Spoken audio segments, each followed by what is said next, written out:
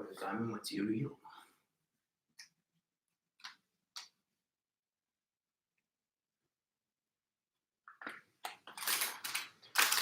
Just yes. I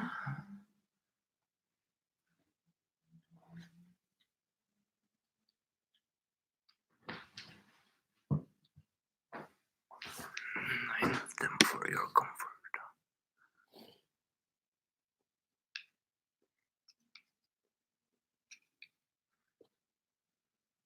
Ooh, 4 of them. 4. Righteousness.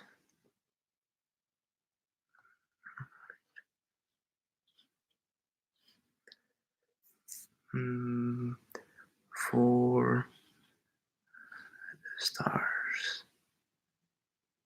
And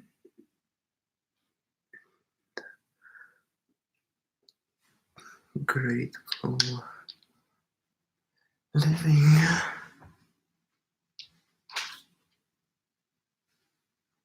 For everybody. Body, soul.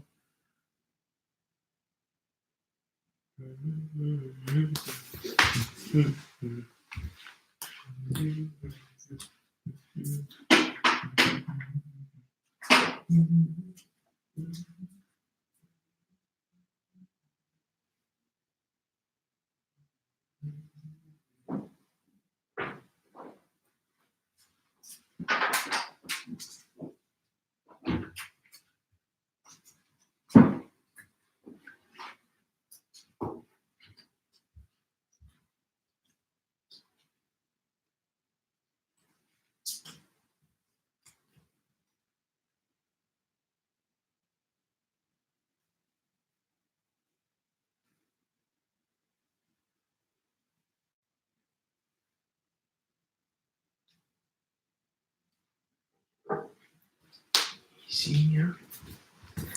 Let's practice to myself.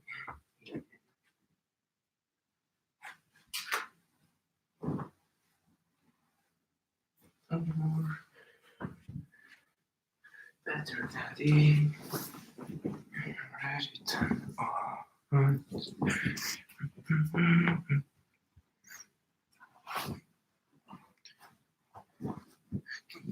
Delighted.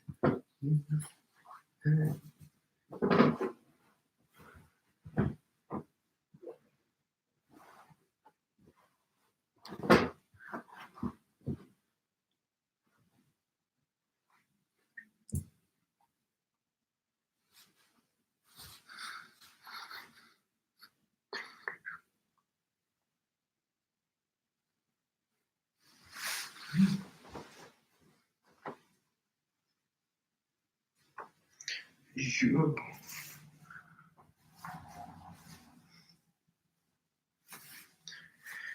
I'm sorry, I was after the cold shower now. It's just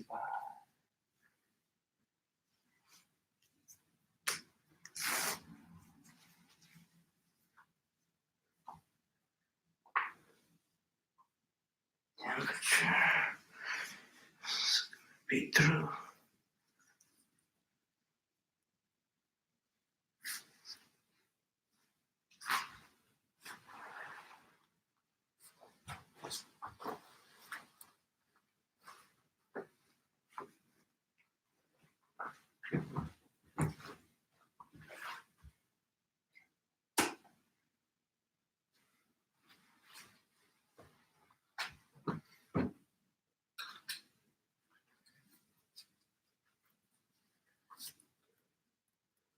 So, would you like if I made a little bear called me ASMR?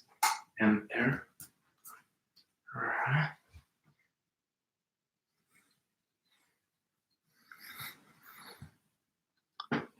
I think so. Well, I've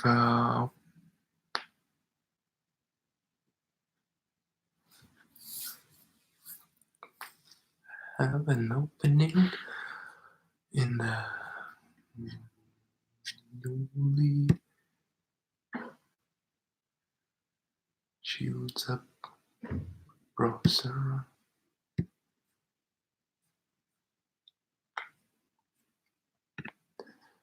Opening a Princess of Mars. And the Princess of Mars. First of all, accelerated it to 2 of its accelerated speed. Then we'll see. Alright.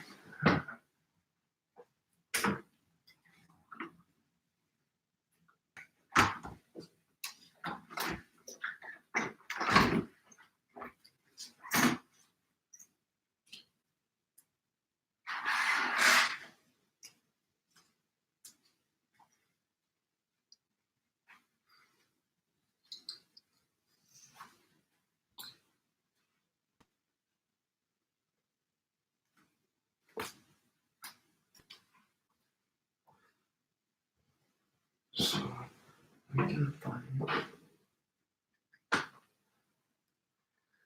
that I put an alarm to my time 10 past 10 p.m. And I've got a real great session of workout. Imagine me on my head display long enough for me to cry.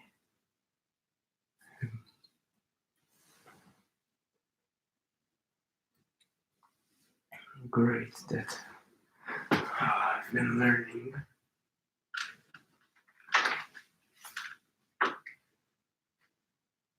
from untruth to truth, from darkness to light, from ignorance to enlightenment, from mortality to immortality.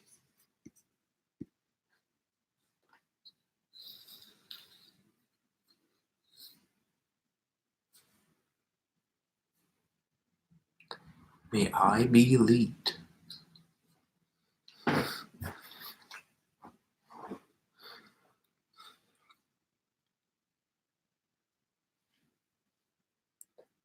Oh,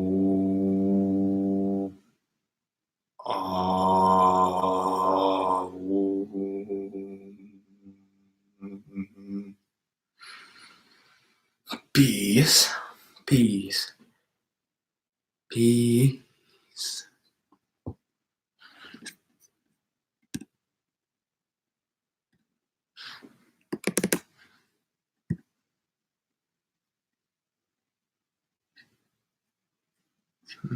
Beautiful. I'm sharing this. Oh.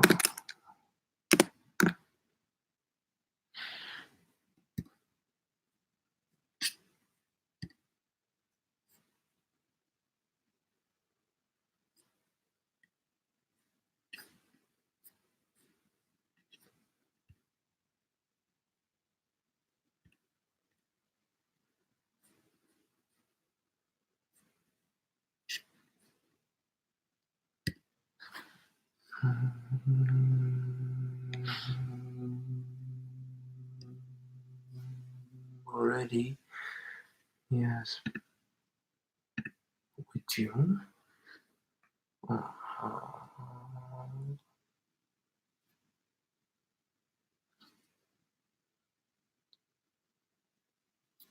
So,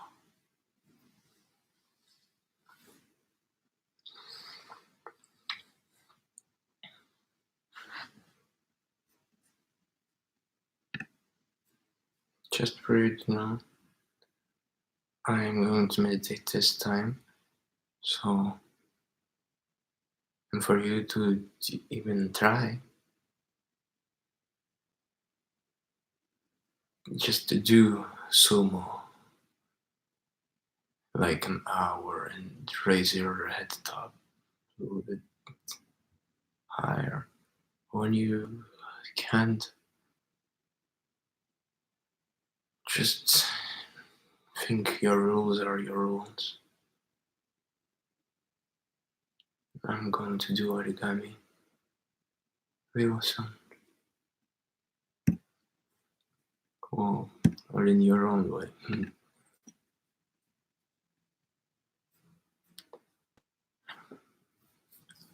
First of all, yeah, I could prepare something better. Like, I can suggest you the healthiest foods website.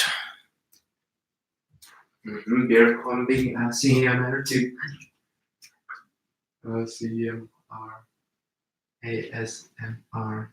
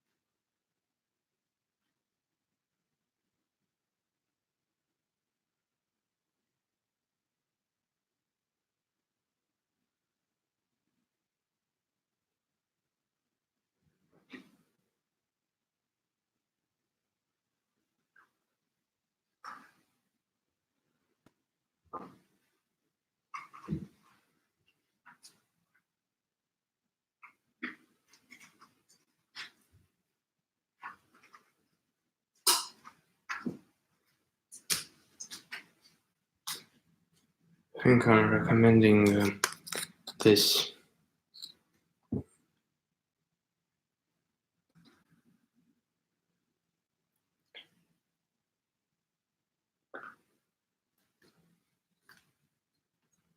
Real good, totally. Review it for yourself. Find what you like. To brush your sweet tooth. 3 minutes. Close it, compact it, carry on.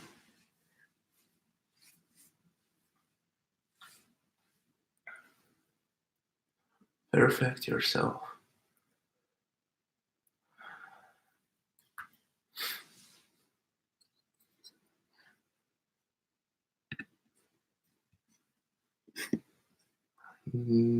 For better sweet idea, try looking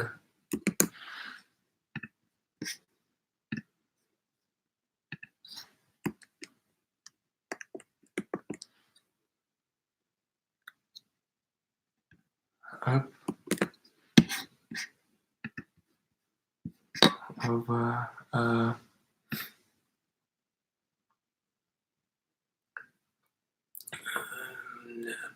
sweeter than table sugar component. You'll be surprised if you do some research and don't get it lost to apply that. No?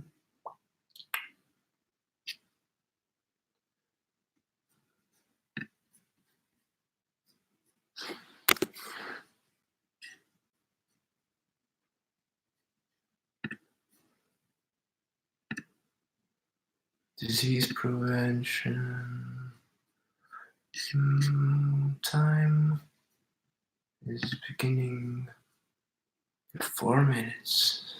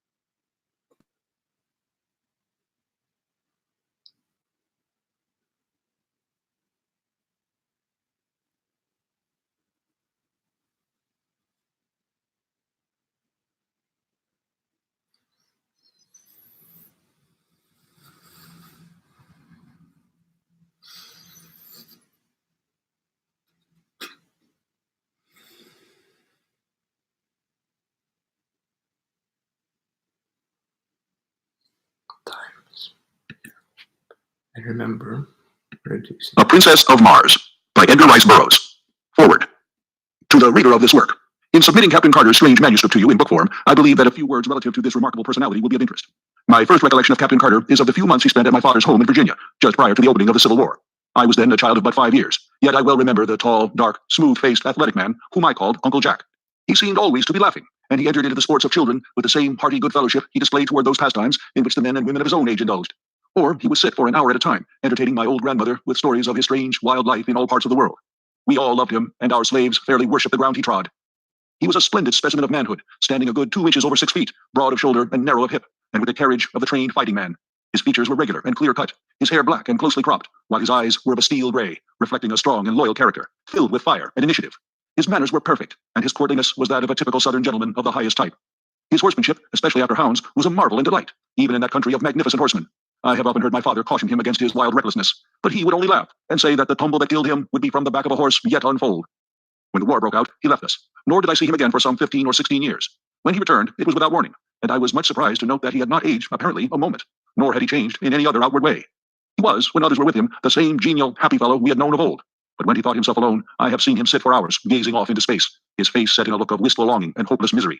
And at night, he would sit thus, looking up into the heavens, at what I did not know, until I read this manuscript years afterward. He told us that he had been prospecting and mining in Arizona part of the time since the war, and that he had been very successful was evidenced by the unlimited amount of money with which he was supplied. As to the details of his life during those years, he was very reticent. In fact, he would not talk of them at all. He remained with us for about a year, and then went to New York, where he purchased a little place on the Hudson, where I visited him once a year on the occasions of my trips to the New York market, my father and I owning and operating a string of general stores throughout Virginia at that time. Captain Carter had a small but beautiful cottage, situated on a bluff overlooking the river, and during one of my last visits in the winter of 1885, I observed he was much occupied in writing, I presume now, upon this manuscript. He told me at this time that if anything should happen to him, he wished me to take charge of his estate, and gave me a key to a compartment in the safe which stood in his study, telling me I would find his will there and some personal instructions which he had me pledge myself to carry out with absolute fidelity. After I retired for the night, I have seen him from my window, standing in the moonlight on the brink of the bluff overlooking the Hudson, with his arms stretched out to the heavens as though in appeal. I thought at the time that he was praying, although I never understood that he was in the strict sense of the term a religious man. Several months after I returned home from my last visit, the 1st of March, 1886, I think, I received a telegram from him asking me to come to him at once. I had always been his favorite among the younger generation of Carters, and so I hastened to comply with his demand. I arrived at the little station, about a mile from his grounds, on the morning of March 4th, 1886, and when I asked the liveryman to drive me out to Captain Carter's, he replied that if I was a friend of the captain's, he had some very bad news for me. The captain had been found dead shortly after daylight that very morning, by the watchman attached to an adjoining property. For some reason, this news did not surprise me, but I hurried out to his place as quickly as possible, so that I could take charge of the body and of his affairs. I found the watchman who had discovered him, together with the local police chief and several townspeople, assembled in his little study. The watchman related the few details connected with the finding of the body, which he said had been still warm when he came upon it. It lay, he said, stretched full length in the snow, with the arms outstretched above the head, toward the edge of the bluff, and when he showed me the spot, it flashed upon me that it was the identical one where I had seen him on those other nights, with his arms raised in supplication to the skies. There were no marks of violence on the body, and with the aid of a local physician, the coroner's jury quickly reached a decision of death from heart failure. Left alone in the study, I opened the safe and withdrew the contents of the drawer in which he had told me I would find my instructions. They were in part peculiar indeed, but I have followed them to each last detail as faithfully as I was able. He directed that I move his body to Virginia without embalming, and that he laid in an open coffin within a tomb which he previously had constructed, and which, as I later learned, was well ventilated. The instructions impressed upon me that I must personally see that this was carried out just as he directed, even in secrecy if necessary. His property was left in such a way that I was to receive the entire income for 25 years, when the principal was to become mine. His further instructions related to this manuscript, which I was to retain, sealed and unread, just as I found it, for 11 years, nor was I to divulge its contents until 21 years after his death. A strange feature about the tomb, where his body still lies, is that the massive door is equipped with a single huge gold-plated spring lock, which can be opened only from the inside. Yours very sincerely, Edgar Rice Burroughs. Chapter 1. On the Arizona Hills. I am a very old man. How old, I do not know. Possibly I'm 100, possibly more. But I cannot tell because I have never aged as other men, nor do I remember any childhood. So far as I can recollect, I have always been a man of about 30. I appear today as I did 40 years and more ago, and yet I feel that I cannot go on living forever, that someday I shall die the real death from which there is no resurrection. I do not know why I should fear death, I, who have died twice and am still alive, but yet I have the same horror of it as you who have never died, and it is because of this terror of death, I believe, that I am so convinced of my mortality. And because of this conviction, I have determined to write down the story of the interesting periods of my life and of my death.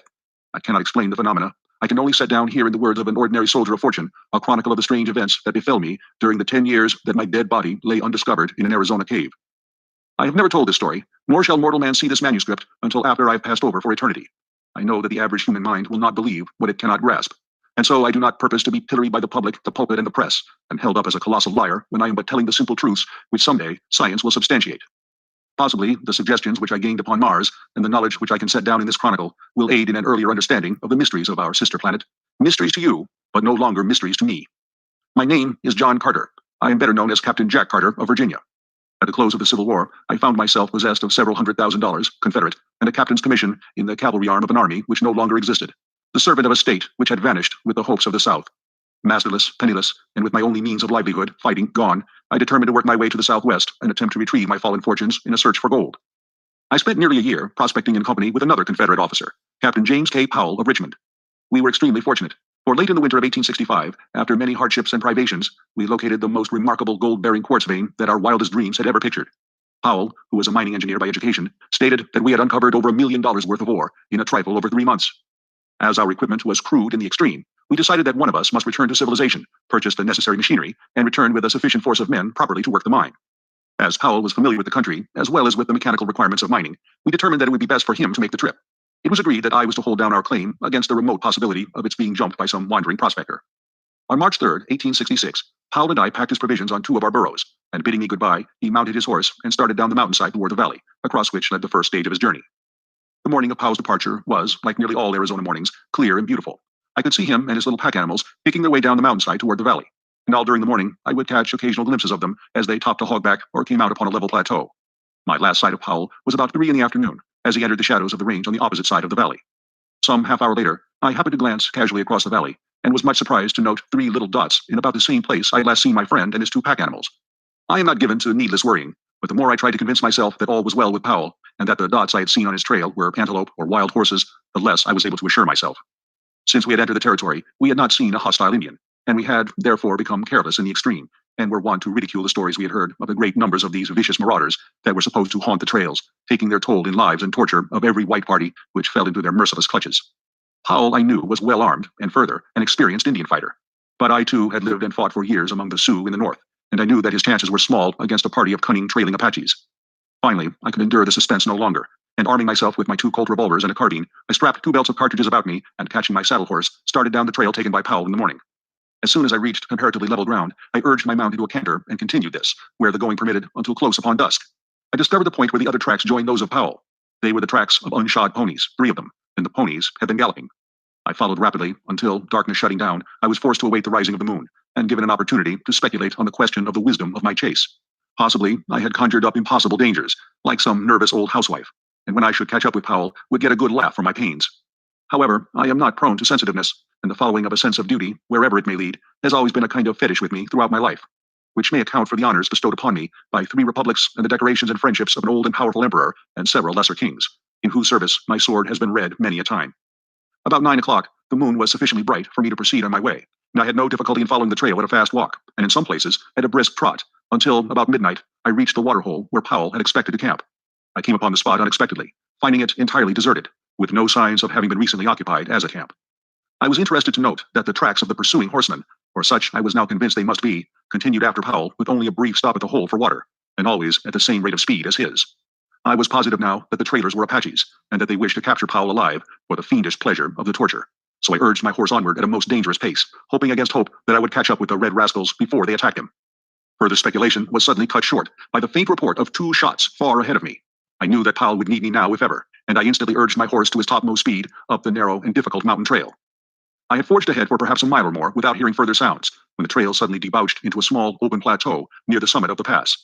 I had passed through a narrow, overhanging gorge just before entering suddenly upon this tableland, and the sight which met my eyes filled me with consternation and dismay. The little stretch of level land was white with Indian teepees, and there was probably 1,000 red warriors clustered around some object near the center of the camp. Their attention was so wholly riveted to this point of interest that they did not notice me, and I easily could have turned back into the dark recesses of the gorge and made my escape with perfect safety. The fact, however, that this thought did not occur to me until the following day removes any possible right to a claim of heroism to which the narration of this episode might possibly otherwise entitle me. I do not believe that I am made of the stuff which constitutes heroes, because in all of the hundreds of instances that my voluntary acts have placed me face to face with death, I cannot recall a single one where any alternative step to that I took occurred to me until many hours later. My mind is evidently so constituted that I am subconsciously forced into the path of duty without recourse to tiresome mental processes. However that may be, I have never regretted that cowardice is not optional with me. In this instance, I was, of course, positive that Powell was the center of attraction, but whether I thought or acted first, I do not know. But within an instant from the moment the scene broke upon my view, I had whipped out my revolvers and was charging down the entire army of warriors, shooting rapidly and whooping at the top of my lungs. Single-handed, I could not have pursued better tactics, for the red men, convinced by sudden surprise that not less than a regiment of regulars was upon them, turned and fled in every direction for their bows, arrows, and rifles. The view which their hurried routing disclosed filled me with apprehension and with rage. Under the clear rays of the Arizona moon lay Powell, his body fairly bristling with the hostile arrows of the braves. That he was already dead, I could not but be convinced, and yet I would have saved his body from mutilation at the hands of the Apaches as quickly as I would have saved the man himself from death. Riding close to him, I reached down from the saddle and, grasping his cartridge belt, drew him up across the withers of my mount. A backward glance convinced me that to return by the way I had come would be more hazardous than to continue across the plateau. So putting my spurs to my poor beast, I made a dash for the opening to the pass, which I could distinguish on the far side of the tableland. The Indians had by this time discovered that I was alone, and I was pursued with imprecations, arrows, and rifle balls. The fact that it is difficult to aim anything but imprecations accurately by moonlight, that they were upset by the sudden and unexpected manner of my advent, and that I was a rather rapidly moving target, saved me from various deadly projections of the enemy, and permitted me to reach the shadows of the surrounding peaks before an orderly pursuit could be organized.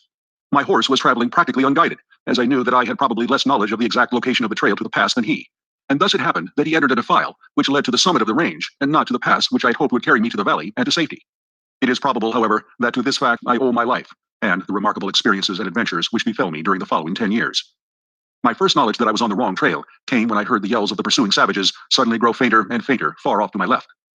I knew then that they had passed to the left of the jagged rock formation at the edge of the plateau, to the right of which my horse had borne me and the body of Powell. I drew rein on a little level promontory overlooking the trail below, and to my left I saw the party of pursuing savages disappearing around the point of a neighboring peak. I knew the Indians would soon discover that they were on the wrong trail, and that the search for me would be renewed in the right direction as soon as they located my tracks. I had gone but a short distance further when what seemed to be an excellent trail opened up around the face of a high cliff. The trail was level and quite broad, and led upward and in the general direction I wished to go. The cliff arose for several hundred feet on my right, and on my left was an equal and nearly perpendicular drop to the bottom of a rocky ravine. I had followed this trail for perhaps 100 yards, when a sharp turn to the right brought me to the mouth of a large cave. The opening was about 4 feet in height and 3 to 4 feet wide, and at this opening the trail ended. It was now morning, and with the customary lack of dawn, which is a startling characteristic of Arizona, it had become daylight almost without warning. Dismounting, I laid Powell upon the ground, but the most painstaking examination failed to reveal the faintest spark of life. I forced water from my canteen between his dead lips, bathed his face, and rubbed his hands, working over him continuously for the better part of an hour, in the face of the fact that I knew him to be dead. I was very fond of Powell. He was thoroughly a man in every respect, a polished Southern gentleman, a staunch and true friend, and it was with a feeling of the deepest grief that I finally gave up my crude endeavors at resuscitation. Leaving Powell's body where it lay on the ledge, I crept into the cave to reconnoiter. I found a large chamber, possibly 100 feet in diameter and 30 or 40 feet in height, a smooth and well-worn floor, and many other evidences that the cave had, at some remote period, been inhabited. The back of the cave was so lost in dense shadow that I could not distinguish whether there were openings into other apartments or not. As I was continuing my examination, I commenced to feel a pleasant drowsiness creeping over me, which I attributed to the fatigue of my long and strenuous ride and the reaction from the excitement of the fight and the pursuit. I felt comparatively safe in my present location, as I knew that one man could defend the trail to the cave against an army. I soon became so drowsy that I could scarcely resist the strong desire to throw myself on the floor of the cave for a few moments' rest. But I knew that this would never do, as it would mean certain death at the hands of my red friends, who might be upon me at any moment. With an effort, I started toward the opening of the cave, only to reel drunkenly against a side wall, and from there slip prone upon the floor. Chapter 2. The Escape of the Dead. A sense of delicious dreaminess overcame me. My muscles relaxed, and I was on the point of giving way to my desire to sleep when the sound of approaching horses reached my ears. I attempted to spring to my feet, but was horrified to discover that my muscles refused to respond to my will. I was now thoroughly awake, but was unable to move a muscle as though turned to stone. It was then, for the first time, that I noticed a slight vapor filling the cave. It was extremely tenuous, and only noticeable against the opening which led to daylight. There also came to my nostrils a faintly pungent odor, and I could only assume that I had been overcome by some poisonous gas. But why should I retain my mental faculties and yet be unable to move, I could not fathom. I lay facing the opening of the cave, and where I could see the short stretch of trail which lay between the cave and the turn of the cliff around which the trail led. The noise of the approaching horses ceased, and I judged the Indians were creeping stealthily upon me along the little ledge which led to my living tomb. I remember that I hoped they would make short work of me, as I did not particularly relish the thought of the innumerable things they might do to me if the spirit prompted them. I had not long to wait before a stealthy sound apprised me of their nearness, and then a war-bonneted, paint-streaked face was thrust cautiously around the shoulder of the cliff, and savage eyes looked into mine. That he could see me in the dim light of the cave I was sure, for the early morning sun was falling full upon me through the opening. The fellow, instead of approaching, merely stood and stared, his eyes bulging and his jaw dropped. And then another savage face appeared, and a third, and a fourth, and a fifth, craning their necks over the shoulders of their fellows, whom they could not pass upon the narrow ledge. Each face was the picture of awe and fear, but for what reason I did not know, nor did I learn until 10 years later. That there were still other braves behind those who regarded me was apparent from the fact that the leaders passed back whispered word to those behind them. Suddenly, a low but distinct moaning sound issued from the recesses of the cave behind me, and as it reached the ears of the Indians, they turned and fled in terror, panic-stricken. So frantic were their efforts to escape from the unseen thing behind me that one of the braves was hurled headlong from the cliff to the rocks below. Their wild cries echoed in the canyon for a short time, and then all was still once more. The sound which had frightened them was not repeated, but it had been sufficient as it was to start me speculating on the possible horror which lurked in the shadows at my back. Fear is a relative term, and so I can only measure my feelings at that time by what I had experienced in previous positions of danger, and by those that I have passed through since. But I can say without shame that if the sensations I endured during the next few minutes were fear, then may God help the coward, for cowardice is of a surety its own punishment. To be held paralyzed, with one's back towards some horrible and unknown danger, from the very sound of which the ferocious Apache warriors turn in wild stampede, as a flock of sheep would madly flee from a pack of wolves, seemed to me the last word in fearsome predicaments for a man who had ever been used to fighting for his life with all the energy of a powerful physique. Several times I thought I heard faint sounds behind me, as of somebody moving cautiously, but eventually even these ceased, and I was left to contemplate of my position without interruption. I could but vaguely conjecture the cause of my paralysis, and my only hope lay in that it might pass off as suddenly as it had fallen upon me. Late in the afternoon, my horse, which had been standing with dragging rein before the cave, started slowly down the trail, evidently in search of food and water, and I was left alone with my mysterious, unknown companion and the dead body of my friend, which lay just within my range of vision upon the ledge where I had placed it in the early morning. From then until possibly midnight, all was silence, the silence of the dead. Then, suddenly, the awful moan of the morning broke upon my startled ears, and there came again from the black shadows the sound of a moving thing, and a faint rustling, as of dead leaves. The shock to my already overstrained nervous system was terrible in the extreme, and with a superhuman effort, I strove to break my awful bonds. It was an effort of the mind, of the will, of the nerves, not muscular, for I could not move even so much as my little finger, but nonetheless mighty for all that. And then something gave. There was a momentary feeling of nausea, a sharp click, as of the snapping of a steel wire, and I stood with my back against the wall of the cave, facing my unknown foe. And then the moonlight flooded the cave, and there before me lay my own body, as it had been lying all these hours, with the eyes staring toward the open ledge and the hands resting limply upon the ground. I looked first at my lifeless clay, there upon the floor of the cave, and then down at myself, in utter bewilderment. For there I lay clothed, and yet here I stood but naked as at the minute of my birth. The transition had been so sudden and so unexpected that it left me for a moment forgetful of aught else than my strange metamorphosis. My first thought was, is this then death? Have I indeed passed over forever into that other life? But I could not well believe this, as I could feel my heart pounding against my ribs from the exertion of my efforts to release myself from the anesthesis which had held me. My breath was coming in quick, short gasps. Cold sweat stood out from every pore of my body, and the ancient experiment of pinching revealed the fact that I was anything other than a wraith. Again, I was suddenly recalled to my immediate surroundings by a repetition of the weird moan from the depths of the cave. Naked and unarmed as I was, I had no desire to face the unseen thing which menaced me. My revolvers were strapped to my lifeless body, which, for some unfathomable reason, I could not bring myself to touch. My carbine was in its boot, strapped to my saddle, and as my horse had wandered off, I was left without means of defense.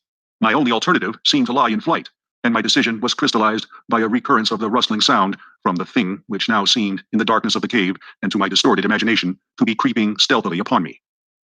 Unable longer to resist the temptation to escape this horrible place, I leaped quickly through the opening into the starlight of a clear Arizona night. The crisp, fresh mountain air outside the cave acted as an immediate tonic, and I felt new life and new courage coursing through me. Pausing upon the brink of the ledge, I upbraided myself for what now seemed to me wholly unwarranted apprehension. I reasoned with myself that I had lain helpless for many hours within the cave, yet nothing had molested me, and my better judgment, when permitted the direction of clear and logical reasoning, convinced me that the noises I had heard must have resulted from purely natural and harmless causes. Probably the conformation of the cave was such that a slight breeze had caused the sounds I heard. I decided to investigate, but first I lifted my head to fill my lungs with the pure, invigorating night air of the mountains. As I did so, I saw stretching far below me the beautiful vista of Rocky Gorge, the level, cacti-studded flat, wrought by the moonlight into a miracle of soft splendor and wondrous enchantment. Few Western wonders are more inspiring than the beauties of an Arizona moonlit landscape, the silvered mountains in the distance, the strange lights and shadows upon hogback and arroyo, and the grotesque details of the stiff yet beautiful cacti form a picture at once enchanting and inspiring, as though one were catching for the first time a glimpse of some dead and forgotten world. So different is it from the aspect of any other spot upon our earth. As I stood thus meditating, I turned my gaze from the landscape to the heavens, where the myriad stars formed a gorgeous and fitting canopy for the wonders of the earthly scene. My attention was quickly riveted by a large red star close to the distant horizon. As I gazed upon it, I felt a spell of overpowering fascination. It was Mars, the god of war, and for me, the fighting man, it had always held the power of irresistible enchantment. As I gazed at it on that far-gone night, it seemed to call across the unthinkable void, to lure me to it, to draw me as the lodestone attracts a particle of iron. My longing was beyond the power of opposition. I closed my eyes, stretched out my arms toward the god of my vocation, and felt myself drawn with the suddenness of thought through the trackless immensity of space. There was an instant of extreme cold and utter darkness. Chapter 3. My Advent on Mars. I opened my eyes upon a strange and weird landscape. I knew that I was on Mars. Not once did I question either my sanity or my wakefulness. I was not asleep. No need for pinching here. My inner consciousness told me as plainly that I was upon Mars as your conscious mind tells you that you were upon Earth. You do not question the fact, neither did I. I found myself lying prone upon a bed of yellowish, moss-like vegetation, which stretched around me in all directions for interminable miles. I seemed to be lying in a deep, circular basin, along the outer verge of which I could distinguish the irregularities of low hills. It was midday. The sun was shining full upon me, and the heat of it was rather intense upon my naked body, yet no greater than would have been true under similar conditions on an Arizona desert. Here and there were slight outcroppings of quartz-bearing rock, which glistened in the sunlight, and a little to my left, perhaps 100 yards, appeared a low, walled enclosure about 4 feet in height. No water and no other vegetation than the moss was in evidence, and as I was somewhat thirsty, I determined to do a little exploring. Springing to my feet, I received my first Martian surprise, for the effort, which on Earth would have brought me standing upright, carried me into the Martian air to the height of about 3 yards. I alighted softly upon the ground, however, without appreciable shock or jar. Now commenced a series of evolutions which even then seemed ludicrous in the extreme. I found that I must learn to walk all over again, as the muscular exertion which carried me easily and safely upon Earth played strange antics with me on Mars. Instead of progressing in a sane and dignified manner, my attempts to walk resulted in a variety of hops, which took me clear of the ground a couple of feet at each step, and landed me sprawling upon my face or back at the end of each second or third hop. My muscles, perfectly attuned and accustomed to the force of gravity on Earth, played the mischief with me in attempting for the first time to cope with the lesser gravitation and lower air pressure on Mars. I was determined, however, to explore the low structure, which was the only evidence of habitation in sight, and so I hit upon the unique plan of reverting to the first principles in locomotion, creeping. I did fairly well at this, and in a few moments had reached the low, encircling wall of the enclosure. There appeared to be no doors or windows upon the side nearest me, but as the wall was but about 4 feet high, I cautiously gained my feet and peered over the top upon the strangest sight it had ever been given me to see. The roof of the enclosure was of solid glass, about 4 or 5 inches in thickness, and beneath this were several hundred large eggs, perfectly round and snowy white. The eggs were nearly uniform in size, being about 2 1/2 feet in diameter. 4 or 5 had already hatched, and the grotesque caricatures which sat blinking in the sunlight were enough to cause me to doubt my sanity. They seemed mostly head, with little scrawny bodies, long necks, and 6 legs. Or, as I afterward learned, 2 legs and 2 arms, with an intermediary pair of limbs, which could be used at will either as arms or legs. Their eyes were set at the extreme sides of their heads, a trifle above the center, and protruded in such a manner that they could be directed either forward or back, and also independently of each other, thus permitting this queer animal to look in any direction, or in 2 directions at once, without the necessity of turning the head. The ears, which were slightly above the eyes and closer together, were small, cup-shaped antennae, protruding not more than an inch on these young specimens. Their noses were but longitudinal slits in the center of their faces, midway between their mouths and ears. There was no hair on their bodies, which were of a very light yellowish-green color. In the adults, as I was to learn quite soon, this color deepens to an olive green, and is darker in the male than in the female. Further, the heads of the adults are not so out of proportion to their bodies as in the case of the young. The iris of the eyes is blood red, as in albinos, while the pupil is dark. The eyeball itself is very white, as are the teeth. These latter add a most ferocious appearance to an otherwise fearsome and terrible countenance, as the lower tusks curve upward to sharp points, which end about where the eyes of earthly human beings are located. The whiteness of the teeth is not that of ivory, but of the snowiest and most gleaming of china. Against the dark background of their olive skins, their tusks stand out in a most striking manner, making these weapons present a singularly formidable appearance. Most of these details I noted later, for I was given but little time to speculate on the wonders of my new discovery. I had seen that the eggs were in the process of hatching, and as I stood watching the hideous little monsters break from their shells, I failed to notice the approach of a score of full-grown Martians behind me. Coming as they did over the soft and soundless moss, which covers practically the entire surface of Mars, with the exception of the frozen areas at the poles and the scattered cultivated districts, they might have captured me easily, but their intentions were far more sinister. It was the rattling of the accoutrements of the foremost warrior which warned me. On such a little thing my life hung that I often marvel that I escaped so easily. Had not the rifle of the leader of the party swung from its fastenings beside his saddle in such a way as to strike against the butt of his great metal-shod spear, I should have snuffed out without ever knowing that death was near me. But that little sound caused me to turn, and there upon me, not 10 feet from my breast, was the point of that huge spear, a spear 40 feet long, tipped with gleaming metal, and held low at the side of a mounted replica of the little devils I had been watching. But how puny and harmless they now looked beside this huge and terrific incarnation of hate, of vengeance, and of death. The man himself, for such I may call him, was fully 15 feet in height, and on earth would have weighed some 400 pounds. He sat his mount as we sit a horse, grasping the animal's barrel with his lower limbs, while the hands of his two right arms held his immense spear low at the side of his mount. His two left arms were outstretched laterally to help preserve his balance, the thing he rode having neither bridle or reins of any description for guidance. And his mount, how can earthly words describe it? It towered 10 feet at the shoulder, had 4 legs on either side, a broad, flat tail, larger at the tip than at the root, and which it held straight out behind while running, a gaping mouth which split its head from its snout to its long, massive neck. Like its master, it was entirely devoid of hair, but was of a dark slate color and exceedingly smooth and glossy. Its belly was white, and its legs shaded from the slate of its shoulders and hips to a vivid yellow at the feet. The feet themselves were heavily padded and nailless, which fact had also contributed to the noiselessness of their approach, and in common with a multiplicity of legs is a characteristic feature of the fauna of Mars. The highest type of man, and one other animal, the only mammal existing on Mars, alone have well-formed nails, and there are absolutely no hoofed animals in existence there. Behind this first charging demon trailed 19 others, similar in all respects, but as I learned later, bearing individual characteristics peculiar to themselves, precisely as no two of us are identical, although we are all cast in a similar mold. This picture, or rather materialized nightmare, which I have described at length, made but one terrible and swift impression on me as I turned to meet it.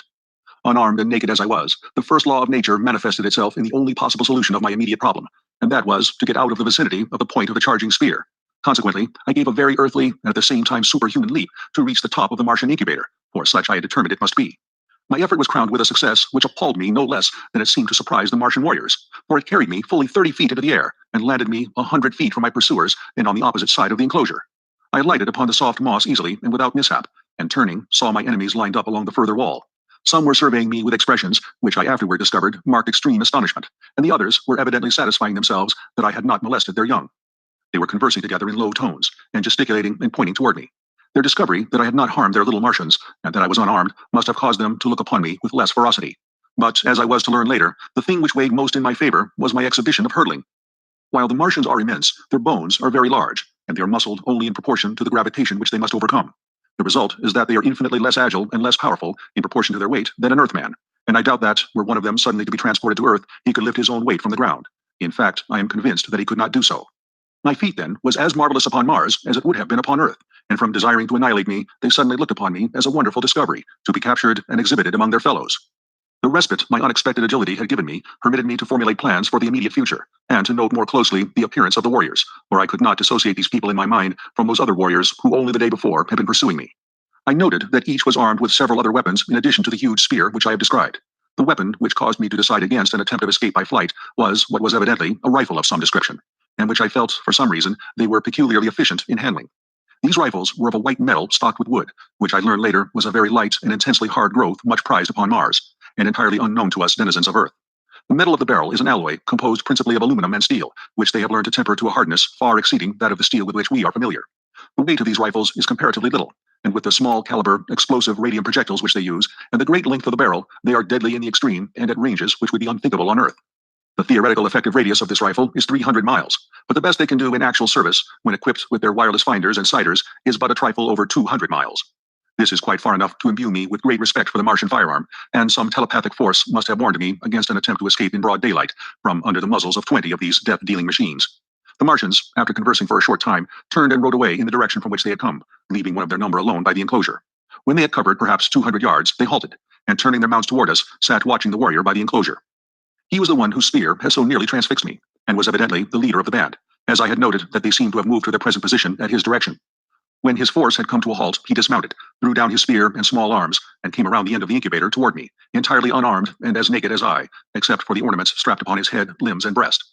When he was within about 50 feet of me, he unclasped an enormous metal armlet, and, holding it toward me in the open palm of his hand, addressed me in a clear, resonant voice, but in a language, it is needless to say, I could not understand. He then stopped, as though waiting for my reply, pricking up his antennae-like ears and cocking his strange-looking eyes still further toward me. As the silence became painful, I concluded to hazard a little conversation on my own part, as I had guessed that he was making overtures of peace. The throwing down of his weapons and the withdrawing of his troop before his advance toward me would have signified a peaceful mission anywhere on Earth. So why not, then, on Mars? Placing my hand over my heart, I bowed low to the Martian and explained to him that while I did not understand his language, his actions spoke for the peace and friendship that at the present moment were most dear to my heart. Of course, I might have been a babbling brook for all the intelligence my speech carried to him, but he understood the action with which I immediately followed my words. Stretching my hand toward him, I advanced and took the armlet from his open palm, clasping it about my arm above the elbow, smiled at him, and stood waiting. His wide mouth spread into an answering smile, and locking one of his intermediary arms in mine, we turned and walked back toward his mount. At the same time, he motioned his followers to advance. They started toward us on a wild run, but were checked by a signal from him. Evidently, he feared that were I to be really frightened again, I might jump entirely out of the landscape. He exchanged a few words with his men, motioned to me that I would ride behind one of them, and then mounted his own animal. The fellow designated reached down 2 or 3 hands and lifted me up behind him on the glossy back of his mount, where I hung on as best I could by the belts and straps which held the Martian's weapons and ornaments. The entire cavalcade then turned and galloped away toward the range of hills in the distance. Chapter 4. A Prisoner. We had gone perhaps 10 miles when the ground began to rise very rapidly. We were, as I was later to learn, nearing the edge of one of Mars' long-dead seas, in the bottom of which my encounter with the Martians had taken place. In a short time, we gained the foot of the mountains, and after traversing a narrow gorge, came to an open valley, at the far extremity of which was a low tableland upon which I beheld an enormous city. Toward this we galloped, entering it by what appeared to be a ruined roadway leading out from the city, but only to the edge of the tableland, where it ended abruptly in a flight of broad steps. Upon closer observation, I saw as we passed them that the buildings were deserted, and while not greatly decayed, had the appearance of not having been tenanted for years, possibly for ages. Toward the center of the city was a large plaza, and upon this, and in the buildings immediately surrounding it, were camped some 900 or 1,000 creatures of the same breed as my captors, for such I now considered them despite the suave manner in which I had been trapped. With the exception of their ornaments, all were naked. The women varied in appearance but little from the men, except that their tusks were much larger in proportion to their height, in some instances curving nearly to their high-set ears. Their bodies were smaller and lighter in color, and their fingers and toes bore the rudiments of nails, which were entirely lacking among the males. The adult females ranged in height from 10 to 12 feet. The children were light in color, even lighter than the women, and all looked precisely alike to me, except that some were taller than others, older, I presumed. I saw no signs of extreme age among them, nor is there any appreciable difference in their appearance from the age of maturity, about 40, until, at about the age of 1,000 years, they go voluntarily upon their last strange pilgrimage down the river Is, which leads no living Martian knows whither, and from whose bosom no Martian has ever returned, or would be allowed to live did he return after once embarking upon its cold, dark waters.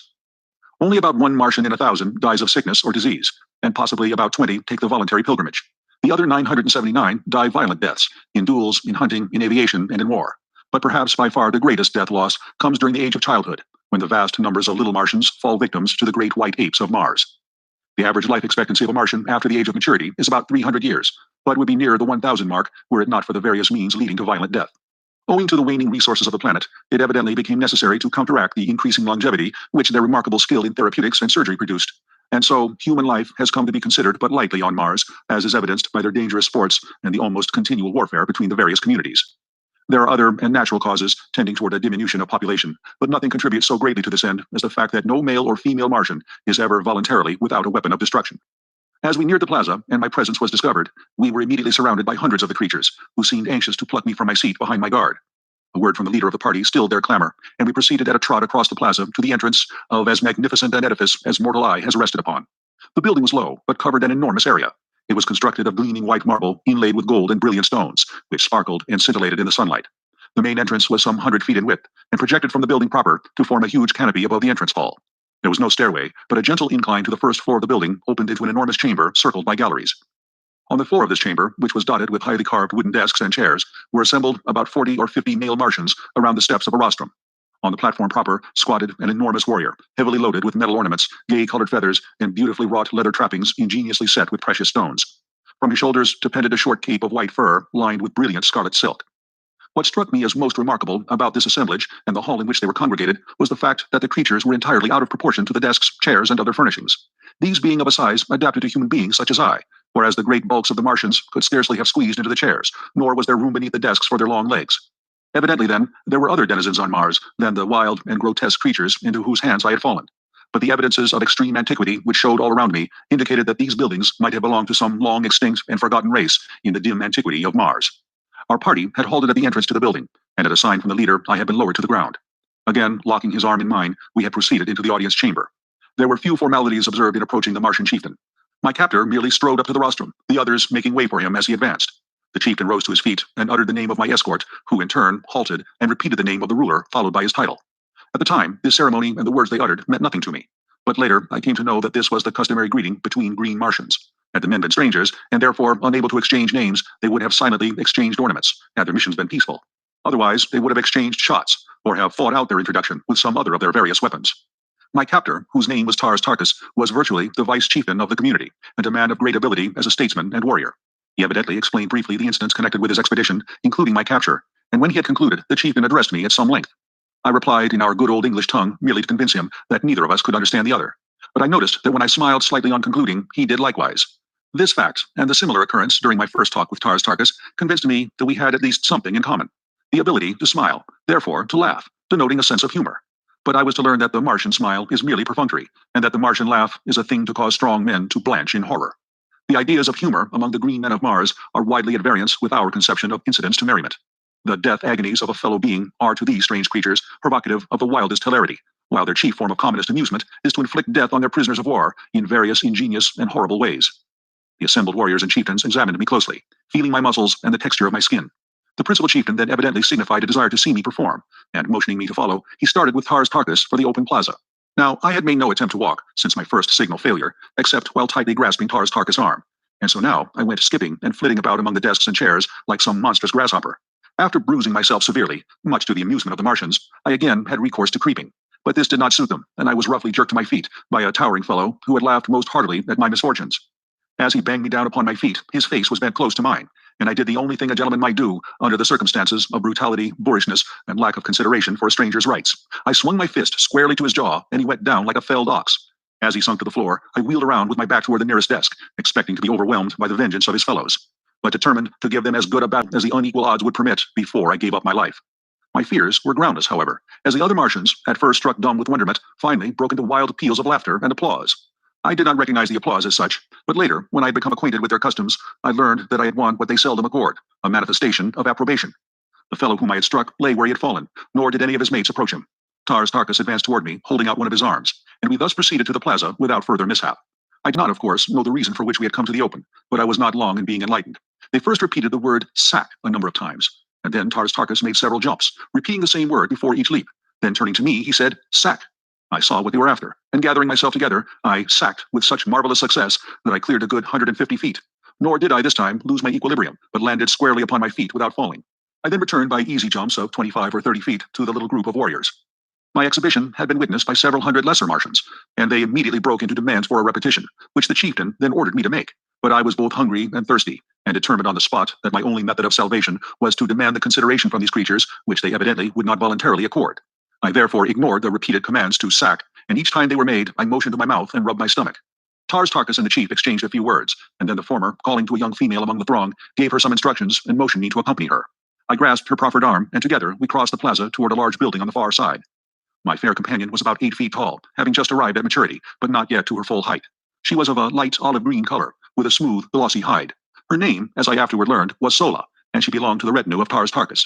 She conducted me to a spacious chamber in one of the buildings fronting on the plaza, and which, from the litter of silks and furs upon the floor, I took to be the sleeping quarters of several of the natives.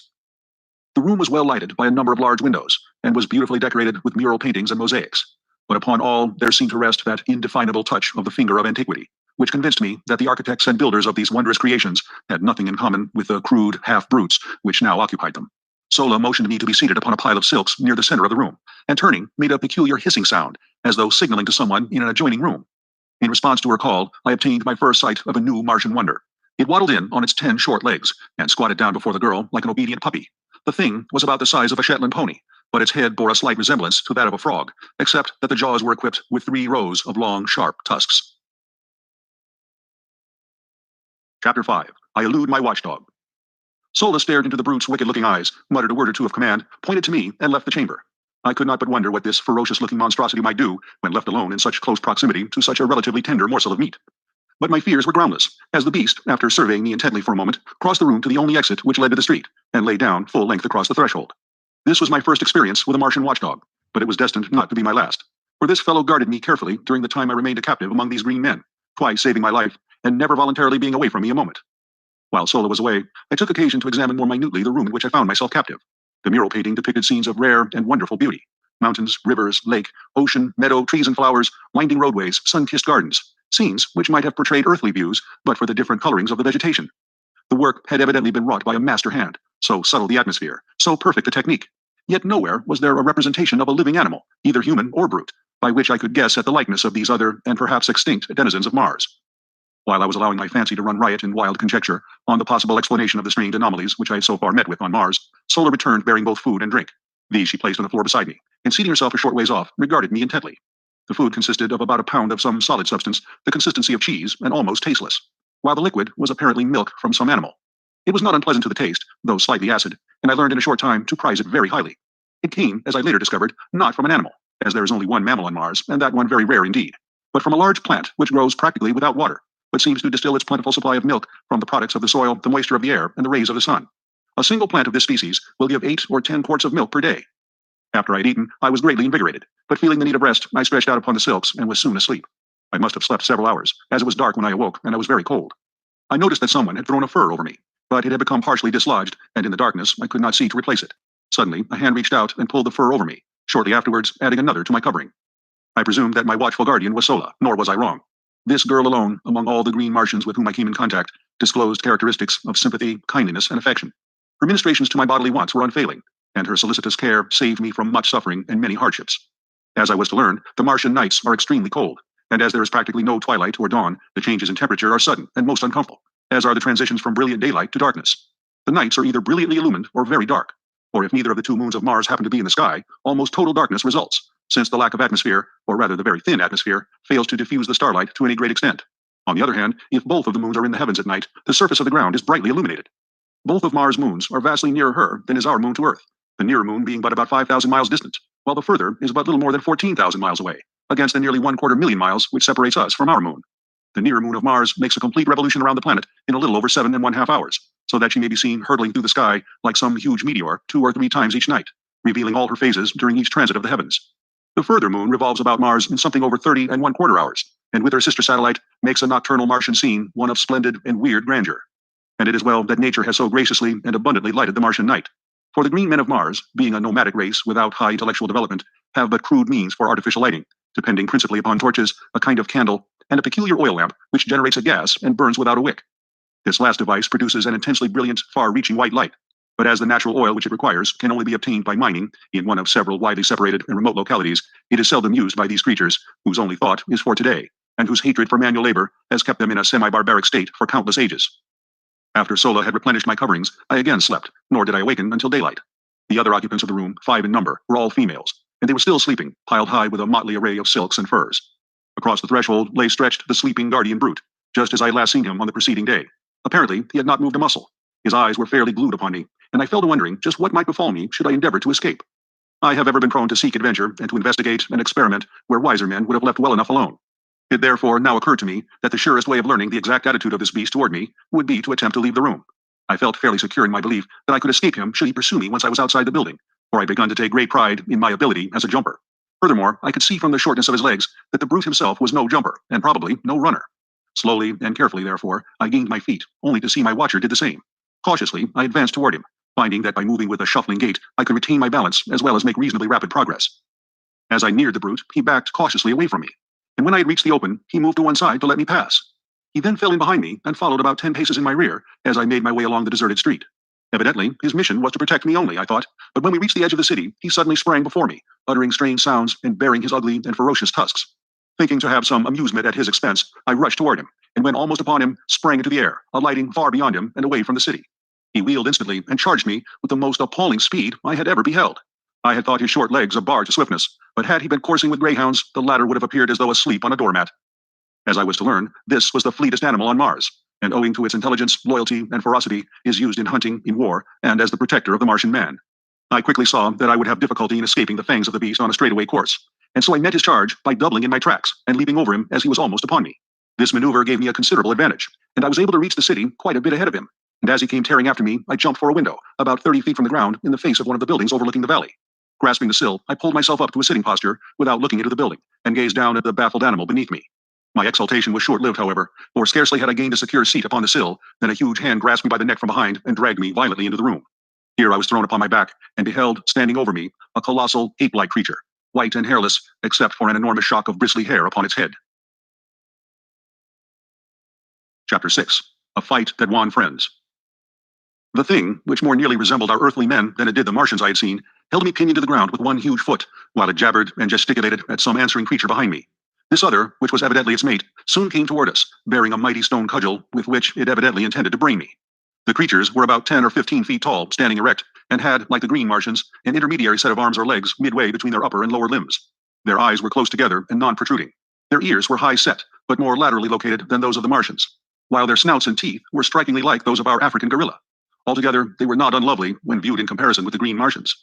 The cudgel was swinging in the arc which ended upon my upturned face, when a bolt of myriad-legged horror hurled itself through the doorway, full upon the breast of my executioner.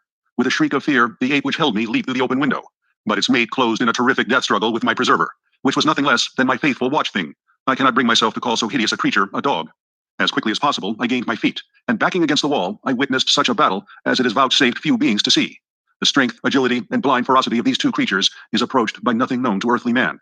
My beast had an advantage in his first hold, having sunk his mighty fangs far into the breast of his adversary. But the great arms and paws of the ape, backed by muscles far transcending those of the Martian men I had seen, had locked the throat of my guardian, and slowly were choking out his life and bending back his head and neck upon his body, where I momentarily expected the former to fall limp at the end of a broken neck. In accomplishing this, the ape was tearing away the entire front of its breast, which was held in the vice-like grip of the powerful jaws. Back and forth upon the floor they rolled, neither one emitting a sound of fear or pain.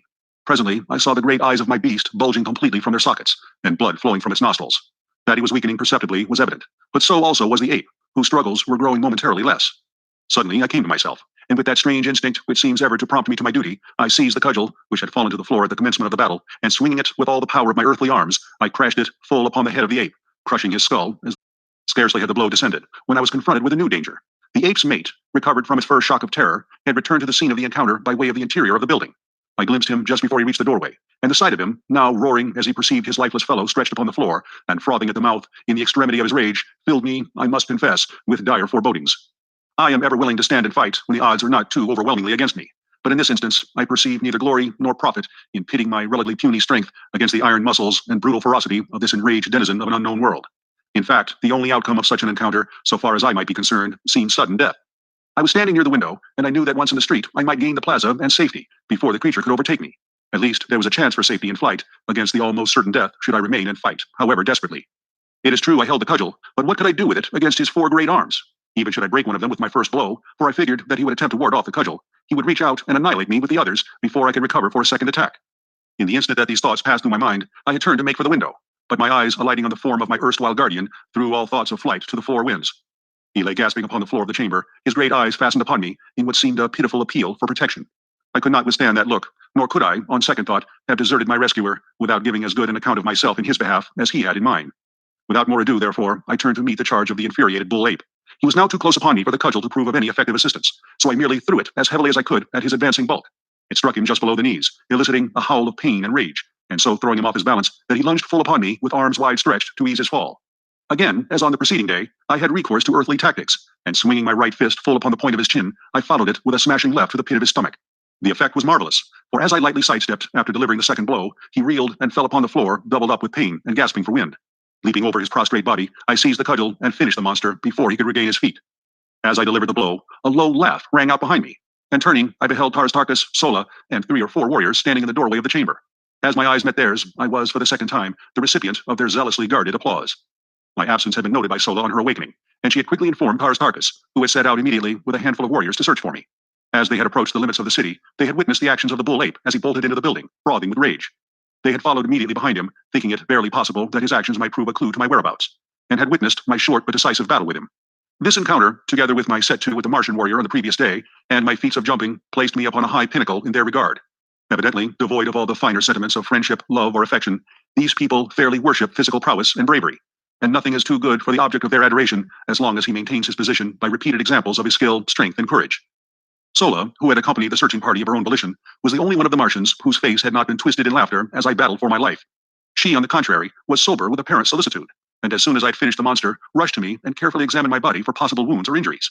Satisfying herself that I had come off unscathed, she smiled quietly and, taking my hand, started toward the door of the chamber. Tarkas and the other warriors had entered and were standing over the now rapidly reviving brute which had saved my life, and whose life I in turn had rescued.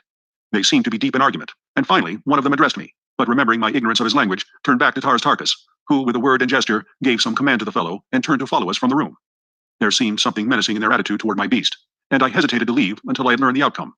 It was well I did so, for the warrior drew an evil-looking pistol from its holster and was on the point of putting an end to the creature when I sprang forward and struck up his arm. The bullet, striking the wooden casing of the window, exploded, blowing a hole completely through the wood and masonry. I then knelt down beside the fearsome-looking thing and, raising it to its feet, motioned for it to follow me. The looks of surprise which my actions elicited from the Martians were ludicrous. They could not understand, except in a feeble and childish way, such attributes as gratitude and compassion. The warrior, whose gun I had struck up, looked inquiringly at Tarkas, but the latter signed that I be left to my own devices. And so we returned to the plaza with my great beast following close at heel, and Sola grasping me tightly by the arm.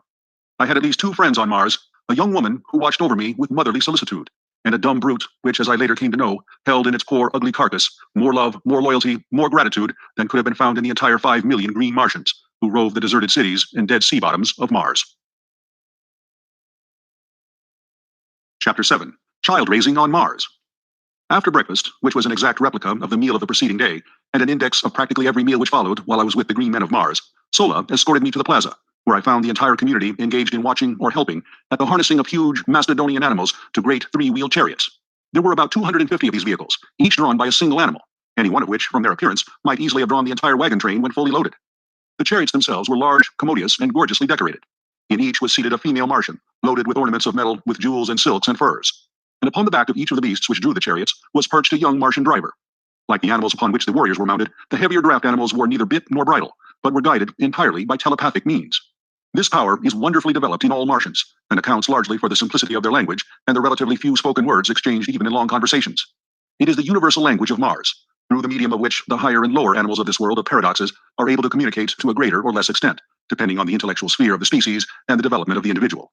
As the cavalcade took up the line of march in single file, Sola dragged me into an empty chariot, and we proceeded with the procession toward the point by which I had entered the city the day before. At the head of the caravan rode some 200 warriors, 5 abreast, and a like number brought up the rear, while 25 or 30 outriders flanked us on either side. Everyone but myself, men, women, and children, were heavily armed, and at the tail of each chariot trotted a Martian hound, my own beast following closely behind ours. In fact, the faithful creature never left me voluntarily during the entire 10 years I spent on Mars. Our way led out across the little valley before the city, through the hills and down into the dead sea bottom, which I had traversed on my journey from the incubator to the plaza. The incubator, as it proved, was the terminal point of our journey this day, and as the entire cavalcade broke into a mad gallop as soon as we reached the level expanse of sea bottom, we were soon within sight of our goal. On reaching it, the chariots were parked with military precision on the 4 sides of the enclosure, and a half a score of warriors, headed by the enormous chieftain, and including Tarkas and several other lesser chiefs, dismounted and advanced toward it. I could see Tarkas explaining something to the principal chieftain, whose name, by the way, was, as nearly as I can translate it into English, Lorquaz Tomel, Jed being his title. I was soon appraised of the subject of their conversation, as calling to Sola, Tarkas signed for her to send me to him. I had by this time mastered the intricacies of walking under Martian conditions, and quickly responding to his command, I advanced to the side of the incubator where the warriors stood. As I reached their side, a glance showed me that all but a very few eggs had hatched, the incubator being fairly alive with the hideous little devils. They ranged in height from 3 to 4 feet, and were moving restlessly about the enclosure as though searching for food. As I came to a halt before him, Tarkas pointed over the incubator and said, "Sack." I saw that he wanted me to repeat my performance of yesterday for the edification of Lorquaz Tomel, and as I must confess that my prowess gave me no little satisfaction, I responded quickly, leaping entirely over the parked chariots on the far side of the incubator. As I returned, Lorquaz Tomel grunted something at me, and turning to his warriors, gave a few words of command relative to the incubator.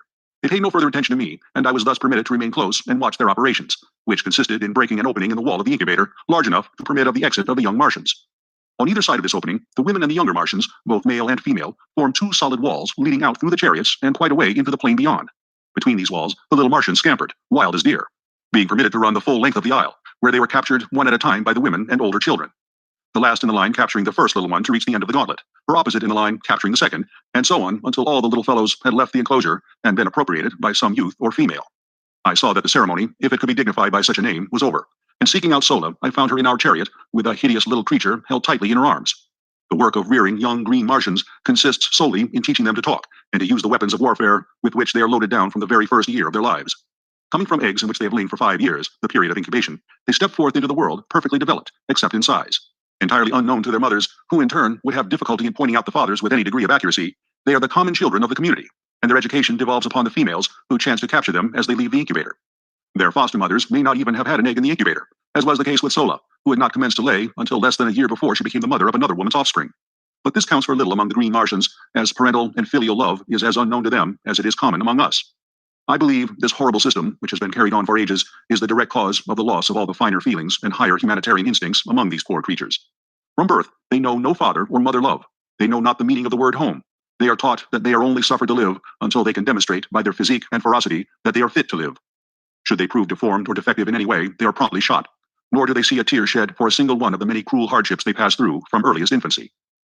I do not mean that the adult Martians are unnecessarily or intentionally cruel to the young, but theirs is a hard and pitiless struggle for existence upon a dying planet, the natural resources of which have dwindled to a point where the support of each additional life means an added tax upon the community into which it is thrown. By careful selection, they rear only the hardiest specimens of each species, and with almost supernatural foresight, they regulate the birth rate to merely offset the loss by death. Each adult Martian female brings forth about 13 eggs each year, and those which meet the size, weight, and specific gravity tests are hidden in the recesses of some subterranean vault, where the temperature is too low for incubation. Every year, these eggs are carefully examined by a council of 20 chieftains, and all but about 100 of the most perfect are destroyed out of each yearly supply. At the end of 5 years, about 500 almost perfect eggs have been chosen from the thousands brought forth. These are then placed in the almost airtight incubators to be hatched by the sun's rays, after a period of another 5 years.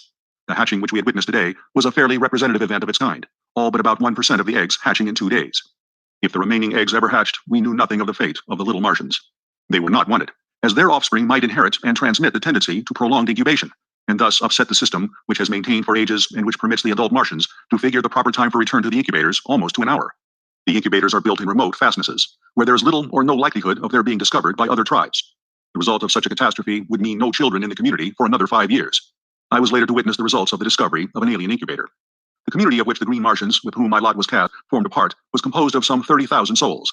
They roamed an enormous tract of arid and semi-arid land between 40 and 80 degrees south latitude, and bounded on the east and west by 2 large, fertile tracts. Their headquarters lay in the southwest corner of this district, near the crossing of 2 of the so-called Martian canals. As the incubator had been placed far north of their own territory, in a supposedly uninhabited and unfrequented area, we had before us a tremendous journey, concerning which I, of course, knew nothing. After our return to the dead city, I passed several days in comparative idleness. On the day following our return, all the warriors had ridden forth early in the morning, and had not returned until just before darkness fell. As I later learned, they had been to the subterranean vaults in which the eggs were kept, and had transported them to the incubator, which they had then walled up for another 5 years, and which, in all probability, would not be visited again during that period. The vaults which hid the eggs until they were ready for the incubator were located many miles south of the incubator, and would be visited yearly by the council of 20 chieftains. Why they did not arrange to build their vaults and incubators nearer home has always been a mystery to me, and like many of the other Martian mysteries, unsolved and unsolvable by earthly reasoning and customs. Sola's duties were now doubled, as she was compelled to care for the young Martian as well as for me. But neither one of us required much attention, and as we were both about equally advanced in Martian education, Sola took it upon herself to train us together. Her prize consisted in a male about 4 feet tall, very strong and physically perfect. Also, he learned quickly, and we had considerable amusement, at least I did, over the keen rivalry we displayed. The Martian language, as I have said, is extremely simple, and in a week I could make all my wants known and understand nearly everything that was said to me. Likewise, under Sola's tutelage, I developed my telepathic powers so that I shortly could sense practically everything that went on around me. What surprised Sola most in me was that while I could catch telepathic messages easily from others, and often when they were not intended for me, no one could read a jot from my mind under any circumstances. At first, this vexed me, but later I was very glad of it, as it gave me an undoubted advantage over the Martians. Chapter 8. A Fair Captive from the Sky. The 3rd day after the incubator ceremony, we set forth toward home, but scarcely had the head of the procession debouched into the open ground before the city, than orders were given for an immediate and hasty return. As though trained for years in this particular evolution, the green Martians melted like mist into the spacious doorways of the nearby buildings, until, in less than 3 minutes, the entire cavalcade of chariots, mastodons, and mounted warriors was nowhere to be seen. Sola and I entered a building upon the front of the city, in fact, the same one in which I had had my encounter with the apes, and wishing to see what had caused the sudden retreat, I mounted to an upper floor and peered from the window out over the valley and the hills beyond. And there I saw the cause of their sudden scurrying to cover. A huge craft, long, low, and gray-painted, swung slowly over the crest of the nearest hill. Following it came another, and another, and another, until 20 of them, swinging low above the ground, sailed slowly and majestically toward us. Each carried a strange banner swung from stem to stern above the upper works, and upon the prow of each was painted some odd device that gleamed in the sunlight, and showed plainly even at the distance at which we were from the vessels. I could see figures crowding the forward decks and upper works of the aircraft. Whether they had discovered us or simply were looking at the deserted city, I could not say. But in any event, they received a rude reception. For suddenly, and without warning, the green Martian warriors fired a terrific volley from the windows of the buildings facing the little valley across which the great ships were so peacefully advancing. Instantly, the scene changed as by magic. The foremost vessel swung broadside toward us, and bringing her guns into play, returned our fire. At the same time, moving parallel to our front for a short distance, and then turning back with the evident intention of completing a great circle, which would bring her up to position once more opposite our firing line. The other vessels followed in her wake, each one opening upon us as she swung into position. Our own fire never diminished, and I doubt if 25% of our shots went wild. It had never been given to me to see such deadly accuracy of aim, and it seemed as though a little figure on one of the craft dropped at the explosion of each bullet, while the banners and upper works dissolved in spurts of flame as the irresistible projectiles of our warriors mowed through them. The fire from the vessels was most ineffectual, owing, as I afterward learned, to the unexpected suddenness of the first volley, which caught the ship's crews entirely unprepared, and the sighting apparatus of the guns unprotected from the deadly aim of our warriors. It seems that each green warrior has certain objective points for his fire under relatively identical circumstances of war. For example, a proportion of them, always the best marksmen, direct their fire entirely upon the wireless finding and sighting apparatus of the big guns of an attacking naval force. Another detail attends to the smaller guns in the same way. Others pick off the gunners, still others the officers, while certain other quotas concentrate their attention upon the other members of the crew, upon the upper works, and upon the steering gear and propellers. 20 minutes after the first volley, the great fleet swung trailing off in the direction from which it had first appeared. Several of the craft were limping perceptibly, and seemed but barely under the control of their depleted crews. Their fire had ceased entirely, and all their energies seemed focused upon escape. Our warriors then rushed up to the roofs of the buildings which we occupied, and followed the retreating armada with a continuous fusillade of deadly fire. One by one, however, the ships managed to dip below the crests of the outlying hills until only one barely moving craft was in sight. This had received the brunt of our fire, and seemed entirely unmanned, as not a moving figure was visible upon her decks. Slowly, she swung from her course, circling back toward us in an erratic and pitiful manner. Instantly, the warriors ceased firing, for it was quite apparent that the vessel was entirely helpless, and far from being in a position to inflict harm upon us, she could not even control herself sufficiently to escape. As she neared the city, the warriors rushed out upon the plain to meet her, but it was evident that she was still too high for them to hope to reach her decks.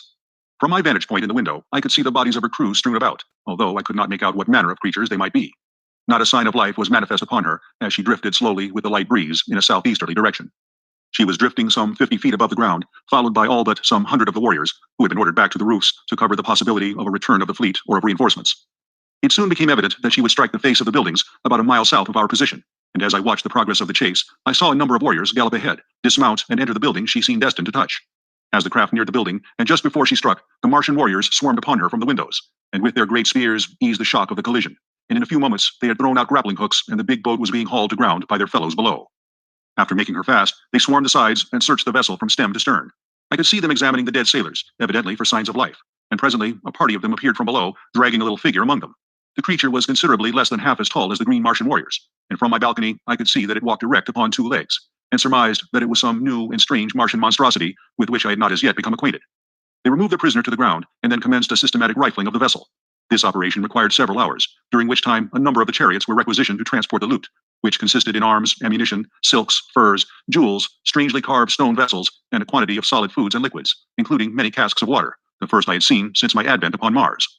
After the last load had been removed, the warriors made lines fast to the craft and towed her far out into the valley in a southwesterly direction.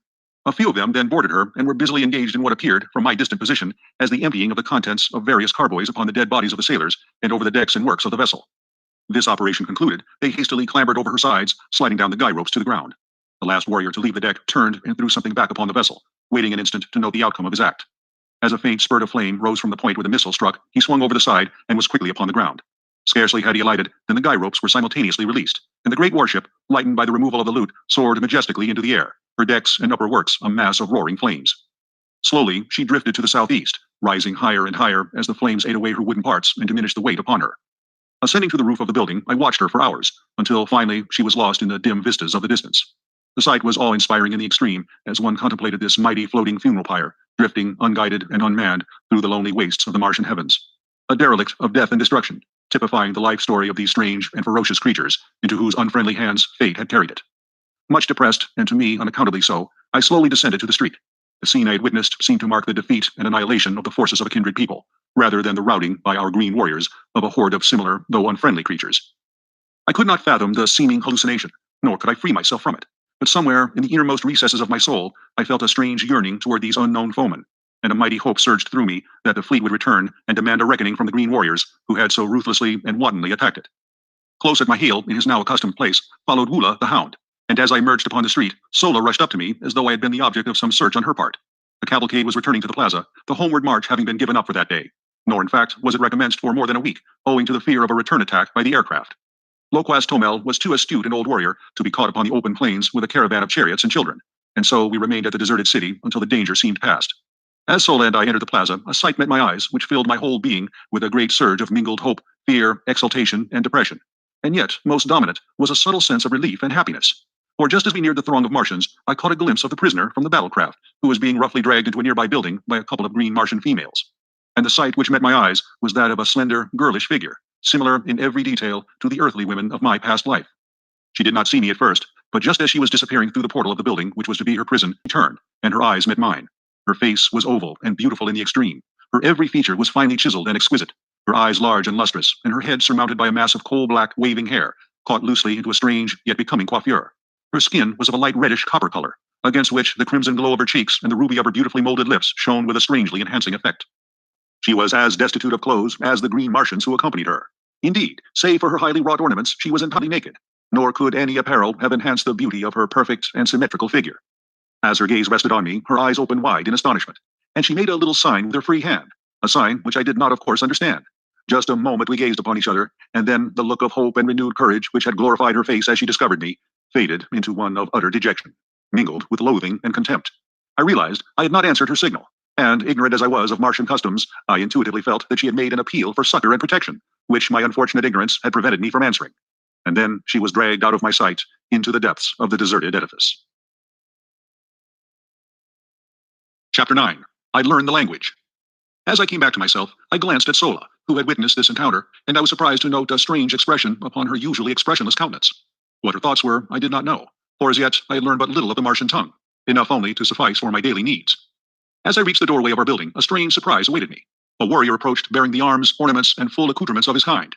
These he presented to me with a few unintelligible words, and a bearing at once respectful and menacing. Later, Sola, with the aid of several of the other women, remodeled the trappings to fit my lesser proportions, and after they completed the work, I went about garbed in all the panoply of war. From then on, Sola instructed me in the mysteries of the various weapons, and with the Martian young, I spent several hours each day practicing upon the plaza. I was not yet proficient with all the weapons, but my great familiarity with similar earthly weapons made me an unusually apt pupil, and I progressed in a very satisfactory manner.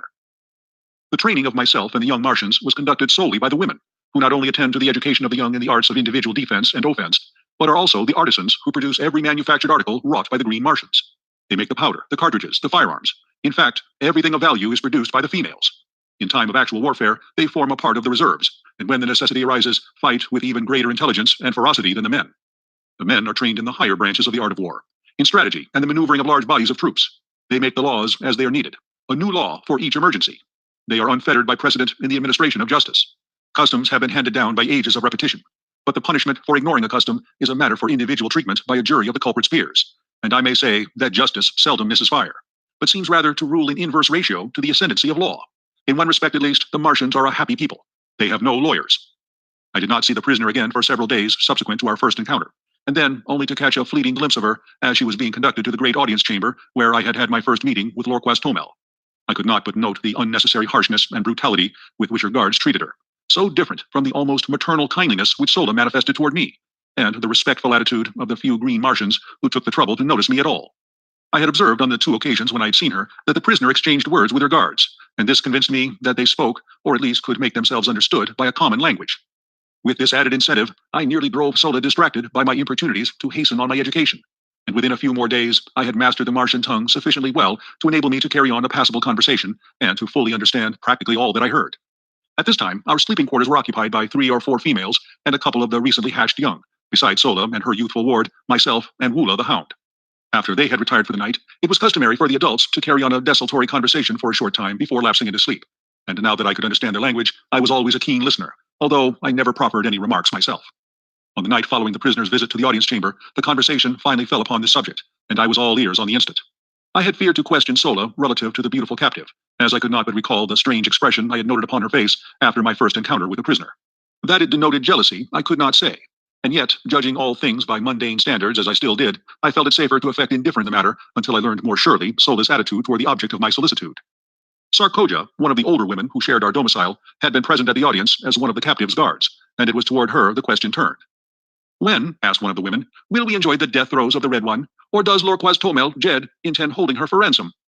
They have decided to carry her with us back to Thark and exhibit her last agonies at the great games before Talhadges, replied Sarkoja. What will be the manner of going out? Inquired Sola. She is very small and very beautiful. I had hoped that they would hold her for ransom. Sarkoja and the other women grunted angrily at this evidence of weakness on the part of Sola. It is sad, Sola, that you were not born 1,000,000 years ago, snapped Sarkoja, when all the hollows of the land were filled with water, and the peoples were as soft as the stuff they sailed upon. In our day, we have progressed to a point where such sentiments mark weakness and atavism.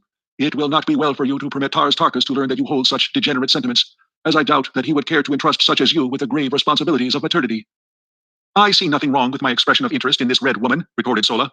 She has never harmed us, nor would she, should we have fallen into her hands. It is only the men of her kind who war upon us, and I have ever thought that their attitude toward us is but the reflection of ours toward them. They live at peace with all their fellows, except when duty calls upon them to make war, while we are at peace with none, forever warring among our own kind as well as upon the red men, and even in our own communities the individuals fight amongst themselves.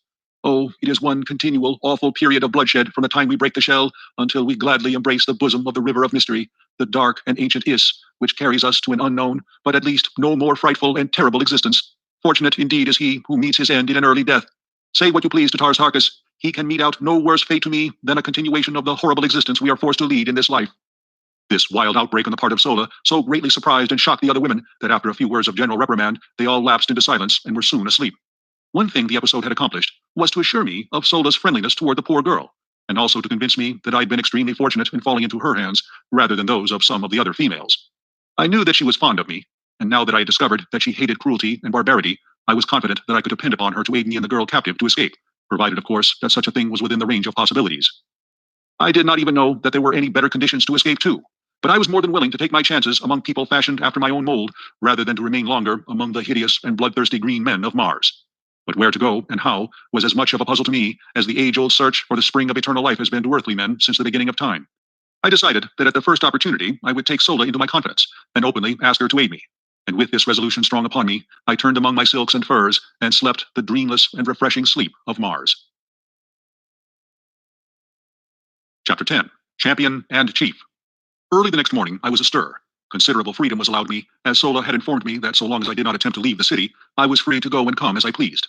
She had warned me, however, against venturing forth unarmed, as this city, like all other deserted metropolises of an ancient Martian civilization, was peopled by the great white apes of my second day's adventure. In advising me that I must not leave the boundaries of the city, Sola had explained that Woola would prevent this anyway should I attempt it, and she warned me most urgently not to arouse his fierce nature by ignoring his warnings should I venture too close to the forbidden territory. His nature was such, she said, that he would bring me back into the city, dead or alive, should I persist in opposing him. Preferably dead, she added. On this morning, I had chosen a new street to explore, when suddenly I found myself at the limits of the city. Before me were low hills pierced by narrow and inviting ravines. I longed to explore the country before me, and, like the pioneer stock from which I sprang, to view what the landscape beyond the encircling hills might disclose from the summits which shut out my view. It also occurred to me that this would prove an excellent opportunity to test the qualities of Woola. I was convinced that the brute loved me. I had seen more evidences of affection in him than in any other Martian animal, man, or beast, and I was sure that gratitude for the acts that had twice saved his life would more than outweigh his loyalty to the duty imposed upon him by cruel and loveless masters. As I approached the boundary line, Woola ran anxiously before me and thrust his body against my legs. His expression was pleading rather than ferocious, nor did he bare his great tusks or utter his fearful guttural warnings. Denied the friendship and companionship of my kind, I had developed considerable affection for Woola and Sola, for the nor-earthly man must have some outlet for his natural affections, and so I decided upon an appeal to a like instinct in this great brute, sure that I would not be disappointed. I had never petted nor fondled him, but now I sat upon the ground, and putting my arms around his heavy neck, I stroked and coaxed him, talking in my newly acquired Martian tongue, as I would have to my hound at home, as I would have talked to any other friend among the lower animals. His response to my manifestation of affection was remarkable to a degree. He stretched his great mouth to its full width, baring the entire expanse of his upper rows of tusks, and wrinkling his snout until his great eyes were almost hidden by the folds of flesh. If you have ever seen a collie smile, you may have some idea of Woola's facial distortion. He threw himself upon his back and fairly wallowed at my feet, jumped up and sprang upon me, rolling me upon the ground by his great weight, then wriggling and squirming around me like a playful puppy presenting its back for the petting it craves. I could not resist the ludicrousness of the spectacle, and holding my sides, I rocked back and forth in the first laughter which had passed my lips in many days. The first, in fact, since the morning Powell had left the camp, when his horse, long unused, had precipitately and unexpectedly bucked him off head foremost into a pot of frijoles. My laughter frightened Ula. His antics ceased, and he crawled pitifully toward me, poking his ugly head far into my lap. And then I remembered what laughter signified on Mars: torture, suffering, death. Quieting myself, I rubbed the poor old fellow's head and back, talked to him for a few minutes, and then, in an authoritative tone, commanded him to follow me, and arising, started for the hills. There was no further question of authority between us. Ula was my devoted slave from that moment hence, and I his only and undisputed master.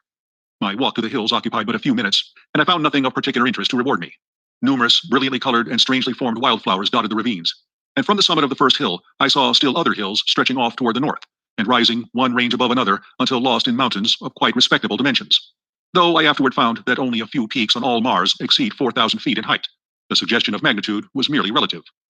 My morning's walk had been large with importance to me, for it had resulted in a perfect understanding with Wula, upon whom Tarkas relied for my safekeeping.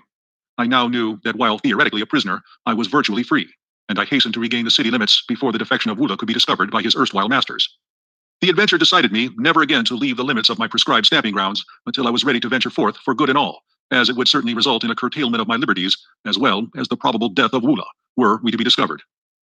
On regaining the plaza, I had my third glimpse of the captive girl. She was standing with her guards before the entrance to the audience chamber, and as I approached, she gave me one haughty glance and turned her back full upon me. The act was so womanly, so earthly womanly, that though it stung my pride, it also warmed my heart with a feeling of companionship.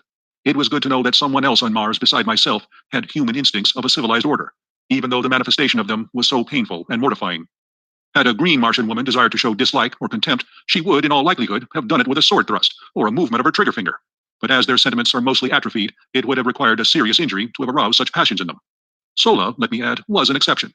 I never saw her perform a cruel or uncouth act, or fail in uniform kindliness and good nature. She was indeed, as her fellow Martian had said of her, an atavism, a dear and precious reversion to a former type of loved and loving ancestor. Seeing that the prisoner seemed the center of attraction, I halted to view the proceedings. I had not long to wait, for presently, Lorquas Tomel and his retinue of chieftains approached the building, and signing the guards to follow with the prisoner, entered the audience chamber. Realizing that I was a somewhat favored character, and also convinced that the warriors did not know of my proficiency in their language, as I had pleaded with Sola to keep this a secret on the grounds that I did not wish to be forced to talk with the men until I had perfectly mastered the Martian tongue, I chanced an attempt to enter the audience chamber and listen to the proceedings. The council squatted upon the steps of the rostrum, while below them stood the prisoner and her two guards. I saw that one of the women was Sarkoja, and thus understood how she had been present at the hearing of the preceding day, the results of which she had reported to the occupants of our dormitory last night. Her attitude toward the captive was most harsh and brutal. When she held her, she sunk her rudimentary nails into the poor girl's flesh, or twisted her arm in a most painful manner. When it was necessary to move from one spot to another, she either jerked her roughly or pushed her headlong before her. She seemed to be venting upon this poor defenseless creature all the hatred, cruelty, ferocity, and spite of her 900 years, backed by unguessable ages of fierce and brutal ancestors. The other woman was less cruel, because she was entirely indifferent. If the prisoner had been left to her alone, and fortunately she was at night, she would have received no harsh treatment, nor by the same token would she have received any attention at all. As Lorquas Tomel raised his eyes to address the prisoner, they fell on me, and he turned to Tarkas with a word, and a gesture of impatience. Tarkas made some reply, which I could not catch, but which caused Lorquas Tomel to smile, after which they paid no further attention to me. "What is your name?" asked Lorquas Tomel, addressing the prisoner. "Dejah Thoris, daughter of Mors Kajak of Helium." "And the nature of your expedition?" he continued. "It was a purely scientific research party sent out by my father's father, the Jedak of Helium, to rechart the air currents and to take atmospheric density tests," replied the fair prisoner in a low, well-modulated voice. "We were unprepared for battle," she continued, "as we were on a peaceful mission, as our banners and the colors of our craft denoted. The work we were doing was as much in your interests as in ours, for you know full well that were it not for our labors and the fruits of our scientific operations, there would not be enough air or water on Mars to support a single human life. For ages, we have maintained the air and water supply at practically the same point, without an appreciable loss, and we have done this in the face of the brutal and ignorant interference of your green men. Why, oh why, will you not learn to live in amity with your fellows? Must you ever go on down the ages to your final extinction, but little above the plane of the dumb brutes that serve you? A people without written language, without art, without homes, without love, the victim of eons of the horrible community idea. Owning everything in common, even to your women and children, has resulted in your owning nothing in common. You hate each other as you hate all else except yourselves. Come back to the ways of our common ancestors. Come back to the light of kindliness and fellowship. The way is open to you. You will find the hands of the red men stretched out to aid you. Together, we may do still more to regenerate our dying planet. The granddaughter of the greatest and mightiest of the red Jedaks has asked you, will you come?" Lorquas Tomel and the warriors sat looking silently and intently at the young woman for several moments after she had ceased speaking. What was passing in their minds, no man may know, but that they were moved, I truly believed. And if one man, high among them, had been strong enough to rise above custom, that moment would have marked a new and mighty era for Mars. I saw Tarkas rise to speak, and on his face was such an expression as I had never seen upon the countenance of a green Martian warrior. It bespoke an inward and mighty battle with self, with heredity, with age-old custom. And as he opened his mouth to speak, a look almost of benignity, of kindliness, momentarily lighted up his fierce and terrible countenance. What words of moment were to have fallen from his lips were never spoken, as just then a young warrior, evidently sensing the trend of thought among the older men, leaped down from the steps of the rostrum, and striking the frail captive a powerful blow across the face, which felled her to the floor, placed his foot upon her prostrate form, and turning toward the assembled council, broke into peals of horrid, mirthless laughter. For an instant, I thought Tarkas would strike him dead. Nor did the aspect of Lorquas Tomel augur any too favorably for the brute. But the mood passed. Their old selves reasserted their ascendancy, and they smiled. It was portentous, however, that they did not laugh aloud, for the brute's act constituted a side-splitting witticism according to the ethics which rule green Martian humor. That I have taken moments to write down part of what occurred as that blow fell does not signify that I remained inactive for any such length of time. I think I must have sensed something of what was coming, for I realize now that I was crouched as for a spring as I saw the blow aimed at her beautiful, upturned, pleading face. And ere the hand descended, I was halfway across the hall. Scarcely had his hideous laugh rang out but once when I was upon him. The brute was 12 feet in height and armed to the teeth, but I believe that I could have accounted for the whole roomful in the terrific intensity of my rage. Springing upward, I struck him full in the face as he turned at my warning cry, and then as he drew his short sword, I drew mine, and sprang up again at his breast, hooking one leg over the butt of his pistol and grasping one of his huge tusks with my left hand, while I delivered blow after blow upon his enormous chest. He could not use his short sword to advantage because I was too close to him, nor could he draw his pistol, which he attempted to do in direct opposition to Martian custom, which says that you may not fight a fellow warrior in private combat with any other than the weapon with which you were attacked. In fact, he could do nothing but make a wild and futile attempt to dislodge me. With all his immense bulk, he was little, if any, stronger than I, and it was but the matter of a moment or two before he sank, bleeding and lifeless, to the floor. Dejah Thoris had raised herself upon one elbow and was watching the battle with wide, staring eyes. When I regained my feet, I raised her in my arms and bore her to one of the benches at the side of the room. Again, no Martian interfered with me, and tearing a piece of silk from my cape, I endeavored to staunch the flow of blood from her nostrils. I was soon successful, as her injuries amounted to little more than an ordinary nosebleed. And when she could speak, she placed her hand upon my arm, and looking up into my eyes, said, "Why did you do it? You, who refused me even friendly recognition in the first hour of my peril. And now you risk your life and kill one of your companions for my sake. I cannot understand. What strange manner of man are you, that you consort with the green men, though your form is that of my race, while your color is little darker than that of the white ape? Tell me, are you human, or are you more than human?" "It is a strange tale," I replied, "too long to attempt to tell you now, and one which I so much doubt the credibility of myself that I fear to hope that others will believe it. Suffice it for the present that I am your friend, and so far as your captors will permit, your protector and your servant." "Then you too are a prisoner? But why then those arms and the regalia of a Tarkian chieftain? What is your name? Where your country?" "Yes, Dejah Thoris, I too am a prisoner. My name is John Carter, and I claim Virginia, one of the United States of America, Earth, as my home. But why I am permitted to wear arms, I do not know, nor was I aware that my regalia was that of a chieftain." We were interrupted at this juncture by the approach of one of the warriors, bearing arms, accoutrements, and ornaments, and in a flash, one of her questions was answered, and a puzzle cleared up for me. I saw that the body of my dead antagonist had been stripped, and I read in the menacing yet respectful attitude of the warrior who had brought me these trophies of the kill the same demeanor as that evinced by the other who had brought me my original equipment. And now, for the first time, I realized that my blow, on the occasion of my first battle in the audience chamber, had resulted in the death of my adversary. The reason for the whole attitude displayed toward me was now apparent. I had won my spurs, so to speak, and in the crude justice which always marks Martian dealings, and which, among other things, has caused me to call her the planet of paradoxes, I was accorded the honors due a conqueror, the trappings and the position of the man I killed. In truth, I was a Martian chieftain, and this I learned later was the cause of my great freedom and my toleration in the audience chamber. As I turned to receive the dead warrior's chattels, I had noticed that Tarkas and several others had pushed forward toward us, and the eyes of the former rested upon me in a most quizzical manner. Finally, he addressed me. "You speak the tongue of Barsoom quite readily for one who was deaf and dumb to us a few short days ago. Where did you learn it, John Carter?" "You yourself are responsible, Tarkas," I replied, "in that you furnished me with an instructress of remarkable ability. I have to thank Sola for my learning." "She has done well," he answered, "but your education in other respects needs considerable polish. Do you know that your unprecedented temerity would have cost you had you failed to kill either of the two chieftains whose medal you now wear?" "I presume that the one whom I had failed to kill would have killed me," I answered, smiling. "No, you are wrong. Only in the extremity of self-defense would a Martian warrior kill a prisoner. We like to save them for other purposes." And his face bespoke possibilities that were not pleasant to dwell upon. "But one thing can save you now," he continued. "Should you, in recognition of your remarkable valor, ferocity, and prowess, be considered by Dejah as worthy of his service, you may be taken into the community and become a full-fledged Tarkian. Until we reach the headquarters of Dejah, it is the will of Lord Tomel that you be accorded the respect your acts have earned you. You will be treated by us as a Tarkian chieftain. But you must not forget that every chief who ranks you is responsible for your safe delivery to our mighty and most ferocious ruler. I am done." "I hear you, Tarkas," I answered. "As you know, I am not of Barsoom. Your ways are not my ways, and I can act only in the future as I have in the past, in accordance with the dictates of my conscience and guided by the standards of my own people. If you will leave me alone, I will go in peace. But if not, let the individual Barsumians with whom I must deal either respect my rights as a stranger among you, or take whatever consequences may befall. Of one thing, let us be sure. Whatever may be your ultimate intentions toward this unfortunate young woman, whoever would offer her injury or insult in the future must figure on making a full accounting to me. I understand that you belittle all sentiments of generosity and kindliness, but I do not, and I can convince your most doughty warrior that these characteristics are not incompatible with an ability to fight. Ordinarily, I am not given to long speeches, nor ever before had I descended to bombast, but I had guessed at a keynote which would strike an answering chord in the breasts of the Green Martians. Nor was I wrong, for my harangue evidently deeply impressed them, and their attitude toward me thereafter was still further respectful.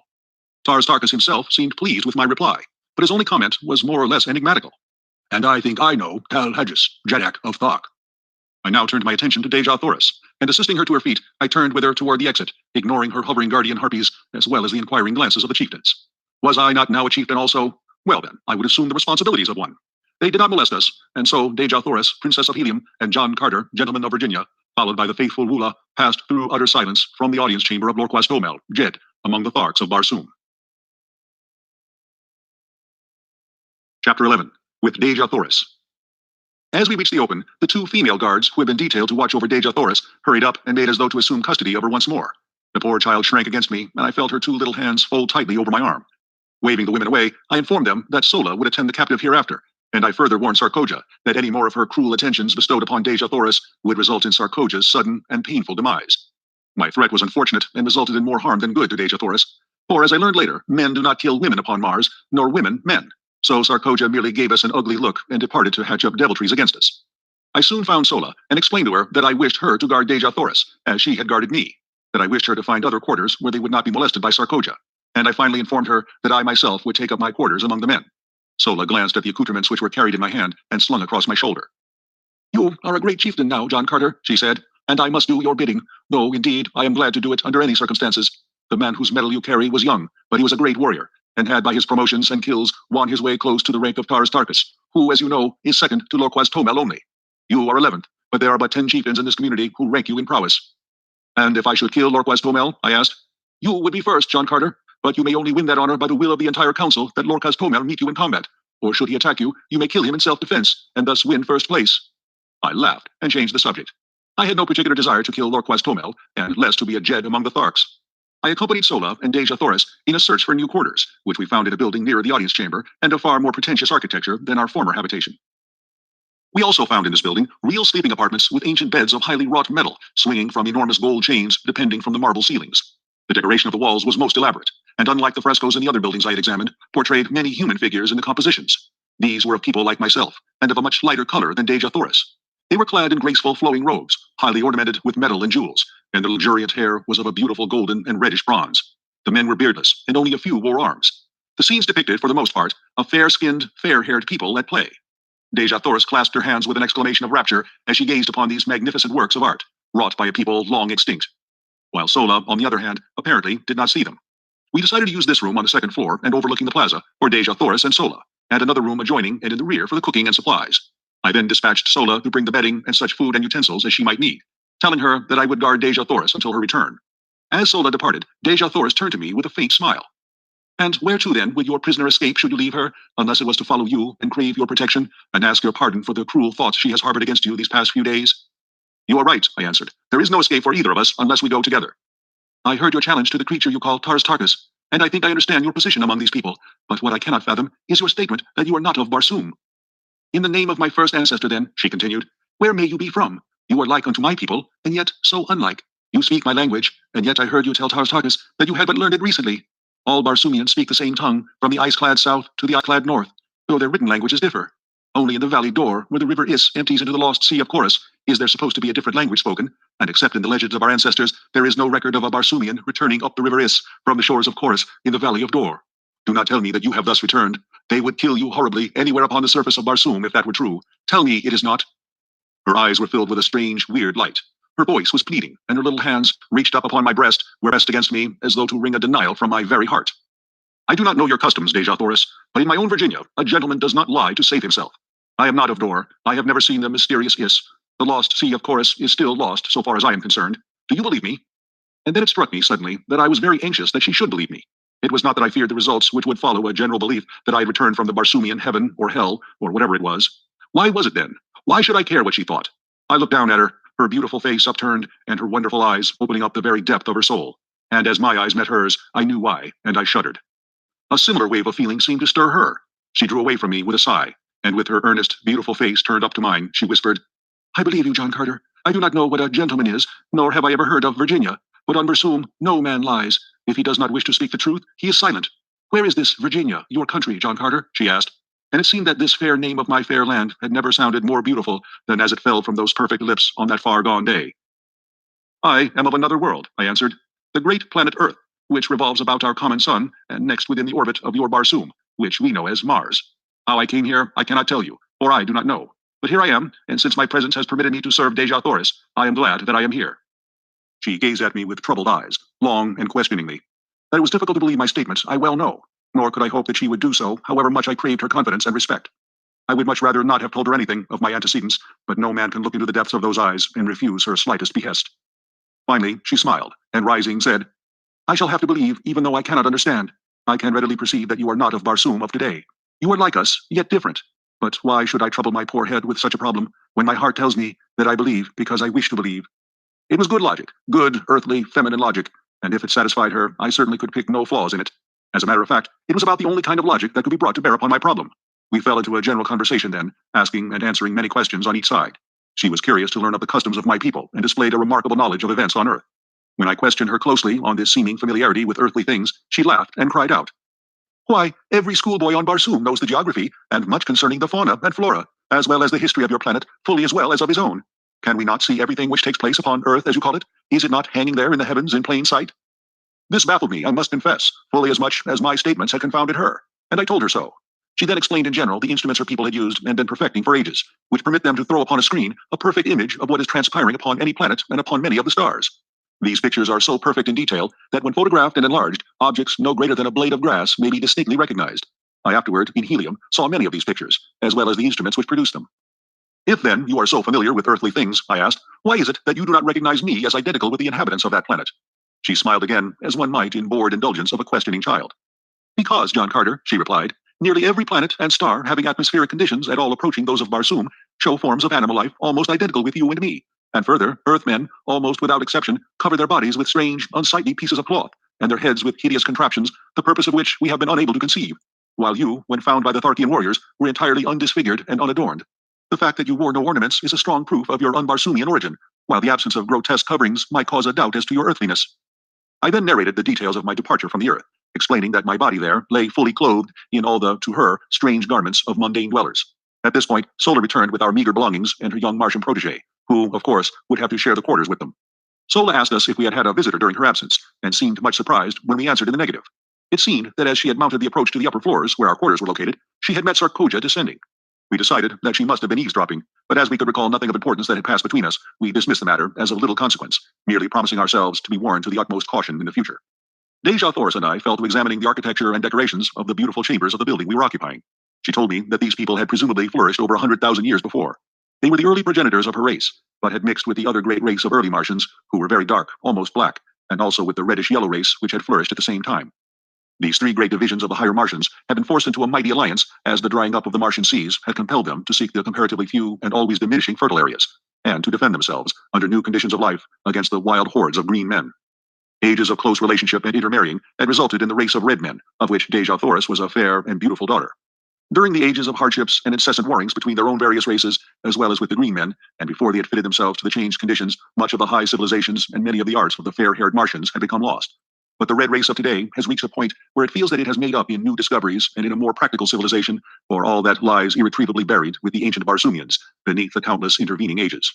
These ancient Martians had been a highly cultivated and literary race, but during the vicissitudes of those trying centuries of readjustment to new conditions, not only did their advancement and production cease entirely, but practically all their archives, records, and literature were lost. Dejah Thoris related many interesting facts and legends concerning this lost race of noble and kindly people. She said that the city in which we were camping was supposed to have been a center of commerce and culture, known as Korad. It had been built upon a beautiful, natural harbor, landlocked by magnificent hills. The little valley on the west front of the city, she explained, was all that remained of the harbor, while the pass through the hills to the old sea bottom had been the channel through which the shipping passed up to the city's gates. The shores of the ancient seas were dotted with just such cities, and lesser ones, in diminishing numbers, were to be found converging toward the center of the oceans, as the people had found it necessary to follow the receding waters until necessity had forced upon them their ultimate salvation, the so-called Martian canals. We had been so engrossed in exploration of the building and in our conversation that it was late in the afternoon before we realized it. We were brought back to a realization of our present conditions by a messenger bearing a summons from Lorquas Tomel, directing me to appear before him forthwith. Bidding Dejah, Thoris, and Sola farewell, and commanding Wula to remain on guard, I hastened to the audience chamber, where I found Lorquas Tomel and Tarkas seated upon the rostrum. Chapter 12. A Prisoner with Power. As I entered and saluted, Lorquas Tomel signaled me to advance, and fixing his great, hideous eyes upon me, addressed me thus. You have been with us a few days, yet during that time you have by your prowess won a high position among us. Be that as it may, you are not one of us, you owe us no allegiance. Your position is a peculiar one, he continued. You are a prisoner, and yet you give commands which must be obeyed. You are an alien, and yet you are a Tharkian chieftain. You are a midget, and yet you can kill a mighty warrior with one blow of your fist. And now you are reported to have been plotting to escape with another prisoner of another race, a prisoner who, from her own admission, half believes you are returned from the Valley of Dor. Either one of these accusations, if proved, would be sufficient grounds for your execution. But we are a just people, and you shall have a trial on our return to Thark, if Tal Hajus so commands. But, he continued in his fierce, guttural tones, if you run off with the red girl, it is I who shall have to account to Tal Hajus. It is I who shall have to face Tarkas, and either demonstrate my right to command, or the medal from my dead carcass will go to a better man, for such is the custom of the Tharks. I have no quarrel with Tarkas. Together we rule supreme the greatest of the lesser communities among the green men. We do not wish to fight between ourselves, and so if you were dead, John Carter, I should be glad. Under two conditions only, however, may you be killed by us without orders from Tal Hajus. In personal combat in self-defense, should you attack one of us, or were you apprehended in an attempt to escape. As a matter of justice, I must warn you that we only await one of these two excuses for ridding ourselves of so great a responsibility. The safe delivery of the Red Girl to Tal Hajus is of the greatest importance. Not in 1,000 years have the Tharks made such a capture. She is the granddaughter of the greatest of the Red Jedaks, who is also our bitterest enemy. I have spoken. The Red Girl told us that we were without the softer sentiments of humanity, but we are a just and truthful race. You may go. Turning, I left the audience chamber. So this was the beginning of Sarkoja's persecution. I knew that none other could be responsible for this report which had reached the ears of Lorquas Tomel so quickly, and now I recalled those portions of our conversation which had touched upon escape and upon my origin. Sarkoja was at this time Tarkas' oldest and most trusted female. As such, she was a mighty power behind the throne, for no warrior had the confidence of Lorquas Tomel to such an extent as did his ablest lieutenant, Tarkas. However, instead of putting thoughts of possible escape from my mind, my audience with Lorquas Tomel only served to center my every faculty on this subject. Now, more than before, the absolute necessity for escape, insofar as Dejah Thoris was concerned, was impressed upon me, for I was convinced that some horrible fate awaited her at the headquarters of Tal Hajus. As described by Sola, this monster was the exaggerated personification of all the ages of cruelty, ferocity, and brutality from which he had descended. Cold, cunning, calculating. He was also, in marked contrast to most of his fellows, a slave to that brute passion which the waning demands for procreation upon their dying planet has almost stilled in the Martian breast. The thought that the divine Dejah Thoris might fall into the clutches of such an abysmal atavism started the cold sweat upon me. Far better than we save friendly bullets for ourselves at the last moment, as did those brave frontier women of my lost land, who took their own lives rather than fall into the hands of the Indian braves. As I wandered about the plaza, lost in my gloomy forebodings, Tarkas approached me on his way from the audience chamber. His demeanor toward me was unchanged, and he greeted me as though we had not just parted a few moments before. Where are your quarters, John Carter? He asked. I have selected none, I replied. It seemed best that I quartered either by myself or among the other warriors, and I was awaiting an opportunity to ask your advice. As you know, and I smiled, I am not yet familiar with all the customs of the Tharks. Come with me, he directed, and together we moved off across the plaza to a building which I was glad to see adjoined that occupied by Sola and her charges. My quarters are on the first floor of this building, he said, and the second floor also is fully occupied by warriors, but the third floor and the floors above are vacant. You may take your choice of these. I understand, he continued, that you have given up your woman to the Red Prisoner. Well, as you have said, your ways are not our ways, but you can fight well enough to do about as you please. And so, if you wish to give your woman to a captive, it is your own affair.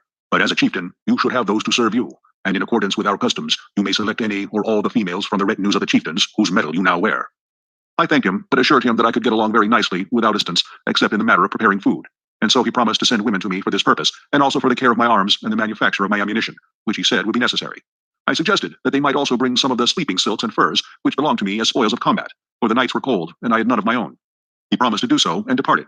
Left alone, I ascended the winding corridor to the upper floors in search of suitable quarters. The beauties of the other buildings were repeated in this, and as usual, I was soon lost in a tour of investigation and discovery. I finally chose front room on the third floor, because this brought me nearer to Dejah Thoris, whose apartment was on the second floor of the adjoining building, and it flashed upon me that I could rig up some means of communication whereby she might signal me in case she needed either my services or my protection. Adjoining my sleeping apartment were baths, dressing rooms, and other sleeping and living apartments. In all, some 10 rooms on this floor.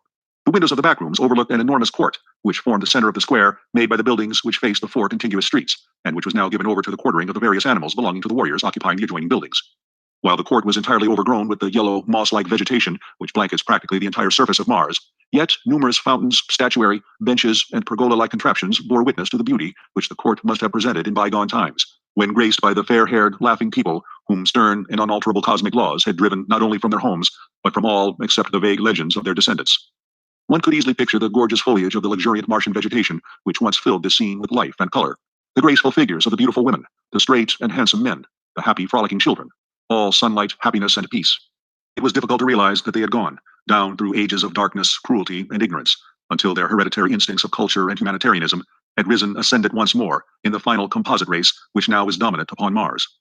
My thoughts were cut short by the advent of several young females bearing loads of weapons, silks, furs, jewels, cooking utensils, and casks of food and drink, including considerable loot from the aircraft. All this, it seemed, had been the property of the 2 chieftains I had slain, and now, by the customs of the Tharks, it had become mine. At my direction, they placed the stuff in one of the back rooms, and then departed, only to return with a second load, which they advised me constituted the balance of my goods. On the second trip, they were accompanied by 10 or 15 other women and youths, who, it seemed, formed the retinues of the 2 chieftains. They were not their families, nor their wives, nor their servants. The relationship was peculiar, and so unlike anything known to us that it is most difficult to describe. All property among the Green Martians is owned in common by the community, except the personal weapons, ornaments, and sleeping silks and furs of the individuals.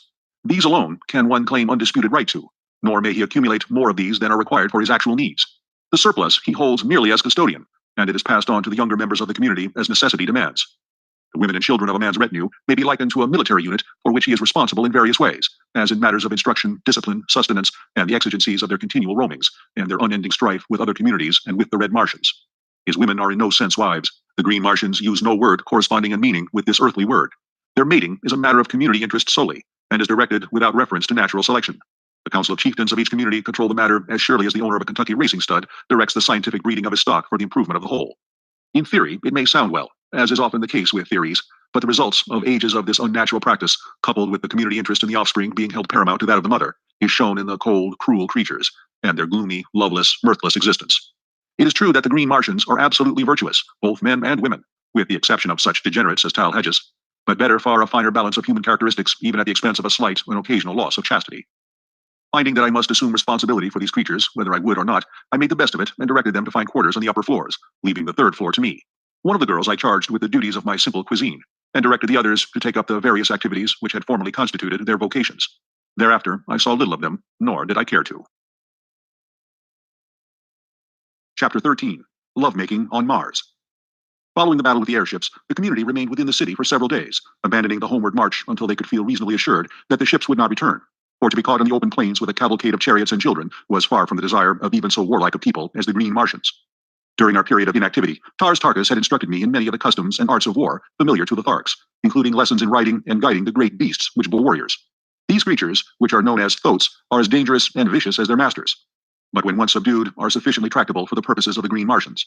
2 of these animals had fallen to me from the warriors whose metal I wore, and in a short time I could handle them quite as well as the native warriors.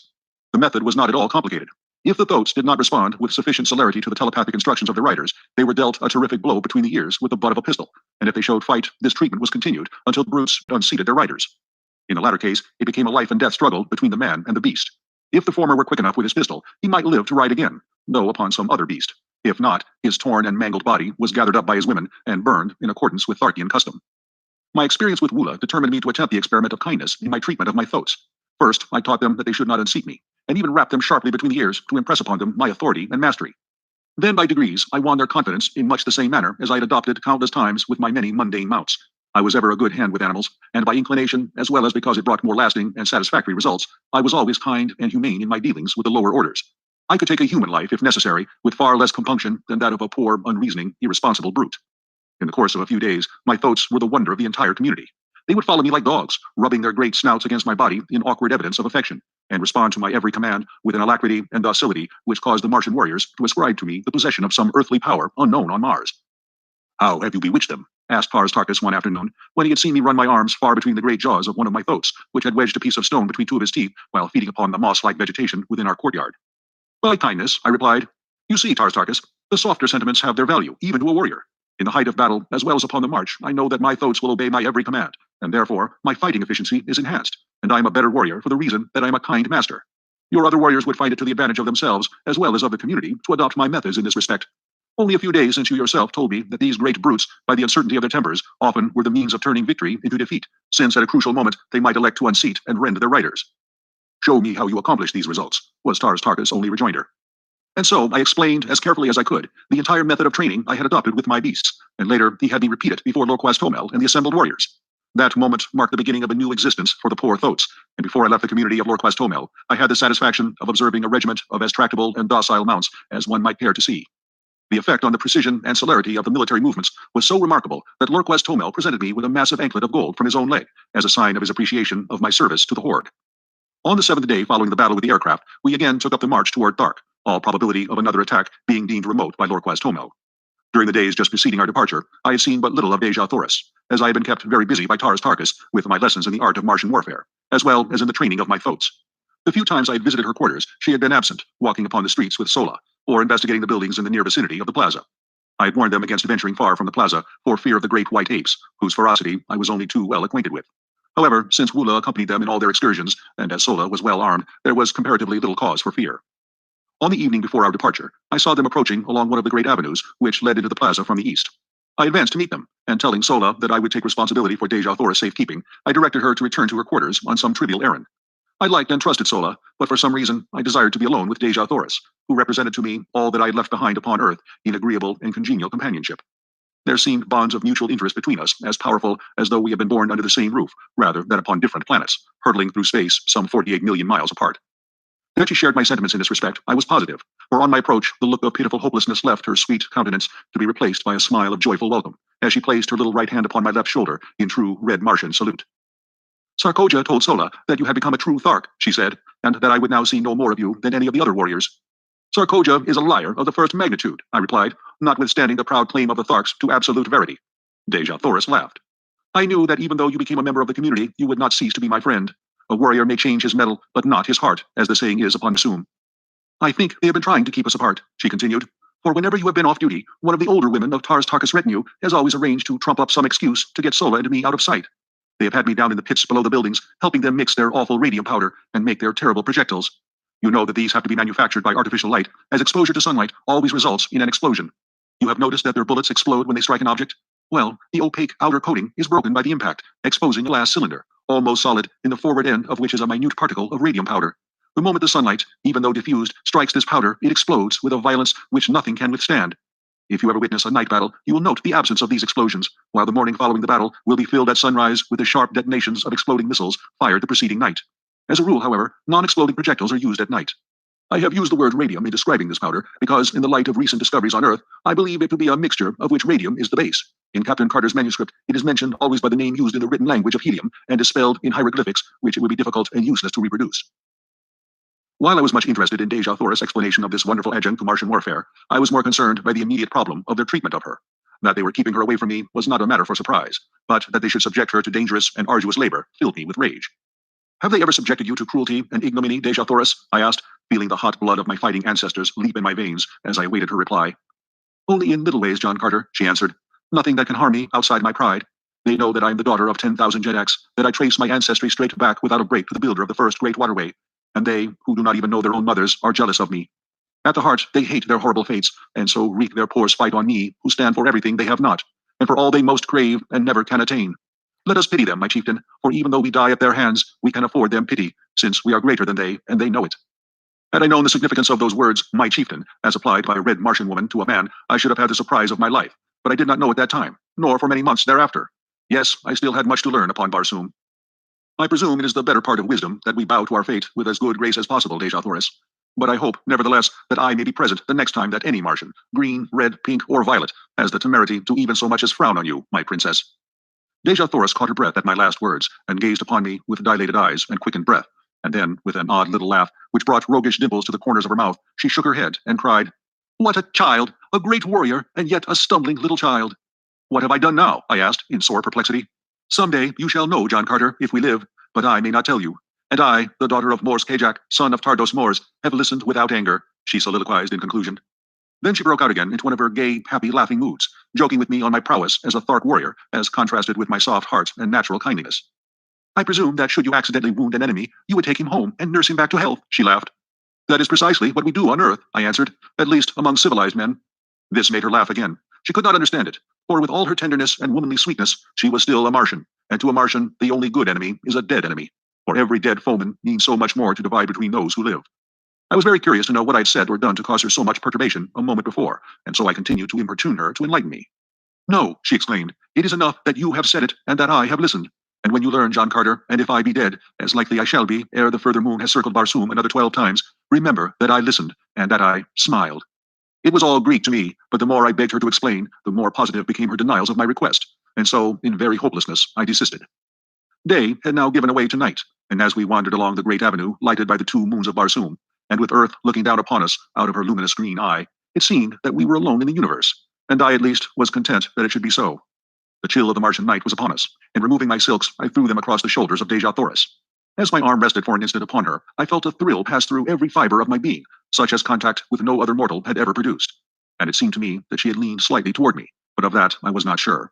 Only I knew that as my arm rested there across her shoulders, longer than the act of adjusting the silk required, she did not draw away, nor did she speak. And so, in silence, we walked the surface of a dying world. But in the breast of one of us, at least, had been born that which is ever oldest, yet ever new. I loved Dejah Thoris. The touch of my arm upon her naked shoulder had spoken to me in words I would not mistake, and I knew that I'd loved her since the first moment that my eyes had met hers that first time in the plaza of the dead city of Korad.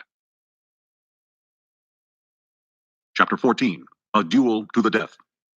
My first impulse was to tell her of my love, and then I thought of the helplessness of her position wherein I alone could lighten the burden of her captivity, and protect her, in my poor way, against the thousands of hereditary enemies she must face upon our arrival at Thark. I could not chance causing her additional pain or sorrow by declaring a love which, in all probability, she did not return. Should I be so indiscreet, her position would be even more unbearable than now, and the thought that she might feel that I was taking advantage of her helplessness to influence her decision was the final argument which sealed my lips. Why are you so quiet, Dejah Thoris? I asked. Possibly you would rather return to Sola and your quarters? No, she murmured. I am happy here. I do not know why it is that I should always be happy and contented when you, John Carter, a stranger, are with me.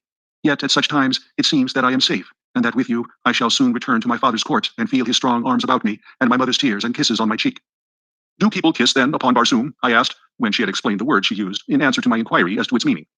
Parents, brothers, and sisters, yes, and, she added in a low, thoughtful tone, lovers. And you, Dejah Thoris, have parents and brothers and sisters? Yes. And a lover? She was silent, nor could I venture to repeat the question. The man of Barsoom, she finally ventured, does not ask personal questions of women, except his mother, and a woman he has fought for and won.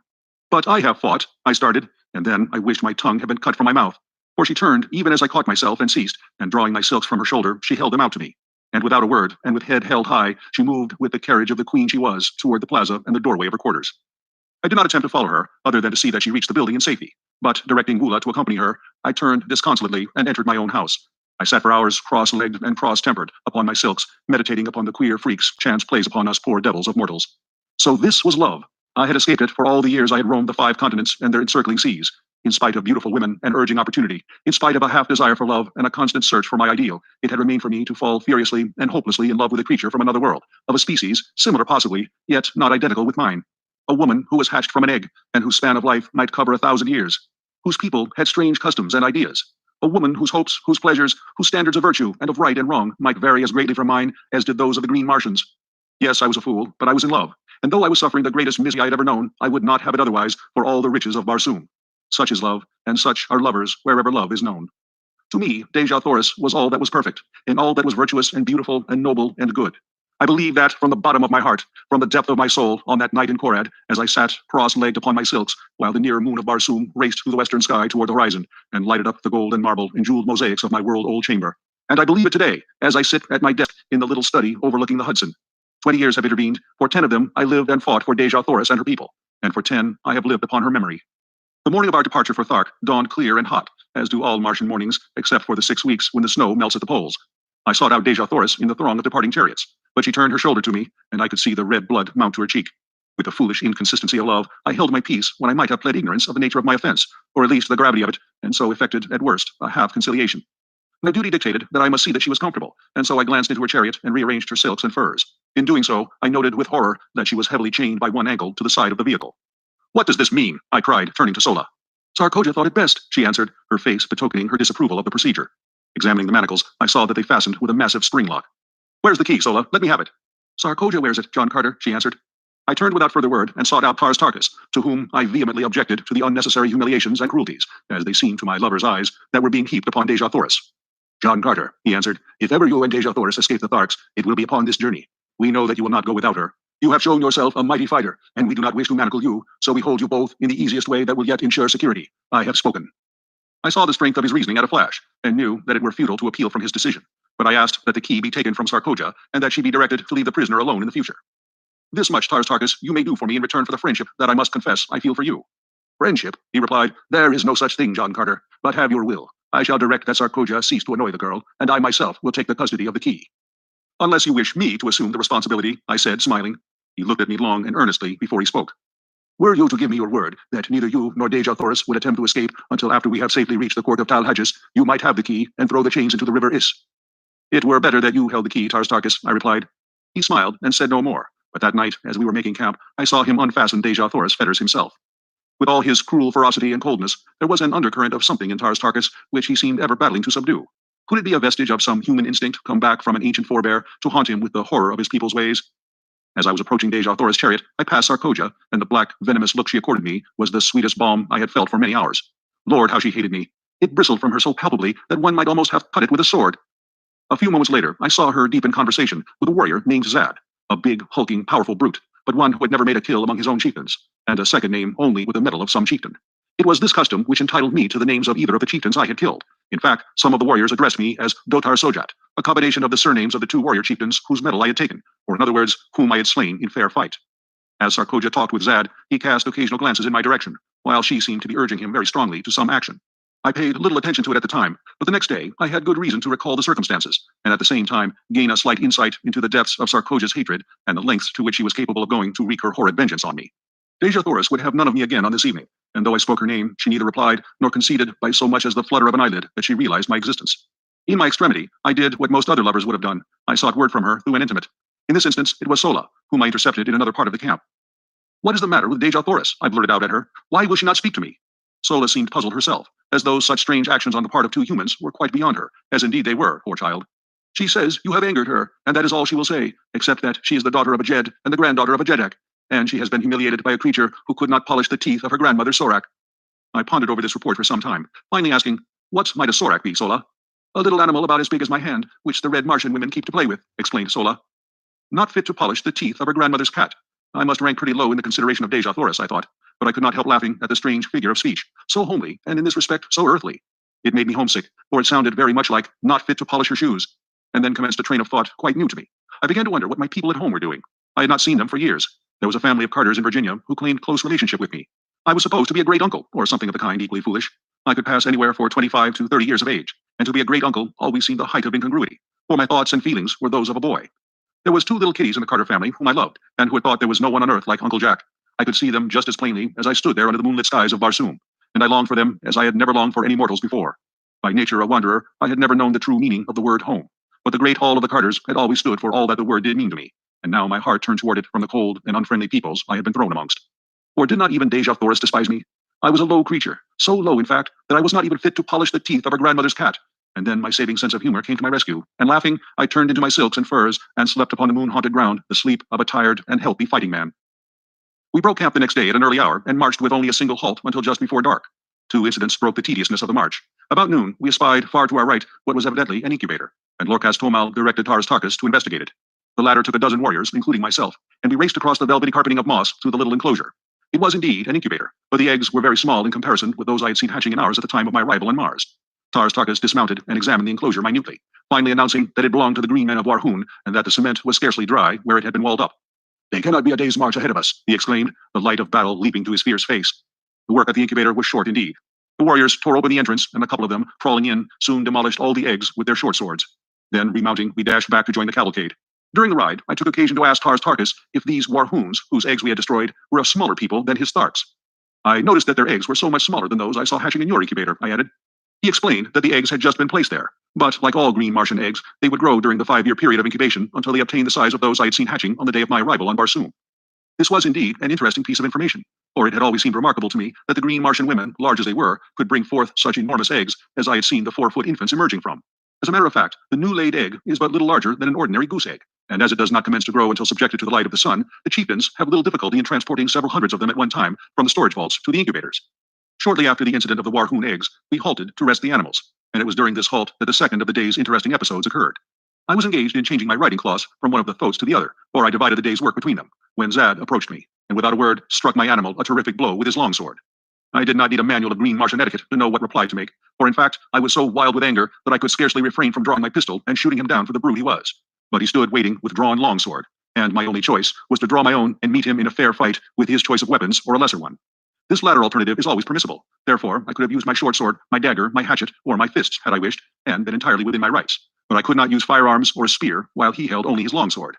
I chose the same weapon he had drawn, because I knew he prided himself upon his ability with it, and I wished, if I worsted him at all, to do it with his own weapon. The fight that followed was a long one, and delayed the resumption of the march for an hour. The entire community surrounded us, leaving a clear space about 100 feet in diameter for our battle. Zad first attempted to rush me down as a bull might a wolf, but I was much too quick for him, and each time I sidestepped his rushes, he would go lunging past me, only to receive a nick from my sword upon his arm or back. He was soon streaming blood from a half-dozen minor wounds, but I could not obtain an opening to deliver an effective thrust. Then he changed his tactics. In fighting warily and with extreme dexterity, he tried to do by science what he was unable to do by brute strength. I must admit that he was a magnificent swordsman, and had it not been for my greater endurance and the remarkable agility the lesser gravitation of Mars lent me, I might not have been able to put up the creditable fight I did against him. We circled for some time without doing much damage on either side, the long, straight, needle-like swords flashing in the sunlight and ringing out upon the stillness as they crashed together with each effective parry. Finally, Zad, realizing that he was tiring more than I, evidently decided to close in and end the battle in a final blaze of glory for himself. Just as he rushed me, a blinding flash of light struck full in my eyes, so that I could not see his approach and could only leap blindly to one side in an effort to escape the mighty blade that it seemed I could already feel in my vitals. I was only partially successful, as a sharp pain in my left shoulder attested, but in the sweep of my glance as I sought to again locate my adversary, a sight met my astonished gaze, which paid me well for the wound the temporary blindness had caused me. There, upon Dejah Thoris' chariot, stood 3 figures, for the purpose, evidently, of witnessing the encounter above the heads of the intervening Tharks. There were Dejah Thoris, Sola, and Sarkoja, and as my fleeting glance swept over them, a little tableau was presented which will stand graven in my memory to the day of my death. As I looked, Dejah Thoris turned upon Sarkoja with the fury of a young tigress, and struck something from her upraised hand, something which flashed in the sunlight as it spun to the ground. Then I knew what had blinded me at that crucial moment of the fight, and how Sarkoja had found a way to kill me without herself delivering the final thrust. Another thing I saw, too, which almost lost my life for me then and there, for it took my mind for the fraction of an instant entirely from my antagonist. For as Dejah Thoris struck the tiny mirror from her hand, Sarkoja, her face livid with hatred and baffled rage, whipped out her dagger and aimed a terrific blow at Dejah Thoris. And then Sola, our dear and faithful Sola, sprang between them. The last I saw was the great knife descending upon her shielding breast. My enemy had recovered from his thrust and was making it extremely interesting for me, so I reluctantly gave my attention to the work in hand, but my mind was not upon the battle. We rushed each other furiously time after time, till suddenly, feeling the sharp point of his sword at my breast in a thrust I could neither parry nor escape, I threw myself upon him with outstretched sword and with all the weight of my body, determined that I would not die alone if I could prevent it. I felt the steel tear into my chest, all went black before me. My head whirled in dizziness, and I felt my knees giving beneath me. Chapter 15. Sola tells me her story. When consciousness returned, and, as I soon learned, I was down but a moment, I sprang quickly to my feet, searching for my sword, and there I found it, buried to the hilt in the green breast of Zad, who lay stone dead upon the ochre moss of the ancient sea bottom. As I regained my full senses, I found his weapon piercing my left breast, but only through the flesh and muscles which cover my ribs, entering near the center of my chest and coming out below the shoulder. As I had lunged, I had turned, so that his sword merely passed beneath the muscles, inflicting a painful but not dangerous wound. Removing the blade from my body, I also regained my own, and turning my back upon his ugly carcass, I moved, sick, sore, and disgusted, toward the chariots which bore my retinue and my belongings. A murmur of Martian applause greeted me, but I cared not for it. Bleeding and weak, I reached my women, who, accustomed to such happenings, dressed my wounds, applying the wonderful healing and remedial agents, which make only the most instantaneous of death blows fatal. Giving a Martian woman a chance, and death must take a back seat. They soon had me patched up, so that except for weakness from loss of blood and a little soreness around the wound, I suffered no great distress from this thrust, which under earthly treatment undoubtedly would have put me flat on my back for days. As soon as they were through with me, I hastened to the chariot of Dejah Thoris, where I found my poor Sola with her chest swathed in bandages, but apparently little the worse for her encounter with Sarkoja, whose dagger, it seemed, had struck the edge of one of Sola's metal breast ornaments, and thus deflected, had inflicted but a slight flesh wound. As I approached, I found Dejah Thoris lying prone upon her silks and furs, her lithe form racked with sobs. She did not notice my presence, nor did she hear me speaking with Sola, who was standing a short distance from the vehicle. "Is she injured?" I asked of Sola, indicating Dejah Thoris by an inclination of my head. "No," she answered. "She thinks that you are dead." "And that her grandmother's cat may now have no one to polish his teeth?" I queried, smiling. "I think you wrong her, John Carter," said Sola. I do not understand either her ways or yours, but I am sure the granddaughter of 10,000 Jedaks would never grieve like this over any who held but the highest claim upon her affections. They are a proud race, but they are just, as are all Barsumians, and you must have hurt or wronged her grievously that she will not admit your existence living, though she mourns you dead. Tears are a strange sight upon Barsoom, she continued, and so it is difficult for me to interpret them. I have seen but two people weep in all my life, other than Dejah Thoris. One wept from sorrow, the other from baffled rage. The first was my mother, years ago, before they killed her. The other was Sarkoja, when they dragged her from me today. Your mother, I exclaimed. But Sola, you could not have known your mother, child. But I did, and my father also, she added. If you would like to hear the strange and unbarsumian story, come to the chariot tonight, John Carter, and I will tell you that of which I have never spoken in all my life before. And now the signal has been given to resume the march. You must go. I will come tonight, Sola, I promised. Be sure to tell Dejah Thoris I am alive and well. I shall not force myself upon her. And be sure that you do not let her know I saw her tears. If she would speak with me, I but await her command. Sola mounted the chariot, which was swinging into its place in line, and I hastened to my waiting thoat and galloped to my station beside Tarkas at the rear of the column. We made a most imposing and awe-inspiring spectacle as we strung out across the yellow landscape. The 250 ornate and brightly colored chariots, preceded by an advance guard of some 200 mounted warriors and chieftains, riding 5 abreast and 100 yards apart, and followed by a like number in the same formation, with a score or more of flankers on their side. The 50 extra mastodons, or heavy draft animals known as zitidars, and the 500 or 600 extra thoats of the warriors running loose within the hollow square formed by the surrounding warriors. The gleaming metal and jewels of the gorgeous ornaments of the men and women, duplicated in the trappings of the zitidars and thoats, and interspersed with the flashing colors of magnificent silks and furs and feathers, lent a barbaric splendor to the caravan which would have turned an East Indian potentate green with envy. The enormous broad tires of the chariots and the padded feet of the animals brought forth no sound from the moss-covered sea bottom, and so we moved in utter silence, like some huge phantasmagoria, except when the stillness was broken by the guttural growling of a goaded zitidar, or the squealing of fighting thoats. The green Martians conversed but little, and then, usually in monosyllables, low and like the faint rumbling of distant thunder. We traversed a trackless waste of moss, which, bending to the pressure of broad tire or padded foot, rose up again behind us, leaving no sign that we had passed. We might indeed have been the race of the departed dead upon the dead sea of that dying planet, for all the sound or sign we made in passing. It was the first march of a large body of men and animals I had ever witnessed, which raised no dust and left no spore. For there is no dust upon Mars, except in the cultivated districts during the winter months, and even then the absence of high winds renders it almost unnoticeable. We camped that night at the foot of the hills we had been approaching for 2 days, and which marked the southern boundary of this particular sea. Our animals had been 2 days without drink, nor had they had water for nearly 2 months, not since shortly after leaving Thark. But as Tarkas explained to me, they required but little, and can live almost indefinitely upon the moss which covers Barsoom, and which, he told me, holds in its tiny stems sufficient moisture to meet the limited demands of the animals. After partaking of my evening meal of cheese-like food and vegetable milk, I sought out Sola, whom I found working by the light of a torch upon some of Tarkas' trappings. She looked up at my approach, her face lighting with pleasure and with welcome. I am glad you came, she said. Dejah Thoris sleeps, and I am lonely. Mine own people do not care for me, John Carter. I am too unlike them. It is a sad fate, since I must live my life amongst them, and I often wish that I were a true green Martian woman, without love and without hope, but I have known love, and so I am lost. I promise to tell you my story, or rather the story of my parents. From what I have learned of you and the ways of your people, I am sure the tale will not seem strange to you, but among green Martians it has no parallel within the memory of the oldest living Thark, nor do our legends hold many similar tales. My mother was rather small, in fact, too small to be allowed the responsibilities of maternity, as our chieftains breed principally for size. She was also less cold and cruel than most green Martian women, and cared little for their society. She often roamed the deserted avenues of Thark alone, or went and sat among the wildflowers that decked the nearby hills, thinking thoughts and wishing wishes which I believe I alone among Tharkian women today may understand. For am I not the child of my mother? And there, among the hills, she met a young warrior, whose duty it was to guard the feeding zitidars and thoats, and see that they roamed not beyond the hills. They spoke at first only of such things as interest a community of Tharks, but gradually, as they came to meet more often, and was now quite evident to both, no longer by chance, they talked about themselves, their likes, their ambitions, and their hopes. She trusted him and told him of the awful repugnance she felt for the cruelties of their kind, for the hideous, loveless lives they must ever lead, and then she waited for the storm of denunciation to break from his cold, hard lips. But instead, he took her in his arms and kissed her. They kept their love a secret for 6 long years. She, my mother, was of the retinue of the great Talhajas, while her lover was a simple warrior, wearing only his own metal.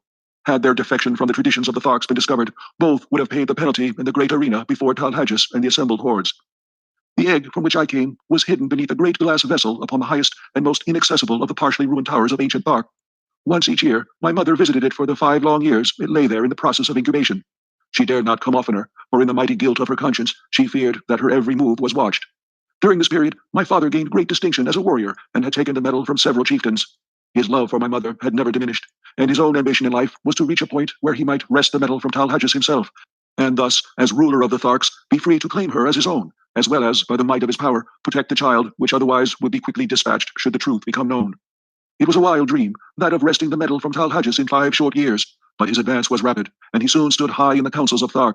But one day, the chance was lost forever, insofar as it could come in time to save his loved ones, for he was ordered away upon a long expedition to the ice-clad south, to make war upon the natives there, and despoil them of their furs, for such is the manner of the green Barsoomian. He does not labor for what he can wrest in battle from others. He was gone for 4 years, and when he returned, all had been over for 3. For about a year after his departure, and shortly before the time for the return of an expedition which had gone forth to fetch the fruits of a community incubator, the egg had hatched. Thereafter, my mother continued to keep me in the old tower, visiting me nightly and lavishing upon me the love the community life would have robbed us both of. She hoped, upon the return of the expedition from the incubator, to mix me with the other young assigned to the quarters of Talhages, and thus escape the fate which would surely follow discovery of her sin against the ancient traditions of the Green Men. She taught me rapidly the language and customs of my kind, and one night she told me the story I have told you up to this point, impressing upon me the necessity for absolute secrecy and the great caution I must exercise after she had placed me with the other young Tharks to permit no one to guess that I was further advanced in education than they, nor by any sign to divulge in the presence of others my affection for her or my knowledge of my parentage. And then, drawing me close to her, she whispered in my ear the name of my father. And then a light flashed out upon the darkness of the tower chamber, and there stood Sarkoja, her gleaming, baleful eyes fixed in a frenzy of loathing and contempt upon my mother. The torrent of hatred and abuse she poured out upon her turned my young heart cold in terror. That she had heard the entire story was apparent, and that she had suspected something wrong from my mother's long nightly absences from her quarters accounted for her presence there on that fateful night. One thing she had not heard, nor did she know, the whispered name of my father. This was apparent from her repeated demands upon my mother to disclose the name of her partner in sin, but no amount of abuse or threats could wring this from her, and to save me from needless torture, she lied. For she told Sarkoja that she alone knew, nor would she even tell her child. With final imprecations, Sarkoja hastened away to Talhages to report her discovery, and while she was gone, my mother, wrapping me in silks and furs of her night coverings so that I was scarcely noticeable, descended to the streets and ran wildly away toward the outskirts of the city, in the direction which led her to the far south, out toward the man whose protection she might not claim, but on whose face she wished to look once more before she died. As we neared the city's southern extremity, a sound came to us from across the mossy flat, from the direction of the only pass through the hills which led to the gates, the pass by which caravans from either north or south or east or west would enter the city. The sounds we heard were the squealing of thoats and the grumbling of zitidars, with the occasional clank of arms, which announced the approach of a body of warriors. The thought uppermost in her mind was that it was my father returned from his expedition, but the cunning of the Thark held her from headlong and precipitant flight to greet him.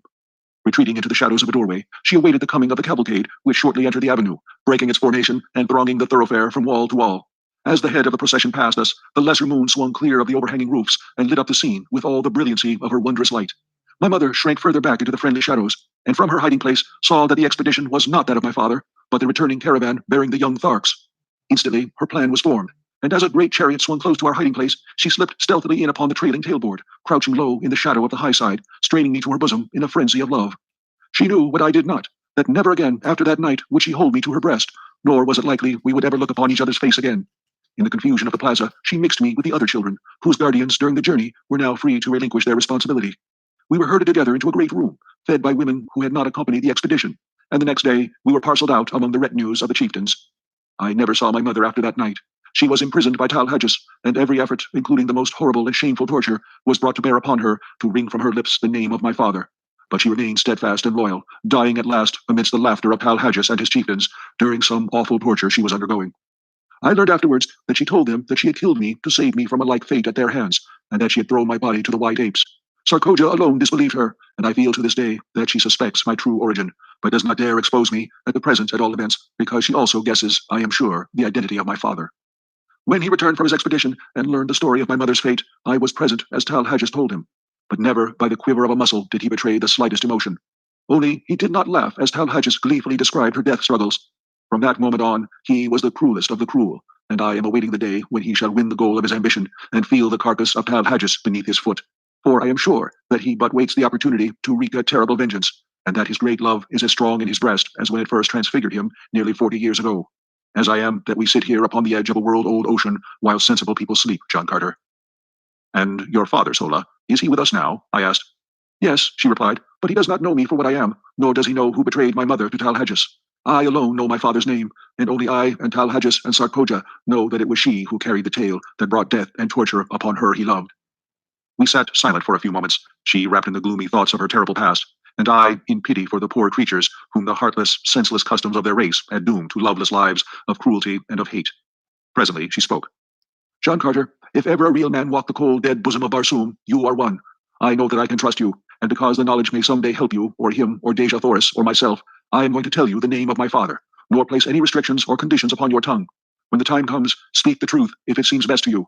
I trust you, because I know that you are not cursed with the terrible trait of absolute and unswerving truthfulness, that you could lie, like one of your own Virginia gentlemen, if a lie would save others from sorrow or suffering.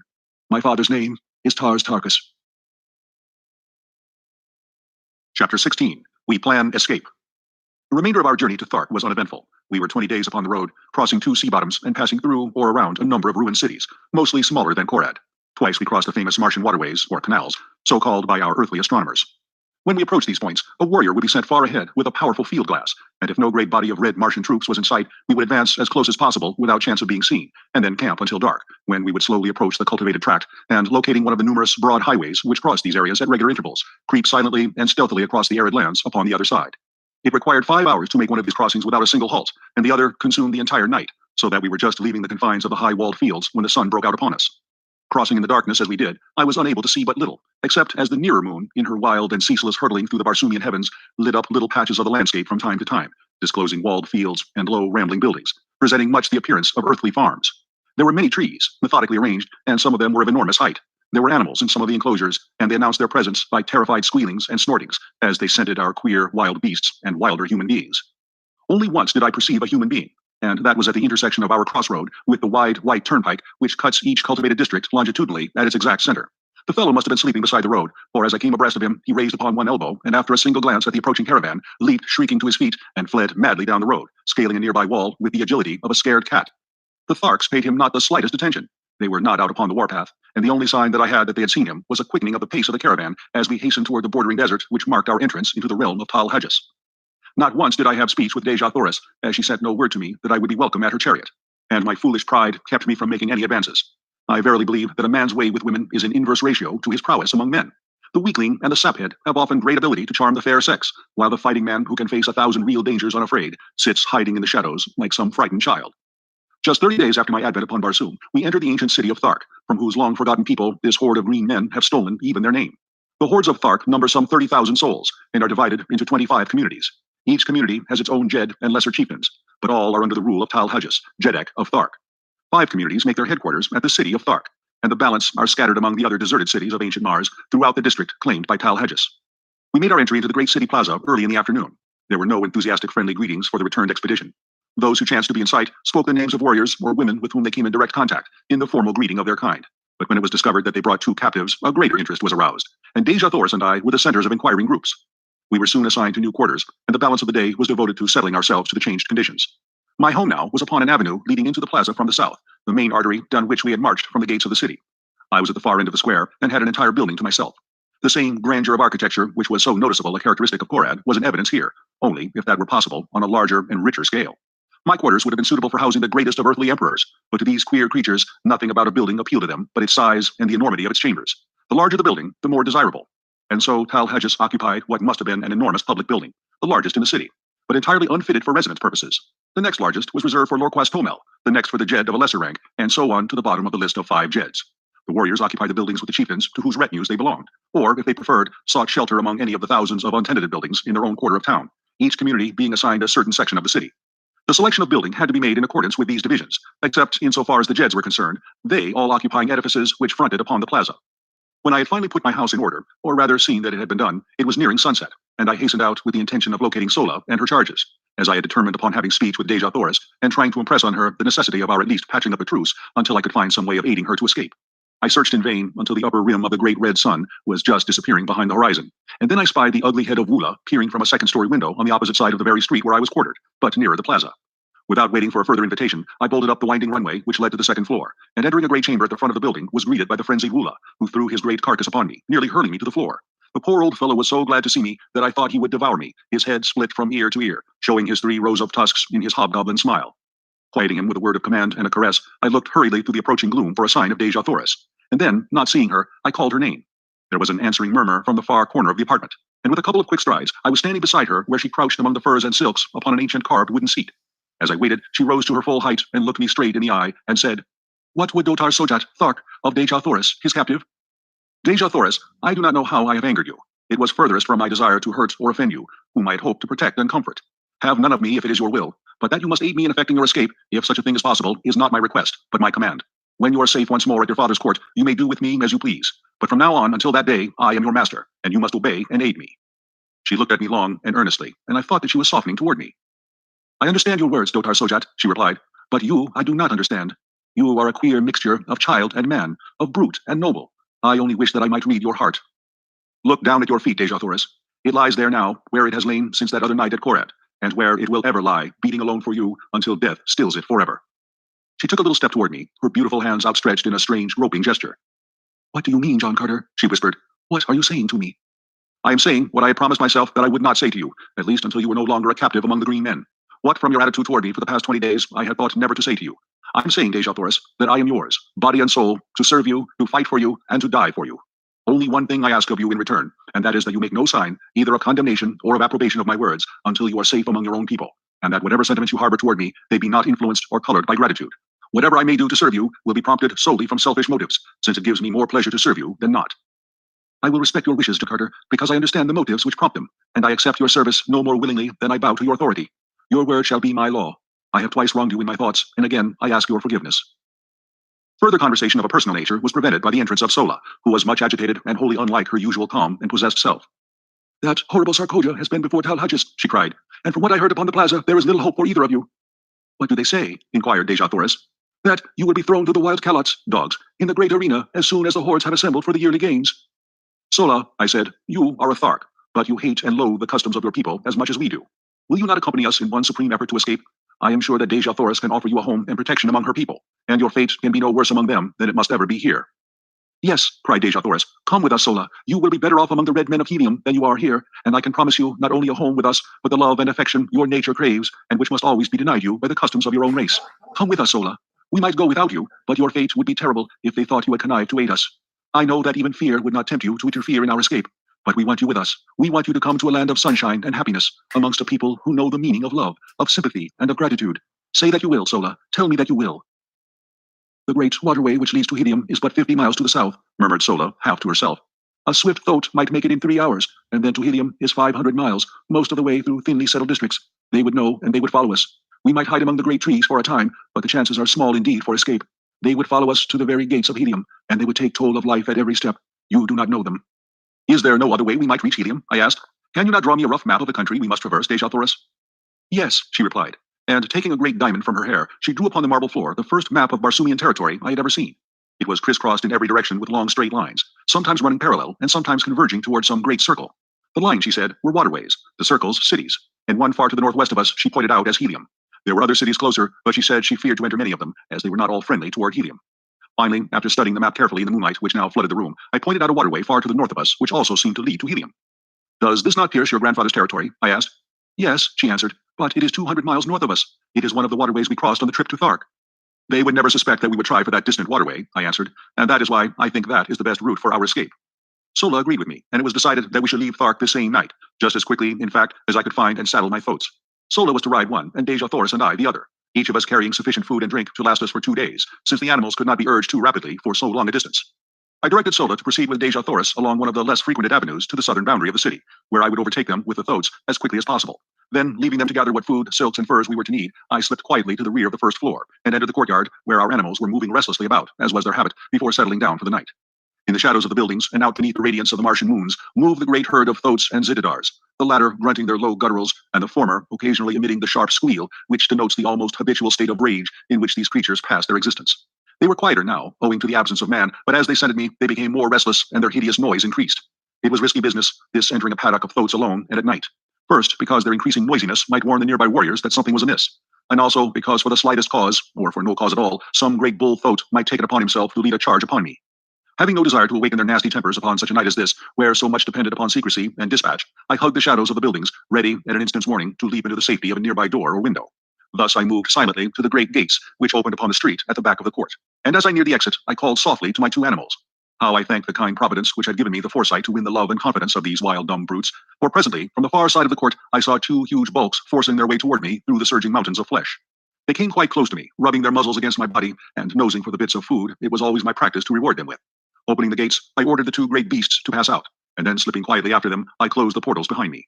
I did not saddle or mount the animals there, but instead walked quietly in the shadows of the buildings toward an unfrequented avenue which led toward the point I had arranged to meet Dejah, Thoris, and Sola. With the noiselessness of disembodied spirits, we moved stealthily among the deserted streets, but not until we were within sight of the plain beyond the city did I commence to breathe freely. I was sure that Sola and Dejah Thoris would find no difficulty in reaching our rendezvous undetected. But with my great thoats, I was not so sure for myself, as it was quite unusual for warriors to leave the city after dark. In fact, there was no place for them to go within any but a long ride. I reached the appointed meeting place safely, but as Dejah, Thoris, and Sola were not there, I led my animals into the entrance hall of one of the large buildings. Presuming that one of the other women of the same household may have come in to speak to Sola, and so delayed their departure, I did not feel any undue apprehension until nearly an hour had passed without a sign of them, and by the time another half hour had crawled away, I was becoming filled with grave anxiety. Then there broke upon the stillness of the night the sound of an approaching party, which, from the noise, I knew could be no fugitives creeping stealthily toward liberty. Soon the party was near me, and from the black shadows of my entranceway, I perceived a score of mounted warriors who, in passing, dropped a dozen words that fetched my heart clean into the top of my head. He would likely have arranged to meet them just without the city, and so... I heard no more. They had passed on, but it was enough. Our plan had been discovered, and the chances for escape from now on to the fearful end would be small indeed. My one hope now was to return undetected to the quarters of Dejah, Thoris, and learn what fate had overtaken her. But how to do it with these great monstrous thoats upon my hands, now that the city probably was aroused by the knowledge of my escape, was a problem of no mean proportions. Suddenly, an idea occurred to me, and acting on my knowledge of the construction of the buildings of these ancient Martian cities, with a hollow court within the center of each square, I groped my way blindly through the dark chambers, calling the great thoats after me. They had difficulty in negotiating some of the doorways, but as the buildings fronting the city's principal exposures were all designed upon a magnificent scale, they were able to wriggle through without sticking fast. And thus we finally made the inner courts, where I found, as I had expected, the usual carpet of moss-like vegetation, which would prove their food and drink until I could return them to their own enclosure. That they would be as quiet and contented here as elsewhere, I was confident. Nor was there but the remotest possibility that they would be discovered, as the green men had no great desire to enter these outlying buildings, which were frequented by the only thing, I believe, which caused them the sensation of fear, the great white apes of Barsoom. Removing the saddle trappings, I hid them just within the rear doorway of the building through which we had entered the court, and turning the beasts loose, quickly made my way across the court to the rear of the buildings upon the further side, and thence to the avenue beyond. Waiting in the doorway of the building until I was assured that no one was approaching, I hurried across to the opposite side and through the first doorway to the court beyond. Thus, crossing through court after court, with only the slight chance of detection with the necessary crossing of the avenues entailed, I made my way in safety to the courtyard in the rear of Dejah, Thoris' quarters. Here, of course, I found the beasts of the warriors who quartered in the adjacent buildings, and the warriors themselves I might expect to meet within if I entered. But fortunately for me, I had another and safer method of reaching the upper story where Dejah, Thoris should be found, and after first determining as nearly as possible which of the buildings she occupied, for I had never observed them before from the court side, I took advantage of my relatively great strength and agility and sprang upward until I grasped the sill of a second-story window, which I thought to be in the rear of her apartment. Drawing myself inside the room, I moved stealthily toward the front of the building, and not until I had quite reached the doorway of her room was I made aware by voices that it was occupied. I did not rush headlong in, but listened without to assure myself that it was Dejah, Thoris, and that it was safe to venture within. It was well indeed that I took this precaution, for the conversation I heard was in the low gutturals of men, and the words which finally came to me proved a most timely warning. The speaker was a chieftain, and he was giving orders to 4 of his warriors. And when he returns to this chamber, he was saying, as he surely will when he finds she does not meet him at the city's edge, you 4 are to spring upon him and disarm him. It will require the combined strength of all of you to do it if the reports they bring back from Korad are correct. When you have him fast bound, bear him to the vaults beneath the Jedak's quarters and chain him securely where he may be found when Tal-Hajus wishes him. Allow him to speak with none, nor permit any other to enter this apartment before he comes. There will be no danger of the girl returning, for by this time she is safe in the arms of Tal-Hajus, and may all her ancestors have pity upon her, for Tal-Hajus will have none. The great Sarkoja has done a noble knight's work. I go, and if you fail to capture him when he comes, I commend your carcasses to the cold bosom of Is. Chapter 17, A Costly Recapture. As the speaker ceased, he turned to leave the apartment by the door where I was standing, but I needed to wait no longer. I had heard enough to fill my soul with dread, and stealing quietly away, I returned to the courtyard by the way I had come. My plan of action was formed upon the instant, and crossing the square and the bordering avenue upon the opposite side, I soon stood within the courtyard of Tal-Hajus. The brilliantly lighted apartments on the first floor told me where first to seek, and advancing to the windows, I peered within. I soon discovered that my approach was not to be the easy thing I had hoped, for the rear rooms bordering the court were filled with warriors and women. I then glanced up at the stories above, discovering that the third was apparently unlighted, and so decided to make my entrance to the building from that point. It was the work of but a moment for me to reach the windows above, and soon I had drawn myself within the sheltering shadows of the unlighted third floor. Fortunately, the room I had selected was untenanted, and creeping noiselessly to the corridor beyond, I discovered a light in the apartments ahead of me. Reaching what appeared to be a doorway, I discovered that it was but an opening upon an immense inner chamber, which towered from the first floor, 2 stories below me, to the dome-like roof of the building, high above my head. The floor of this great circular hall was thronged with chieftains, warriors, and women, and at one end was a great raised platform upon which squatted the most hideous beast I had ever put my eyes upon. He had all the cold, hard, cruel, terrible features of the Green Warriors, but accentuated and debased by the animal passions to which he had given himself over for many years. There was not a mark of dignity or pride upon his bestial countenance, while his enormous bulk spread itself out upon the platform where he squatted like some huge devilfish, his 6 limbs accentuating the similarity in a horrible and startling manner. But the sight that froze me with apprehension was the sight of Dejah, Thoris, and Sola standing there before him, and the fiendish leer of him as he let his great protruding eyes gloat upon the lines of her beautiful figure. She was speaking, but I could not hear what she said, nor could I make out the low grumbling of his reply. She stood there erect before him, her head high held, and even at the distance I was from them, I could read the scorn and disgust upon her face, as she let her haughty glance rest without sign of fear upon him. She was indeed the proud daughter of 1,000 Jedaks, every inch of her dear, precious little body, so small, so frail beside the towering warriors around her, but in her majesty dwarfing them into insignificance. She was the mightiest figure among them, and I verily believe that they felt it. Presently, Dejah made a sign that the chamber be cleared, and that the prisoners be left alone before him. Slowly, the chieftains, the warriors, and the women melted away into the shadows of the surrounding chambers, and Dejah, Thoris, and Sola stood alone before the Jedak of the Tarkas. One chieftain alone had hesitated before departing. I saw him standing in the shadows of a mighty column, his fingers nervously toying with the hilt of his greatsword, and his cruel eyes bent in implacable hatred upon Dejah. It was Tarkas, and I could read his thoughts as they were an open book for the undisguised loathing upon his face. He was thinking of that other woman, who 40 years ago had stood before this beast, and could I have spoken a word into his ear at that moment, the reign of Dejah would have been over. But finally, he also strode from the room, not knowing that he left his own daughter at the mercy of the creature he most loathed. Dejah arose, and I, half fearing, half anticipating his intentions, hurried to the winding runway which led to the floors below. No one was near to intercept me, and I reached the main floor of the chamber unobserved, taking my station in the shadow of the same column that Tarkas had but just deserted. As I reached the floor, Dejah was speaking. Princess of Helium, I might wring a mighty ransom from your people, would I but return you to them unharmed. But 1,000 times rather would I watch that beautiful face writhe in the agony of torture. It shall be long drawn out, that I promise you. 10 days of pleasure were all too short to show the love I harbor for your race. The terrors of your death shall haunt the slumbers of the red men through all the ages to come. They will shudder in the shadows of the night as their fathers tell them of the awful vengeance of the green men, of the power and might and hate and cruelty of Dejah. But before the torture, you shall be mine for 1 short hour. And the word of that too shall go forth to Tardos Mors, Jedak of Helium, your grandfather, that he may grovel upon the ground in the agony of his sorrow.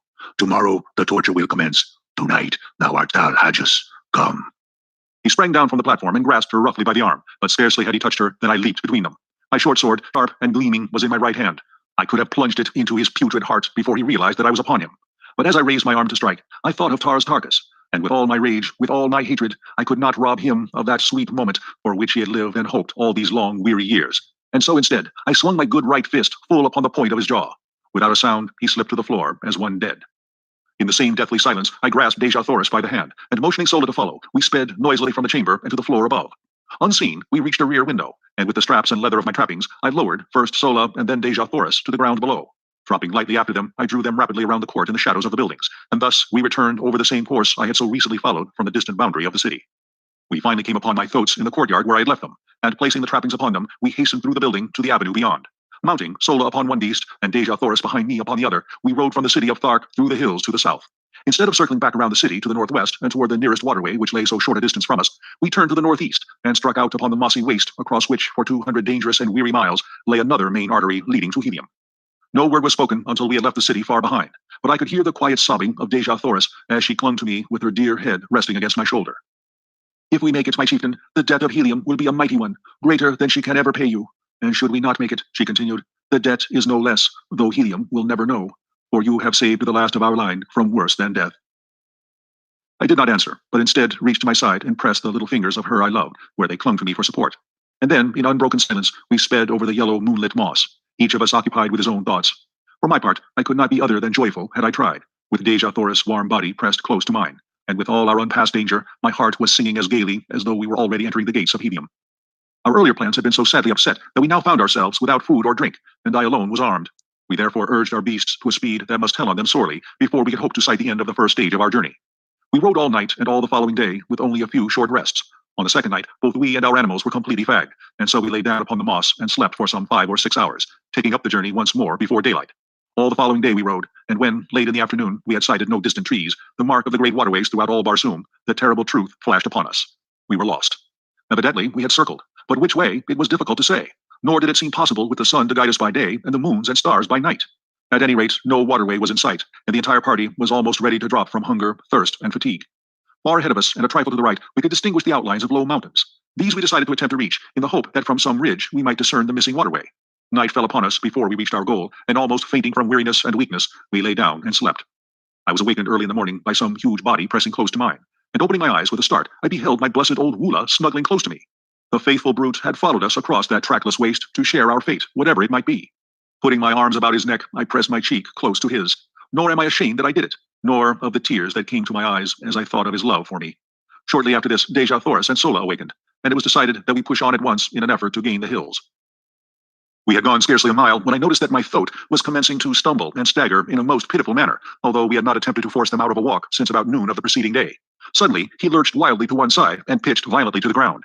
Dejah, Thoris, and I were thrown clear of him and fell upon the soft moss with scarcely a jar. But the poor beast was in a pitiable condition, not even being able to rise, although relieved of our weight. Sola told me that the coolness of the night when it fell, together with the rest, would doubtless revive him, and so I decided not to kill him, as was my first intention, as I had thought it cruel to leave him alone there to die of hunger and thirst. Relieving him of his trappings, which I flung down beside him, we left the poor fellow to his fate, and pushed on with the one thoat as best we could. Sola and I walked, making Dejah, Thoris ride, much against her will. In this way, we had progressed to within about a mile of the hills we were endeavoring to reach, when Dejah, Thoris, from her point of vantage upon the thoat, cried out that she saw a great party of mounted men filing down from a pass in the hills several miles away. Sola and I both looked in the direction she indicated, and there, plainly discernible, were several hundred mounted warriors. They seemed to be headed in a southwesterly direction, which would take them away from us. They doubtless were Thark warriors who had been sent out to capture us, and we breathed a great sigh of relief that we were traveling in the opposite direction. Quickly lifting Dejah, Thoris from the thoat, I commanded the animal to lie down, and we three did the same, presenting as small an object as possible for fear of attracting the attention of the warriors toward us. We could see them as they filed out of the pass, just for an instant before they were lost to view behind a friendly ridge. To us, a most providential ridge, since, had they been in view for any great length of time, they scarcely could have failed to discover us. As what proved to be the last warrior came into view from the pass, we halted, and to our consternation, threw his small but powerful field glass to his eye and scanned the sea bottom in all directions. Evidently, he was a chieftain, for in certain marching formations among the green men, a chieftain brings up the extreme rear of the column. As his glass swung toward us, our hearts stopped in our breasts, and I could feel the cold sweat start from every pore in my body. Presently, it swung full upon us, and stopped. The tension on our nerves was near the breaking point, and I doubt if any of us breathed for the few moments he held us covered by his glass. And then he lowered it, and we could see him shout a command to the warriors who had passed from our sight beyond the ridge. He did not wait for them to join him, however. Instead, he wheeled his thoat and came tearing madly in our direction. There was but one slight chance, and that we must take quickly. Raising my strange Martian rifle to my shoulder, I sighted and touched the button which controlled the trigger. There was a sharp explosion as the missile reached its goal, and the charging chieftain pitched backward from his flying mount. Springing to my feet, I urged the thoat to rise, and directed Sola to take Dejah, Thoris with her upon him and make a mighty effort to reach the hills before the green warriors were upon us. I knew that in the ravines and gullies they might find a temporary hiding place, and even though they died there of hunger and thirst, it would be better so than that they fell into the hands of the Tharks. Forcing my 2 revolvers upon them as a slight means of protection, and as a last resort, as an escape for themselves from the horrid death which recapture would surely mean, I lifted Dejah, Thoris in my arms and placed her upon the thoat behind Sola, who had already mounted at my command. "Goodbye, my princess," I whispered. "We may meet in Helium yet. I have escaped from worse plights than this," and I tried to smile as I lied. "What?" she cried. "Are you not coming with us?" "How may I, Dejah, Thoris? Someone must hold these fellows off for a while, and I can better escape them alone than could the 3 of us together." She sprang quickly from the thoat, and throwing her dear arms about my neck, turned to Sola, saying with quiet dignity, "Fly, Sola. Dejah, Thoris remains to die with the man she loves." Those words are engraved upon my heart. Gladly would I give up my life 1,000 times could I only hear them once again. But I could not then give even a second to the rapture of her sweet embrace, and pressing my lips to hers for the first time, I picked her up bodily and tossed her to her seat behind Sola again, commanding the latter in peremptory tones to hold her there by force, and then, slapping the thoat upon the flank, I saw them borne away, Dejah, Thoris struggling to the last to free herself from Sola's grasp. Turning, I beheld the green warriors mounting the ridge and looking for their chieftain. In a moment they saw him, and then me. But scarcely had they discovered me than I commenced firing, lying flat upon my belly in the moss. I had an even 100 rounds in the magazine of my rifle, and another 100 in the belt at my back, and I kept up a continuous stream of fire until I saw all of the warriors who had been first to return from behind the ridge, either dead or scurrying to cover. My respite was short-lived, however, for soon the entire party, numbering some 1,000 men, came charging into view, racing madly toward me. I fired until my rifle was empty, and they were almost upon me. And then a glance showing me that Dejah, Thoris, and Sola had disappeared among the hills, I sprang up, throwing down my useless gun, and started away in the direction opposite to that taken by Sola and her charge. If ever Martians had an exhibition of jumping, it was granted those astonished warriors on that day long years ago. But while it led them away from Dejah, Thoris, it did not distract their attention from endeavoring to capture me. They raced wildly after me, until, finally, my foot struck a projecting piece of quartz, and down I went, sprawling upon the moss. As I looked up, they were upon me, and although I drew my long sword in an attempt to sell my life as dearly as possible, it was soon over. I reeled beneath their blows, which fell upon me in perfect torrents. My head swam, all was black, and I went down beneath them to oblivion. Chapter 18. Chained in Warhoon. It must have been several hours before I regained consciousness, and I well remember the feeling of surprise which swept over me as I realized that I was not dead. I was lying among a pile of sleeping silks and furs in the corner of a small room in which were several green warriors, and bending over me was an ancient and ugly female. As I opened my eyes, she turned to one of the warriors, saying, "He will live, O Jed." "'Tis well," replied the one so addressed, rising and approaching my couch. "He should render rare sport for the great games."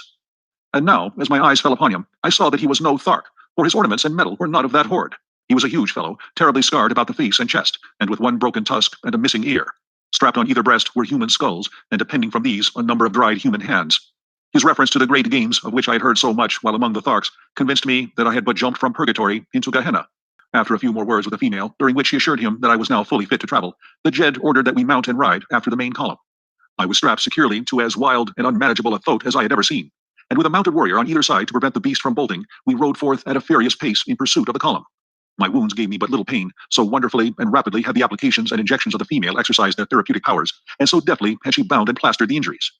Just before dark, we reached the main body of troops short after they had made camp for the night. I was immediately taken before the leader, who proved to be the Jedak of the hordes of Warhoon. Like the Jed who had brought me, he was frightfully scarred, and also decorated with a breastplate of human skulls and dried dead hands, which seemed to mark all the greater warriors among the Warhoons, as well as to indicate their awful ferocity, which greatly transcends even that of the Tharks. The Jedak, Bar Comus, who was comparatively young, was the object of the fierce and jealous hatred of his old lieutenant, Dakova, the Jed who had captured me, and I could not but note the almost studied efforts which the latter made to affront his superior.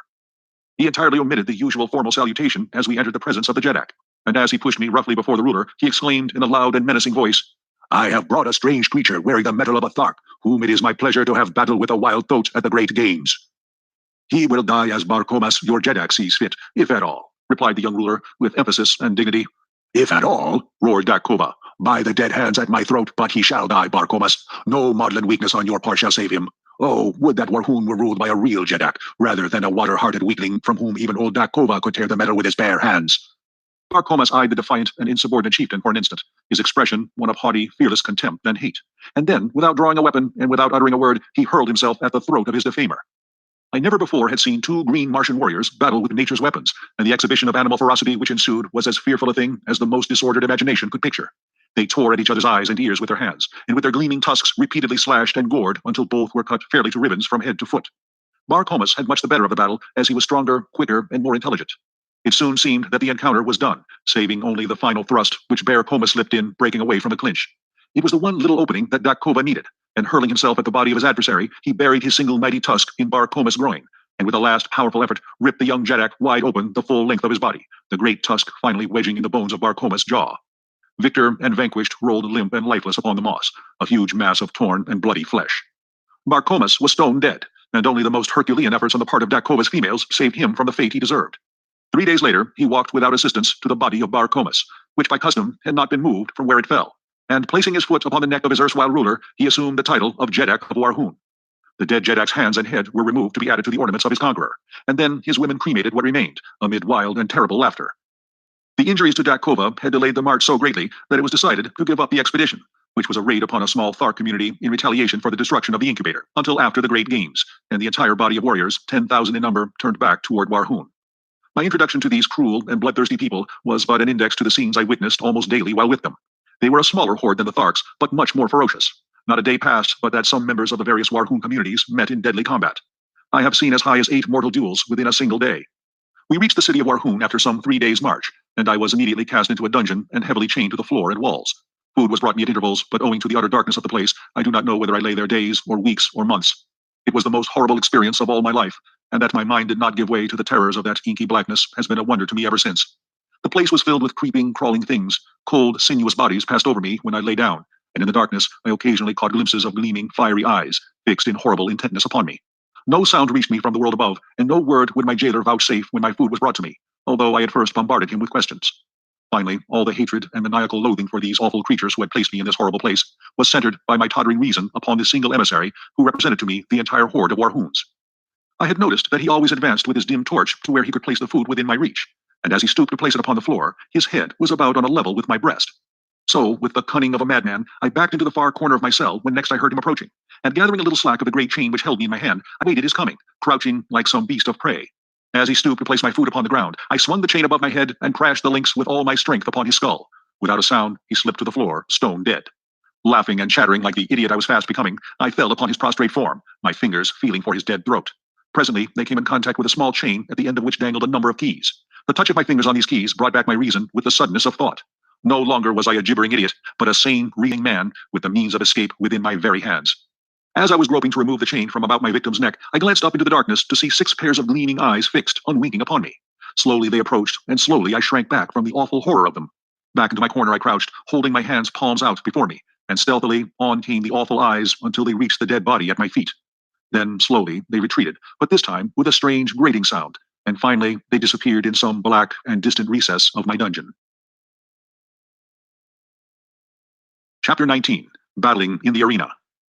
Slowly, I regained my composure and finally essayed again an attempt to remove the keys from the dead body of my former jailer. But as I reached out into the darkness to locate it, I found to my horror that it was gone. Then the truth flashed on me. The owners of those gleaming eyes had dragged my prize away from me to be devoured in their neighboring lair, as they had been waiting for days, for weeks, for months, through all this awful eternity of my imprisonment to drag my dead carcass to their feast. For 2 days, no food was brought me, but then a new messenger appeared, and my incarceration went on as before, but not again did I allow my reason to be submerged by the horror of my position. Shortly after this episode, another prisoner was brought in and chained near me. By the dim torchlight, I saw that he was a red Martian, and I could scarcely await the departure of his guards to address him. As their retreating footsteps died away in the distance, I called out softly the Martian word of greeting, Kaor. Who are you who speaks out of the darkness? He answered. John Carter, a friend of the Red Men of Helium. I am of Helium, he said, but I do not recall your name. And then I told him my story as I have written it here, omitting only any reference to my love for Dejah Thoris. He was much excited by the news of Helium's princess and seemed quite positive that she and Sola could easily have reached a point of safety from where they left me. He said that he knew the place well because the defile through which the Warhoon warriors had passed when they discovered us was the only one ever used by them when marching to the south. Dejah Thoris and Sola entered the hills not 5 miles from a great waterway and are now probably quite safe, he assured me. My fellow prisoner was Kantos Khan, a Padwar, lieutenant in the Navy of Helium. He had been a member of the ill-fated expedition which had fallen into the hands of the Tarkas at the time of Dejah Thoris' capture, and he briefly related the events which followed the defeat of the battleships. Badly injured and only partially manned, they had limped slowly toward Helium, but while passing near the city of Zodanga, the capital of Helium's hereditary enemies among the Red Men of Barsoom, they had been attacked by a great body of war vessels, and all but the craft to which Kantos Khan belonged were either destroyed or captured. His vessel was chased for days by 3 of the Zodangan warships, but finally escaped during the darkness of a moonless night. 30 days after the capture of Dejah Thoris, or about the time of our coming to Thark, his vessel had reached Helium with about 10 survivors of the original crew of 700 officers and men. Immediately, 7 great fleets, each of 100 mighty warships, had been dispatched to search for Dejah Thoris. And from these vessels, 2,000 smaller craft had been kept out continuously in futile search for the missing princess. 2 green Martian communities had been wiped off the face of Barsoom by the avenging fleets, but no trace of Dejah Thoris had been found. They had been searching among the northern hordes, and only within the past few days had they extended their quest to the south. Kantos Khan had been detailed to one of the small one-man flyers and had had the misfortune to be discovered by the Warhoons while exploring their city. The bravery and daring of the man won my greatest respect and admiration. Alone, he had landed at the city's boundary and on foot had penetrated to the buildings surrounding the plaza. For 2 days and nights, he had explored their quarters and their dungeons in search of his beloved princess, only to fall into the hands of a party of Warhoons as he was about to leave, after assuring himself that Dejah Thoris was not a captive there. During the period of our incarceration, Kantos Khan and I became well acquainted and formed a warm personal friendship. A few days only elapsed, however, before we were dragged forth from our dungeon for the great games. We were conducted early one morning to an enormous amphitheater, which, instead of having been built upon the surface of the ground, was excavated below the surface. It had partially filled with debris, so that how large it had originally been was difficult to say. In its present condition, it held the entire 20,000 Warhoons of the assembled hordes. The arena was immense, but extremely uneven and unkempt. Around it, the Warhoons had piled building stone from some of the ruined edifices of the ancient city to prevent the animals and the captives from escaping into the audience. And at each end had been constructed cages to hold them until their turns came to meet some horrible death upon the arena. Kantos Khan and I were confined together in one of the cages. In the others were wild Kalots, Thots, mad Zitidars, green warriors, and women of other hordes, and many strange and ferocious wild beasts of Barsoom, which I had never before seen. The din of their roaring, growling, and squealing was deafening, and the formidable appearance of any one of them was enough to make the stoutest heart feel grave forebodings. Kantos Khan explained to me that at the end of the day, one of these prisoners would gain freedom, and the others would lie dead about the arena. The winners in the various contests of the day would be pitted against each other until only 2 remained alive, the victor in the last encounter being set free, whether animal or man. The following morning, the cages would be filled with a new consignment of victims, and so on throughout the 10 days of the games. Shortly after we had been caged, the amphitheater began to fill, and within an hour, every available part of the seating space was occupied. Dakova, with his jeds and chieftains, sat at the center of one side of the arena upon a large raised platform. At a signal from Dakova, the doors of 2 cages were thrown open, and a dozen green Martian females were driven to the center of the arena. Each was given a dagger, and then, at the far end, a pack of 12 Kalots, or wild dogs, were loosed upon them.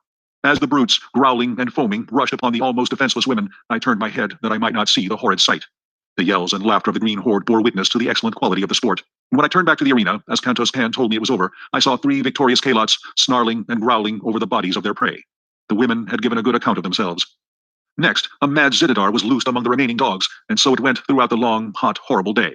During the day, I was pitted against first men and then beasts, but as I was armed with a longsword, and always outclassed my adversary in agility and generally in strength as well, it proved but child's play to me. Time and time again, I won the applause of the bloodthirsty multitude, and toward the end there were cries that I be taken from the arena and be made a member of the hordes of Warhoon. Finally, there were but 3 of us left, a great green warrior of some far northern horde, Kantos Kan, and myself. The other 2 were to battle, and then I to fight the conqueror for the liberty which was accorded the final winner. Kantos Kan had fought several times during the day, and like myself, had always proven victorious, but occasionally by the smallest of margins, especially when pitted against the green warriors. I had little hope that he could best his giant adversary, who had mowed down all before him during the day. The fellow towered nearly 16 feet in height, while Kantos Kan was some inches under 6 feet. As they advanced to meet one another, I saw for the first time a trick of Martian swordsmanship which centered Kantos Kan's every hope of victory and life on one cast of the dice. For as he came to within about 20 feet of the huge fellow, he threw his sword arm far behind him over his shoulder, and with a mighty sweep hurled his weapon point foremost at the green warrior. It flew true as an arrow, and piercing the poor devil's heart, laid him dead upon the arena. Kantos Kan and I were now pitted against each other. But as we approached the encounter, I whispered to him to prolong the battle until nearly dark, in the hope that we might find some means of escape. The horde evidently guessed that we had no hearts to fight each other, and so they howled in rage as neither of us placed a fatal thrust. Just as I saw the sudden coming of dark, I whispered to Kantos Kan to thrust his sword between my left arm and my body. As he did so, I staggered back, clasping the sword tightly with my arm, and thus fell to the ground with his weapon apparently protruding from my chest. Kantos Kan perceived my coup, and stepping quickly to my side, he placed his foot upon my neck, and withdrawing his sword from my body, gave me the final death blow through the neck, which is supposed to sever the jugular vein. But in this instance, the cold blade slipped harmlessly into the sand of the arena. In the darkness which had now fallen, none could tell but that he had really finished me. I whispered to him to go and claim his freedom, and then look for me in the hills east of the city, and so he left me. When the amphitheater had cleared, I crept stealthily to the top, and as the great excavation lay far from the plaza, and in an untenanted portion of the great dead city, I had little trouble in reaching the hills beyond. Chapter 20. In the Atmosphere Factory. For 2 days, I waited there for Kantos Kan, but as he did not come, I started off on foot in a northwesterly direction, toward a point where he had told me lay the nearest waterway. My only food consisted of vegetable milk from the plants which gave so bounteously of this priceless fluid. Through 2 long weeks I wandered, stumbling through the nights guided only by the stars, and hiding during the days, behind some protruding rock or among the occasional hills I traversed. Several times I was attacked by wild beasts, strange, uncouth monstrosities that leaped upon me in the dark, so that I had ever to grasp my longsword in my hand that I might be ready for them. Usually, my strange, newly acquired telepathic power warned me in ample time. But once I was down with vicious fangs at my jugular and a hairy face pressed close to mine before I knew that I was even threatened. What manner of thing was upon me, I did not know, but that it was large and heavy and many-legged, I could feel. My hands were at its throat before the fangs had a chance to bury themselves in my neck, and slowly I forced the hairy face from me and closed my fingers, vice-like, upon its windpipe. Without a sound we lay there, the beast exerting every effort to reach me with those awful fangs, and I straining to maintain my grip and choke the life from it as I kept it from my throat. Slowly, my arms gave to the unequal struggle, and inch by inch the burning eyes and gleaming tusks of my antagonist crept toward me, until, as the hairy face touched mine again, I realized that all was over. And then a living mass of destruction sprang from the surrounding darkness full upon the creature that held me pinioned to the ground. The 2 rolled growling upon the moss, tearing and rending one another in a frightful manner. But it was soon over, and my preserver stood with lowered head above the throat of the dead thing which would have killed me. The nearer moon, hurtling suddenly above the horizon and lighting up the Barsoomian scene, showed me that my preserver was Woola, but from whence he had come or how found me, I was at a loss to know. That I was glad of his companionship, it is needless to say, but my pleasure at seeing him was tempered by anxiety as to the reason of his leaving Dejah Thoris. Only her death, I felt sure, could account for his absence from her, so faithful I knew him to be to my commands. By the light of the now brilliant moons, I saw that he was but a shadow of his former self, and as he turned from my caress and commenced greedily to devour the dead carcass at my feet, I realized that the poor fellow was more than half starved. I myself was in but little better plight, but I could not bring myself to eat the uncooked flesh, and I had no means of making a fire. When Woola had finished his meal, I again took up my weary and seemingly endless wandering in quest of the elusive waterway. At daybreak of the 15th day of my search, I was overjoyed to see the high trees that denoted the object of my search. At about noon, I dragged myself wearily to the portals of a huge building, which covered perhaps 4 square miles and towered 200 feet in the air. It showed no aperture in the mighty walls other than the tiny door at which I sank exhausted, nor was there any sign of life about it. I could find no bell or other method of making my presence known to the inmates of the place, unless a small round hole in the wall near the door was for that purpose. It was of about the bigness of a lead pencil, and thinking that it might be in the nature of a speaking tube, I put my mouth to it and was about to call into it when a voice issued from it, asking me whom I might be, where from, and the nature of my errand. I explained that I had escaped from the Warhoons and was dying of starvation and exhaustion. You wear the medal of a green warrior and are followed by a kalot, yet you are of the figure of a red man. In color, you are neither green nor red. In the name of the ninth day, what manner of creature are you? I am a friend of the red men of Barsoom, and I am starving. In the name of humanity, open to us, I replied. Presently, the door commenced to recede before me until it had sunk into the wall 50 feet. Then it stopped and slid easily to the left, exposing a short, narrow corridor of concrete, at the further end of which was another door, similar in every respect to the one I had just passed. No one was in sight, yet immediately we passed the first door, it slid gently into place behind us and receded rapidly to its original position in the front wall of the building. As the door had slipped aside, I had noticed its great thickness, fully 20 feet, and as it reached its place once more after closing behind us, great cylinders of steel had dropped from the ceiling behind it and fitted their lower ends into apertures countersunk in the floor. A second and third door receded before me and slipped to one side as the first, before I reached a large inner chamber where I found food and drink set out upon a great stone table. A voice directed me to satisfy my hunger and to feed my kalot, and while I was thus engaged, my invisible host put me through a severe and searching cross-examination. Your statements are most remarkable, said the voice on concluding its questioning. But you are evidently speaking the truth, and it is equally evident that you are not of Barsoom. I can tell that by the conformation of your brain, and the strange location of your internal organs, and the shape and size of your heart. Can you see through me? I exclaimed. Yes, I can see all but your thoughts, and were you a Barsoomian, I could read those. Then a door opened at the far side of the chamber, and a strange, dried-up little mummy of a man came toward me. He wore but a single article of clothing or adornment, a small collar of gold, from which depended upon his chest a great ornament as large as a dinner plate, set solid with huge diamonds, except for the exact center, which was occupied by a strange stone, an inch in diameter, that scintillated 9 different and distinct rays. The 7 colors of our earthly prism, and 2 beautiful rays, which to me were new and nameless. I cannot describe them any more than you could describe red to a blind man. I only know that they were beautiful in the extreme. The old man sat and talked with me for hours, and the strangest part of our intercourse was that I could read his every thought, while he could not fathom an iota from my mind unless I spoke. I did not apprise him of my ability to sense his mental operations, and thus I learned a great deal which proved of immense value to me later, and which I would never have known had he suspected my strange power. For the Martians have such perfect control of their mental machinery that they are able to direct their thoughts with absolute precision. The building in which I found myself contained the machinery which produces that artificial atmosphere which sustains life on Mars. The secret of the entire process hinges on the use of the 9th ray, one of the beautiful scintillations which I had noted emanating from the great stone on my host's diadem. This ray is separated from the other rays of the sun by means of finely adjusted instruments placed upon the roof of the huge building, 3/4 of which is used for reservoirs in which the 9th ray is stored. This product is then treated electrically, or rather certain proportions of refined electric vibrations are incorporated with it, and the result is then pumped to the 5 principal air centers of the planet, where, as it is released, contact with the ether of space transforms it into atmosphere. There is always sufficient reserve of the 9th ray stored in the great building to maintain the present Martian atmosphere for 1,000 years, and the only fear, as my new friend told me, was that some accident might befall the pumping apparatus. He led me to an inner chamber where I beheld a battery of 20 radium pumps, any one of which was equal to the task of furnishing all Mars with the atmosphere compound. For 800 years, he told me, he had watched these pumps, which are used alternately a day each at a stretch, or a little over 24½ Earth hours. He has one assistant who divides the watch with him. Half a Martian year, about 344 of our days, each of these men spend alone in this huge, isolated plant. Every red Martian is taught during the earliest childhood the principles of the manufacture of atmosphere, but only 2 at one time ever hold the secret of ingress to the great building, which, built as it was with walls 150 feet thick, is absolutely unassailable, even the roof being guarded from assault by aircraft by a glass covering 5 feet thick. The only fear they entertain of attack is from the green Martians or some demented red man, as all Barsoomians realize that the very existence of every form of life on Mars is dependent upon the uninterrupted working of this plant. One curious fact I discovered as I watched his thoughts was that the outer doors are manipulated by telepathic means. The locks are so finely adjusted that the doors are released by the action of a certain combination of thought waves. To experiment with my newfound toy, I thought to surprise him into revealing this combination, and so I asked him in a casual manner how he had managed to unlock the massive doors for me from the inner chambers of the building. As quick as a flash, there leaped to his mind 9 Martian sounds, but as quickly faded as he answered that this was a secret he must not divulge. From then on, his manner toward me changed, as though he feared that he had been surprised into divulging his great secret, and I read suspicion and fear in his looks and thoughts, though his words were still fair. Before I retired for the night, he promised to give me a letter to a nearby agricultural officer who would help me on my way to Zodanga, which he said was the nearest Martian city. But be sure that you do not let them know you are bound for Helium, as they are at war with that country.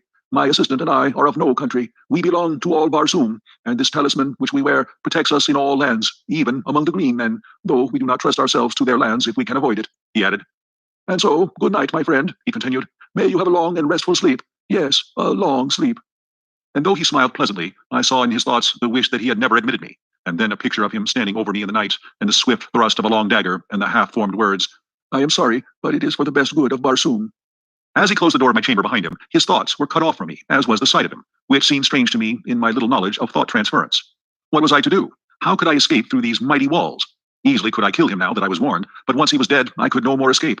And with the stopping of the machinery of the great plant, I should die with all the other inhabitants of the planet, all, even Dejah Thoris, were she not already dead. For the others, I did not give the snap of my finger, but the thought of Dejah Thoris drove from my mind all desire to kill my mistaken host. Cautiously, I opened the door of my apartment, and, followed by Wula, sought the inner of the great doors. A wild scheme had come to me. I would attempt to force the great locks by the 9 thought waves I had read in my host's mind. Creeping stealthily through corridor after corridor and down winding runways which turned hither and thither, I finally reached the great hall in which I had broken my long fast that morning. Nowhere had I seen my host, nor did I know where he kept himself by night. I was on the point of stepping boldly out into the room when a slight noise behind me warned me back into the shadows of a recess in the corridor. Dragging Wula after me, I crouched low in the darkness. Presently, the old man passed close by me, and as he entered the dimly lighted chamber which I had been about to pass through, I saw that he held a long, thin dagger in his hand and that he was sharpening it upon a stone. In his mind was the decision to inspect the radium pumps, which would take about 30 minutes, and then return to my bedchamber and finish me. As he passed through the great hall and disappeared down the runway which led to the pump room, I stole stealthily from my hiding place and crossed to the great door, the inner of the 3 which stood between me and liberty. Concentrating my mind upon the massive lock, I hurled the 9 thought waves against it. In breathless expectancy I waited, when finally the great door moved softly toward me and slid quietly to one side. One after the other, the remaining mighty portals opened at my command, and Wula and I stepped forth into the darkness, free, but little better off than we had been before. Other than that, we had full stomachs. Hastening away from the shadows of the formidable pile, I made for the first crossroad, intending to strike the central turnpike as quickly as possible. This I reached about morning, and, entering the first enclosure I came to, I searched for some evidences of a habitation. There were low, rambling buildings of concrete, barred with heavy, impassable doors, and no amount of hammering and hallowing brought any response. Weary and exhausted from sleeplessness, I threw myself upon the ground, commanding Wula to stand guard. Some time later, I was awakened by his frightful growlings, and opened my eyes to see 3 red Martians standing a short distance from us and covering me with their rifles. I am unarmed and no enemy, I hastened to explain. I have been a prisoner among the green men, and am on my way to Zodanga. All I ask is food and rest for myself and my kalot, and the proper directions for reaching my destination. They lowered their rifles and advanced pleasantly toward me, placing their right hands upon my left shoulder, after the manner of their custom of salute, and asking me many questions about myself and my wanderings. They then took me to the house of one of them, which was only a short distance away. The buildings I had been hammering at in the early morning were occupied only by stock and farm produce. The house proper, standing among a grove of enormous trees, and, like all red Martian homes, had been raised at night some 40 or 50 feet from the ground on a large round metal shaft, which slid up or down within a sleeve sunk in the ground, and was operated by a tiny radium engine in the entrance hall of the building. Instead of bothering with bolts and bars for their dwellings, the red Martians simply run them up out of harm's way during the night. They also have private means for lowering or raising them from the ground without, if they wish to go away and leave them. These brothers, with their wives and children, occupied 3 similar houses on this farm. They did no work themselves, being government officers in charge. The labor was performed by convicts, prisoners of war, delinquent debtors, and confirmed bachelors, who were too poor to pay the high celibate tax which all red Martian governments impose. They were the personification of cordiality and hospitality, and I spent several days with them, resting and recuperating from my long and arduous experiences. When they had heard my story, I omitted all reference to Dejah Thoris and the old man of the atmosphere plant. They advised me to color my body to more resemble their own race, and then attempt to find employment in Zodanga, either in the army or the navy. The chances are small that your tale will be believed until after you have proven your trustworthiness and have won friends among the higher nobles of the court. This you can most easily do through military service, as we are a warlike people on Barsoom, explained one of them, and save our richest favors for the fighting man. When I was ready to depart, they furnished me with a small domestic bull thoat, such as is used for saddle purposes by all red Martians. The animal is about the size of a horse and quite gentle, but in color and shape an exact replica of his huge and fierce cousin of the wilds. The brothers had supplied me with a reddish oil with which I anointed my entire body, and one of them cut my hair, which had grown quite long, in the prevailing fashion of the time, square at the back and banged in the front, so that I could have passed anywhere upon Barsoom as a full-fledged red Martian. My medal and ornaments were also renewed in the style of a Zodangan gentleman, attached to the house of Pator, which was the family name of my benefactors. They filled a little sack at my side with Zodangan money. The medium of exchange upon Mars is not dissimilar from our own, except that the coins are oval. Paper money is issued by individuals as they require it, and redeemed twice yearly. If a man issues more than he can redeem, the government pays his creditors in full, and the debtor works out the amount upon the farms or in mines, which are all owned by the government. This suits everybody except the debtor, as it has been a difficult thing to obtain sufficient voluntary labor to work the great isolated farmlands of Mars, stretching as they do like narrow ribbons from pole to pole, through wild stretches peopled by wild animals and wilder men. When I mentioned my inability to repay them for their kindness to me, they assured me that I would have ample opportunity if I lived long upon Barsoom, and bidding me farewell, they watched me until I was out of sight upon the broad white turnpike. Chapter 21. An Air Scout for Zodanga. As I proceeded on my journey towards Zodanga, many strange and interesting sights arrested my attention, and at the several farmhouses where I stopped, I learned a number of new and instructive things concerning the methods and manners of Barsoom. The water which supplies the farms of Mars is collected in immense underground reservoirs at either pole from the melting ice caps, and pumped through long conduits to the various populated centers. Along either side of these conduits, and extending their entire length, lie the cultivated districts. These are divided into tracts of about the same size, each tract being under the supervision of one or more government officers. Instead of flooding the surface of the fields, and thus wasting immense quantities of water by evaporation, the precious liquid is carried underground through a vast network of small pipes directly to the roots of the vegetation. The crops upon Mars are always uniform, for there are no droughts, no rains, no high winds, and no insects or destroying birds. On this trip, I tasted the first meat I had eaten since leaving Earth, large, juicy steaks and chops from the well-fed domestic animals of the farms. I also enjoyed luscious fruits and vegetables, but not a single article of food which was exactly similar to anything on Earth. Every plant and flower and vegetable and animal has been so refined by ages of careful scientific cultivation and breeding that the like of them on Earth dwindled into pale, gray, characterless nothingness by comparison. At a second stop, I met some highly cultivated people of the noble class, and while in conversation, we chanced to speak of helium. One of the older men had been there on a diplomatic mission several years before, and spoke with regret of the conditions which seemed destined ever to keep those two countries at war. Helium, he said, rightly boasts the most beautiful women of Barsoom, and of all her treasures, the wondrous daughter of Mor's Kajak, Dejah Thoris, is the most exquisite flower. Why, he added, the people really worship the ground she walks upon, and since her loss on that ill-starred expedition, all Helium has been draped in mourning. That our ruler should have attacked the disabled fleet as it was returning to Helium was but another of his awful blunders, which I fear will sooner or later compel Zodanga to elevate a wiser man to his place. Even now, though our victorious armies are surrounding Helium, the people of Zodanga are voicing their displeasure, for the war is not a popular one, since it is not based on right or justice. Our forces took advantage of the absence of the principal fleet of Helium on their search for the princess, and so we have been able easily to reduce the city to a sorry plight. It is said she will fall within the next few passages of the further moon. And what think you may have been the fate of the princess Dejah Thoris? I asked as casually as possible. She is dead, he answered. This much was learned from a green warrior recently captured by our forces in the south. She escaped from the hordes of Thark with a strange creature of another world, only to fall into the hands of the Warhoons. Their thoats were found wandering upon the sea bottom, and evidences of a bloody conflict were discovered nearby. While this information was in no way reassuring, neither was it at all conclusive proof of the death of Dejah Thoris, and so I determined to make every effort possible to reach Helium as quickly as I could, and carry to Tardos Mors such news of his granddaughter's possible whereabouts as lay in my power. 10 days after leaving the three Pator brothers, I arrived at Zodanga. From the moment that I had come in contact with the red inhabitants of Mars, I had noticed that Wula drew a great amount of unwelcome attention to me, since the huge brute belonged to a species which is never domesticated by the red men. Were one to stroll down Broadway with a Numidian lion at his heels, the effect would be somewhat similar to that which I should have produced had I entered Zodanga with Wula. The very thought of parting with the faithful fellow caused me so great regret and genuine sorrow that I put it off until just before we arrived at the city's gates. But then, finally, it became imperative that we separate. Had nothing further than my own safety or pleasure been at stake, no argument could have prevailed upon me to turn away the one creature upon Barsoom that had never failed in a demonstration of affection and loyalty. But as I would willingly have offered my life in the service of her, in search of whom I was about to challenge the unknown dangers of this, to me, mysterious city, I could not permit even Wula's life to threaten the success of my venture, much less his momentary happiness, for I doubted not he soon would forget me. And so I bade the poor beast an affectionate farewell, promising him, however, that if I came through my adventure in safety, that in some way I should find the means to search him out. He seemed to understand me fully, and when I pointed back in the direction of Thark, he turned sorrowfully away, nor could I bear to watch him go, but resolutely set my face towards Zodanga, and with a touch of heartsickness approached her frowning walls. The letter I bore from them gained me immediate entrance to the vast walled city. It was still very early in the morning, and the streets were practically deserted. The residences, raised high upon their metal columns, resembled huge rookeries, while the uprights themselves presented the appearance of steel tree trunks. The shops, as a rule, were not raised from the ground, nor were the doors bolted or barred, since thievery is practically unknown upon Barsoom. Assassination is the ever-present fear of all Barsoomians, and for this reason alone, their homes are raised high above the ground at night, or in times of danger. The Pator brothers had given me explicit directions for reaching the point of the city where I could find living accommodations and be near the offices of the government agents to whom they had given me letters. My way led to the central square, or plaza, which is a characteristic of all Martian cities. The plaza of Zodanga covers a square mile, and is bounded by the palaces of the Jedak, the Jeds, and other members of the royalty and nobility of Zodanga, as well as by the principal public buildings, cafes, and shops. As I was crossing the great square, lost in wonder and admiration of the magnificent architecture and the gorgeous scarlet vegetation which carpeted the broad lawns, I discovered a red Martian walking briskly toward me from one of the avenues. He paid not the slightest attention to me, but as he came abreast, I recognized him, and turning, I placed my hand upon his shoulder, calling out, "Keor, Kantos Khan." Like lightning he wheeled, and before I could so much as lower my hand, the point of his longsword was at my breast. "Who are you?" he growled, and then, as a backward leap carried me 50 feet from the sword, he dropped the point to the ground and exclaimed, laughing, "I do not need a better reply. There is but one man upon all Barsoom who can bounce about like a rubber ball. By the mother of the further moon, John Carter, how came you here? And have you become a Darsine that you can change your color at will?" "You gave me a bad half-minute, my friend," he continued, after I had briefly outlined my adventures since parting with him in the arena at Warhoon.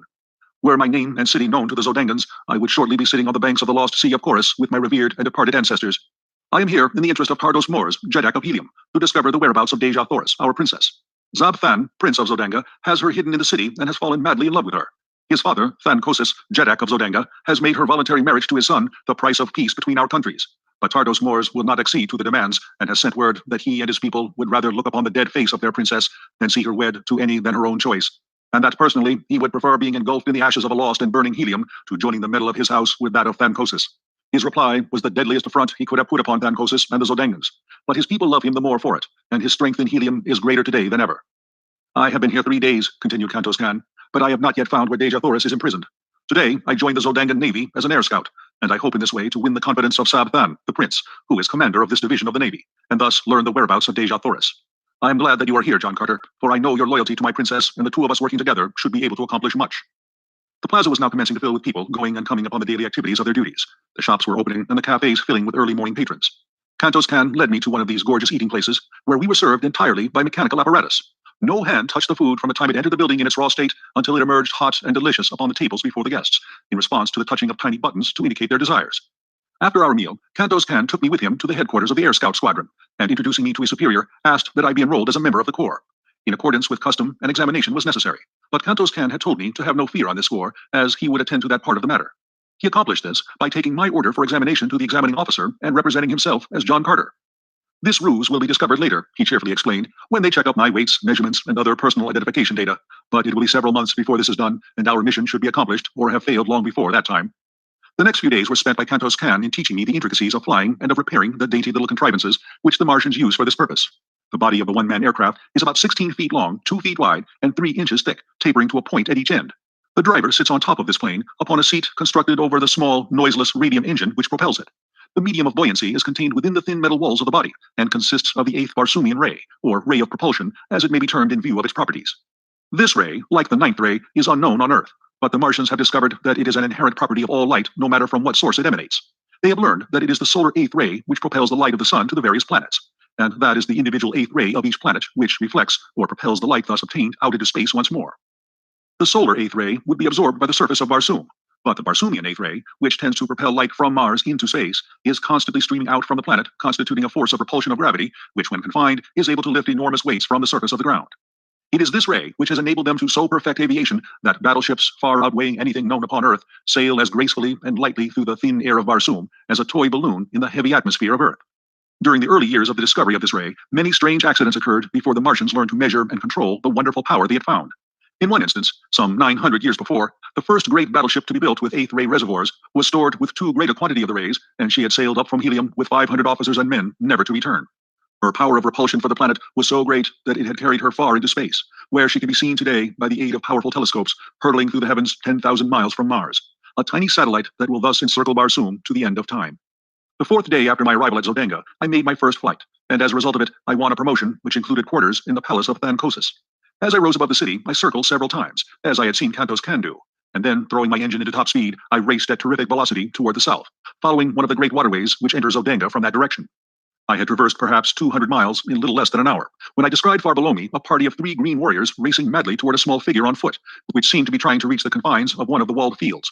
Dropping my machine rapidly toward them, and circling to the rear of the warriors, I soon saw that the object of their pursuit was a red Martian, wearing the medal of the scout squadron to which I was attached.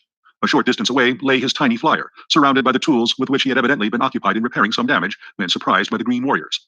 They were now almost upon him, their flying mounts charging down on the relatively puny figure at terrific speed, while the warriors leaned low to the right with their great metal-shod spears. Each seemed striving to be the first to impale the poor Zodangan, and in another moment his fate would have been sealed had it not been for my timely arrival. Driving my fleet aircraft at high speed directly behind the warriors, I soon overtook them, and without diminishing my speed, I rammed the prow of my little flyer between the shoulders of the nearest. The impact, sufficient to have torn through inches of solid steel, hurled the fellow's headless body into the air over the head of his throat, where it fell sprawling upon the moss. The mounts of the other 2 warriors turned squealing in terror and bolted in opposite directions. Reducing my speed, I circled and came to the ground at the feet of the astonished Zodangan. He was warm in his thanks for my timely aid, and promised that my day's work would bring the reward it merited, for it was none other than a cousin of the Jeddak of Zodanga whose life I had saved. We wasted no time in talk, as we knew that the warriors would surely return as soon as they had gained control of their mounts. Hastening to his damaged machine, we were bending every effort to finish the needed repairs, and had almost completed them when we saw the 2 green monsters returning at top speed from opposite sides of us. When they had approached within 100 yards, their throats again became unmanageable, and absolutely refused to advance further toward the aircraft which had frightened them. The warriors finally dismounted and, hobbling their animals, advanced toward us on foot with drawn longswords. I advanced to meet the larger, telling the Zodangan to do the best he could with the other. Finishing my man with almost no effort, as had now from much practice become habitual with me, I hastened to return to my new acquaintance, whom I found indeed in desperate straits. He was wounded and down with the huge foot of his antagonist upon his throat, and the great longsword raised to deal the final thrust. With a bound, I cleared the 50 feet intervening between us, and with outstretched point drove my sword completely through the body of the green warrior. His sword fell harmless to the ground, and he sank limply upon the prostrate form of the Zodangan. A cursory examination of the latter revealed no mortal injuries, and after a brief rest, he asserted that he felt fit to attempt the return voyage. He would have to pilot his own craft, however, as these frail vessels are not intended to convey but a single person. Quickly completing the repairs, we rose together into the still, cloudless Martian sky, and at great speed and without further mishap returned to Zodanga. As we neared the city, force of civilians and troops assembled upon the plain before the city. The sky was black with naval vessels and private and public pleasure craft, flying long streamers of gay-colored silks and banners and flags of odd and picturesque design. My companion signaled that I slow down, and running his machine close beside mine, suggested that we approach and watch the ceremony, which, he said, was for the purpose of conferring honors on individual officers and men for bravery and for other distinguished service. He then unfurled a little ensign, which denoted that his craft bore a member of the royal family of Zodanga. Together, we made our way through the maze of low-lying air vessels until we hung directly over the Jeddak of Zodanga and his staff. All were mounted upon the small domestic bull thoats of the Red Martians, and their trappings and ornamentation bore such a quantity of gorgeously colored feathers that I could not but be struck by the startling resemblance the concourse bore to a band of the Red Indians of my own earth. One of the staff called the attention of Thankosis to the presence of my companion above them, and the ruler motioned for him to descend. As they waited for the troops to move into position facing the Jeddak, the two talked earnestly together, the Jeddak and his staff occasionally glancing up at me. I could not hear their conversation, and presently it ceased, and all dismounted, as the last body of troops had wheeled into position before their emperor. A member of the staff advanced toward the troops, and calling the name of a soldier, commanded him to advance. The officer then recited the nature of the heroic act which had won the approval of the Jeddak, and the latter advanced and placed a metal ornament upon the left arm of the lucky man. 10 men had been so decorated when the aide called out, "John Carter, Air Scout." Never in my life had I been so surprised, but the habit of military discipline is strong within me, and I dropped my little machine lightly to the ground and advanced on foot as I had seen the others do. As I halted before the officer, he addressed me in a voice audible to the entire assemblage of troops and spectators.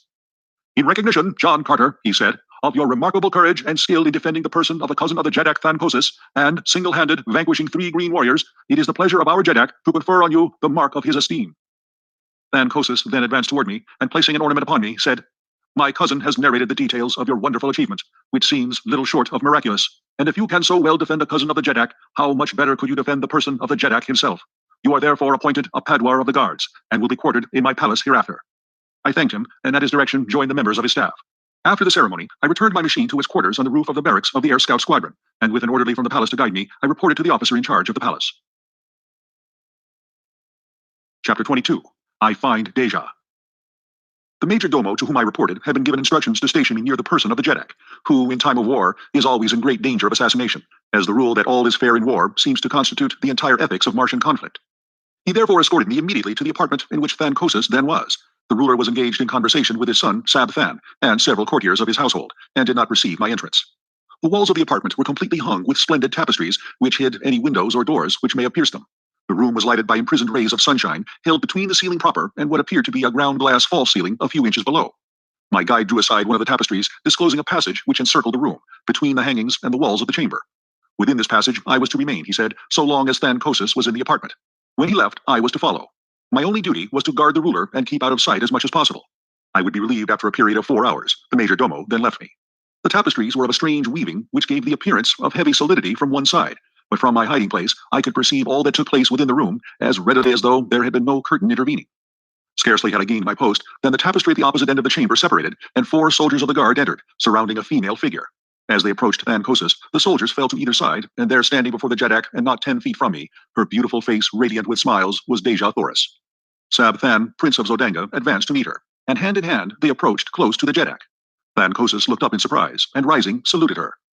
"To what strange freak do I owe this visit from the Princess of Helium, who 2 days ago, with rare consideration for my pride, assured me that she would prefer Talhajas, the green Thark, to my son?" Dejah Thoris only smiled the more, and with the roguish dimples playing at the corners of her mouth, she made answer. "From the beginning of time upon Barsoom, it has been the prerogative of woman to change her mind as she listed, and to dissemble in matters concerning her heart. That you will forgive, Thankosis, as has your son. 2 days ago, I was not sure of his love for me, but now I am, and I have come to beg of you to forget my rash words, and to accept the assurance of the Princess of Helium that when the time comes, she will wed Sab Than, Prince of Zodanga." "I am glad you have so decided," replied Thankosis. "It is far from my desire to push war further against the people of Helium, and your promise shall be recorded, and a proclamation to my people issued forthwith. It were better, Thankosis, interrupted Dejah Thoris, that the proclamation wait the ending of this war. It would look strange indeed to my people and to yours, were the Princess of Helium to give herself to her country's enemy in the midst of hostilities. Cannot the war be ended at once, spoke Sarthan. It requires but the word of Thankosis to bring peace. Say it, my father. Say the word that will hasten my happiness and end this unpopular strife. We shall see, replied Thankosis, how the people of Helium take to peace. I shall at least offer it to them. Dejah Thoris, after a few words, turned and left the apartment, still followed by her guards. Thus was the edifice of my brief dream of happiness dashed, broken to the ground of reality. The woman for whom I had offered my life, and from whose lips I had so recently heard a declaration of love for me, had lightly forgotten my very existence, and smilingly given herself to the son of her people's most hated enemy. Although I had heard it with my own ears, I could not believe it. I must search out her apartments and force her to repeat the cruel truth to me alone before I would be convinced, and so I deserted my post and hastened through the passage behind the tapestries toward the door by which she had left the chamber. Slipping quietly through this opening, I discovered a maze of winding corridors, branching and turning in every direction. Running rapidly down first one and then another of them, I soon became hopelessly lost, and was standing panting against a side wall, when I heard voices near me. Apparently, they were coming from the opposite side of the partition against which I leaned, and presently I made out the tones of Dejah Thoris. I could not hear the words, but I knew that I could not possibly be mistaken in the voice. Moving on a few steps, I discovered another passageway at the end of which lay a door. Walking boldly forward, I pushed into the room, only to find myself in a small antechamber in which were the 4 guards who had accompanied her. One of them instantly arose and accosted me, asking the nature of my business. I am from Thankosis, I replied, and wish to speak privately with Dejah Thoris, Princess of Helium. And your order? Asked the fellow. I did not know what he meant, but replied that I was a member of the guard, and without waiting for a reply from him, I strode toward the opposite door of the antechamber, behind which I could hear Dejah Thoris conversing. But my entrance was not to be so easily accomplished. The guardsman stepped before me, saying, No one comes from Thankosis without carrying an order or the password. You must give me one or the other before you may pass. The only order I require, my friend, to enter where I will, hangs at my side, I answered, tapping my long sword. Will you let me pass in peace or no? For reply, he whipped out his own sword, calling to the others to join him, and thus the 4 stood with drawn weapons, barring my further progress. You are not here by the order of Thankosis, cried the one who had first addressed me, and not only shall you not enter the apartments of the Princess of Helium, but you shall go back to Thankosis under guard to explain this unwarranted temerity. Throw down your sword. You cannot hope to overcome 4 of us, he added with a grim smile. My reply was a quick thrust, which left me but 3 antagonists, and I can assure you that they were worthy of my mettle. They had me backed against the wall in no time, fighting for my life. Slowly, I worked my way to a corner of the room where I could force them to come at me only one at a time, and thus we fought upward of 20 minutes, the clanging of steel on steel producing a veritable bedlam in the little room. The noise had brought Dejah Thoris to the door of her apartment, and there she stood throughout the conflict with Sola at her back, peering over her shoulder. Her face was set and emotionless, and I knew that she did not recognize me, nor did Sola. Finally, a lucky cut brought down a second guardsman, and then, with only 2 opposing me, I changed my tactics and rushed them down after the fashion of my fighting that had won me many a victory. The third fell within 10 seconds after the second, and the last lay dead upon the bloody floor a few moments later. They were brave men and noble fighters, and it grieved me that I had been forced to kill them. But I would have willingly depopulated all Barsoom could I have reached the side of my Dejah Thoris in no other way. Sheathing my bloody blade, I advanced toward my Martian princess, who stood mutely gazing at me with no sign of recognition. Who are you, Zodangan? She whispered. Another enemy to harass me in my misery? I am a friend, I answered, a once cherished friend. No friend of Helium's princess wears that medal, she replied. And yet the voice, I have heard it before. It is not, it cannot be. No, for he is dead. It is, though, my princess, none other than John Carter, I said. Do you not recognize, even through paint and strange metal, the heart of your chieftain? As I came close to her, she swayed toward me with outstretched hands, but as I reached to take her in my arms, she drew back with a shudder and a little moan of misery. Too late, she grieved. Oh, my chieftain that was, and whom I thought dead, had you but returned 1 little hour before, but now it is too late, too late. What do you mean, Dejah Thoris? I cried, that you would not have promised yourself to the Zodangan prince had you known that I lived? Think you, John Carter, that I would give my heart to you yesterday and today to another? I thought that it lay buried with your ashes in the pits of Warhoon, and so today I have promised my body to another to save my people from the curse of a victorious Zodangan army. But I am not dead, my princess. I have come to claim you, and all Zodanga cannot prevent it. It is too late, John Carter. My promise is given, and on Barsoom, that is final. The ceremonies which follow later are but meaningless formalities. They make the fact of marriage no more certain than does the funeral cortege of a Jeddak again place the seal of death upon him. I am as good as married, John Carter. No longer may you call me your princess. No longer are you my chieftain. I know but little of your customs here upon Barsoom, Dejah Thoris, but I do know that I love you. And if you meant the last words you spoke to me that day, as the hordes of Warhoon were charging down upon us, no other man shall ever claim you as his bride. You meant them then, my princess, and you mean them still. Say that it is true. I meant them, John Carter, she whispered. I cannot repeat them now, for I have given myself to another. Ah, if you had only known our ways, my friend, she continued, half to herself. The promise would have been yours long months ago, and you could have claimed me before all others. It might have meant the fall of Helium, but I would have given my empire for my Tharkian chief. Then aloud she said, "Do you remember the night when you offended me? You called me your princess without having asked my hand of me, and then you boasted that you had fought for me. You did not know, and I should not have been offended. I see that now, but there was no one to tell you what I could not, that upon Barsoom there are two kinds of women in the cities of the Red Men. The one they fight for, that they may ask them in marriage. The other kind they fight for also, but never ask their hands. When a man has won a woman, he may address her as his princess, or in any of the several terms which signify possession. You had fought for me, but had never asked me in marriage, and so when you called me your princess, you see," she faltered, "I was hurt. But even then, John Carter, I did not repulse you as I should have done until you made it doubly worse by taunting me with having won me through combat." "I do not need to ask your forgiveness now, Dejah Thoris," I cried. "You must know that my fault was of ignorance of your Barsoomian customs. What I failed to do, through implicit belief that my petition would be presumptuous and unwelcome, I do now, Dejah Thoris. I ask you to be my wife, and by all the Virginian fighting blood that flows in my veins, you shall be." "No, John Carter, it is useless," she cried hopelessly. "I never be yours while Sab Than lives." "You have sealed his death warrant, my princess. Sab Than dies." "Nor that either," she hastened to explain. "I may not wed the man who slays my husband, even in self-defense. It is custom. We are ruled by custom upon Barsoom. It is useless, my friend. You must bear the sorrow with me. That, at least, we may share in common. That, and the memory of the brief days among the Tharks. You must go now and never see me again. Goodbye, my chieftain that was." Disheartened and dejected, I withdrew from the room. But I was not entirely discouraged, nor would I admit that Dejah Thoris was lost to me until the ceremony had actually been performed. As I wandered along the corridors, I was as absolutely lost in the mazes of winding passageways as I had been before I discovered Dejah Thoris' apartments. I knew that my only hope lay in escape from the city of Zodanga, for the matter of the 4 dead guardsmen would have to be explained, and as I could never reach my original post without a guide, suspicion would surely rest on me so soon as I was discovered wandering aimlessly through the palace. Presently, I came upon a spiral runway leading to a lower floor, and this I followed downward for several stories until I reached the doorway of a large apartment in which were a number of guardsmen. The walls of this room were hung with transparent tapestries behind which I secreted myself without being apprehended. The conversation of the guardsmen was general, and awakened no interest in me until an officer entered the room and ordered 4 of the men to relieve the detail who were guarding the Princess of Helium. Now I knew my troubles would commence in earnest, and indeed, they were upon me all too soon, for it seemed that the squad had scarcely left the guardroom before one of their number burst in again breathlessly, crying that they had found their 4 comrades butchered in the antechamber. In a moment, the entire palace was alive with people. Guardsmen, officers, courtiers, servants, and slaves ran helter-skelter through the corridors and apartments, carrying messages and orders, and searching for signs of the assassin. This was my opportunity, and slim as it appeared, I grasped it. For as a number of soldiers came hurrying past my hiding place, I fell in behind them, and followed through the mazes of the palace, until, in passing through a great hall, I saw the blessed light of day coming in through a series of larger windows. Here I left my guides, and slipping to the nearest window, sought for an avenue of escape. The windows opened upon a great balcony, which overlooked one of the broad avenues of Zodanga. The ground was about 30 feet below, and at a like distance from the building was a wall full 20 feet high, constructed of polished glass about a foot in thickness. To a red Martian, escape by this path would have appeared impossible, but to me, with my earthly strength and agility, it seemed already accomplished. My only fear was in being detected before darkness fell, for I could not make the leap in broad daylight while the court below and the avenue beyond were crowded with the Zodangans. Accordingly, I searched for a hiding place and finally found one by accident, inside a huge hanging ornament which swung from the ceiling of the hall, and about 10 feet from the floor. Into the capacious bowl-like vase I sprang with ease, and scarcely had I settled down within it than I heard a number of people enter the apartment. The group stopped beneath my hiding place, and I could plainly overhear their every word. "It is the work of Heliumites," said one of the men. "Yes, O Jeddak, but how had they access to the palace? I could believe that even with the diligent care of your guardsmen, a single enemy might reach the inner chambers, but how a force of 6 or 8 fighting men could have done so unobserved is beyond me. We shall soon know, however, for here comes the royal psychologist." Another man now joined the group, and after making his formal greetings to his ruler, said, "O mighty Jeddak, it is a strange tale I read in the dead minds of your faithful guardsmen. They were felled not by a number of fighting men, but by a single opponent." He paused to let the full weight of this announcement impress his hearers, and that his statement was scarcely credited was evidenced by the impatient exclamation of incredulity which escaped the lips of Thankosis. "What manner of weird tale are you bringing me, Notan?" he cried. "It is the truth, my Jeddak," replied the psychologist. "In fact, the impressions were strongly marked on the brain of each of the 4 guardsmen.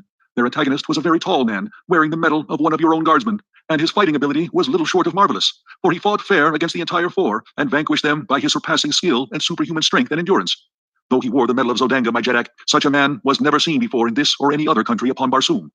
The mind of the Princess of Helium, whom I have examined and questioned, was a blank to me. She has perfect control, and I could not read one iota of it. She said that she witnessed a portion of the encounter, and that when she looked, there was but one man engaged with the guardsman, a man whom she did not recognize as ever having seen. "Where is my erstwhile savior?" spoke another of the party, and I recognized the voice of the cousin of Thankosis, whom I had rescued from the Green Warriors. "By the medal of my first ancestor," he went on, "but the description fits him to perfection, especially as to his fighting ability." "Where is this man?" cried Thankosis. "Have him brought to me at once. What know you of him, cousin?" It seems strange to me now that I think upon it, that there should have been such a fighting man in Zodanga, of whose name even we were ignorant before today. And his name, too, John Carter. Who ever heard of such a name upon Barsoom? Word was soon brought that I was nowhere to be found, either in the palace or at my former quarters in the barracks of the Air Scout Squadron. Kantos Khan they had found and questioned, but he knew nothing of my whereabouts, and as to my past, he told them he knew as little, since he had but recently met me during our captivity among the Warhoons. Keep your eyes on this other one, commanded Thankosis. He also is a stranger, and likely as not, they both hail from Helium. And where one is, we shall sooner or later find the other. Quadruple the air patrol, and let every man who leaves the city by air or ground be subjected to the closest scrutiny. Another messenger now entered with word that I was still within the palace walls. The likeness of every person who has entered or left the palace grounds today has been carefully examined, concluded the fellow, and not one approaches the likeness of this new Padwar of the guards, other than that which was recorded of him at the time he entered. Then we shall have him shortly, commented Thankosis contentedly, and in the meanwhile we will repair to the apartments of the Princess of Helium and question her in regard to the affair. She may know more than she cared to divulge to you, Notan. Come.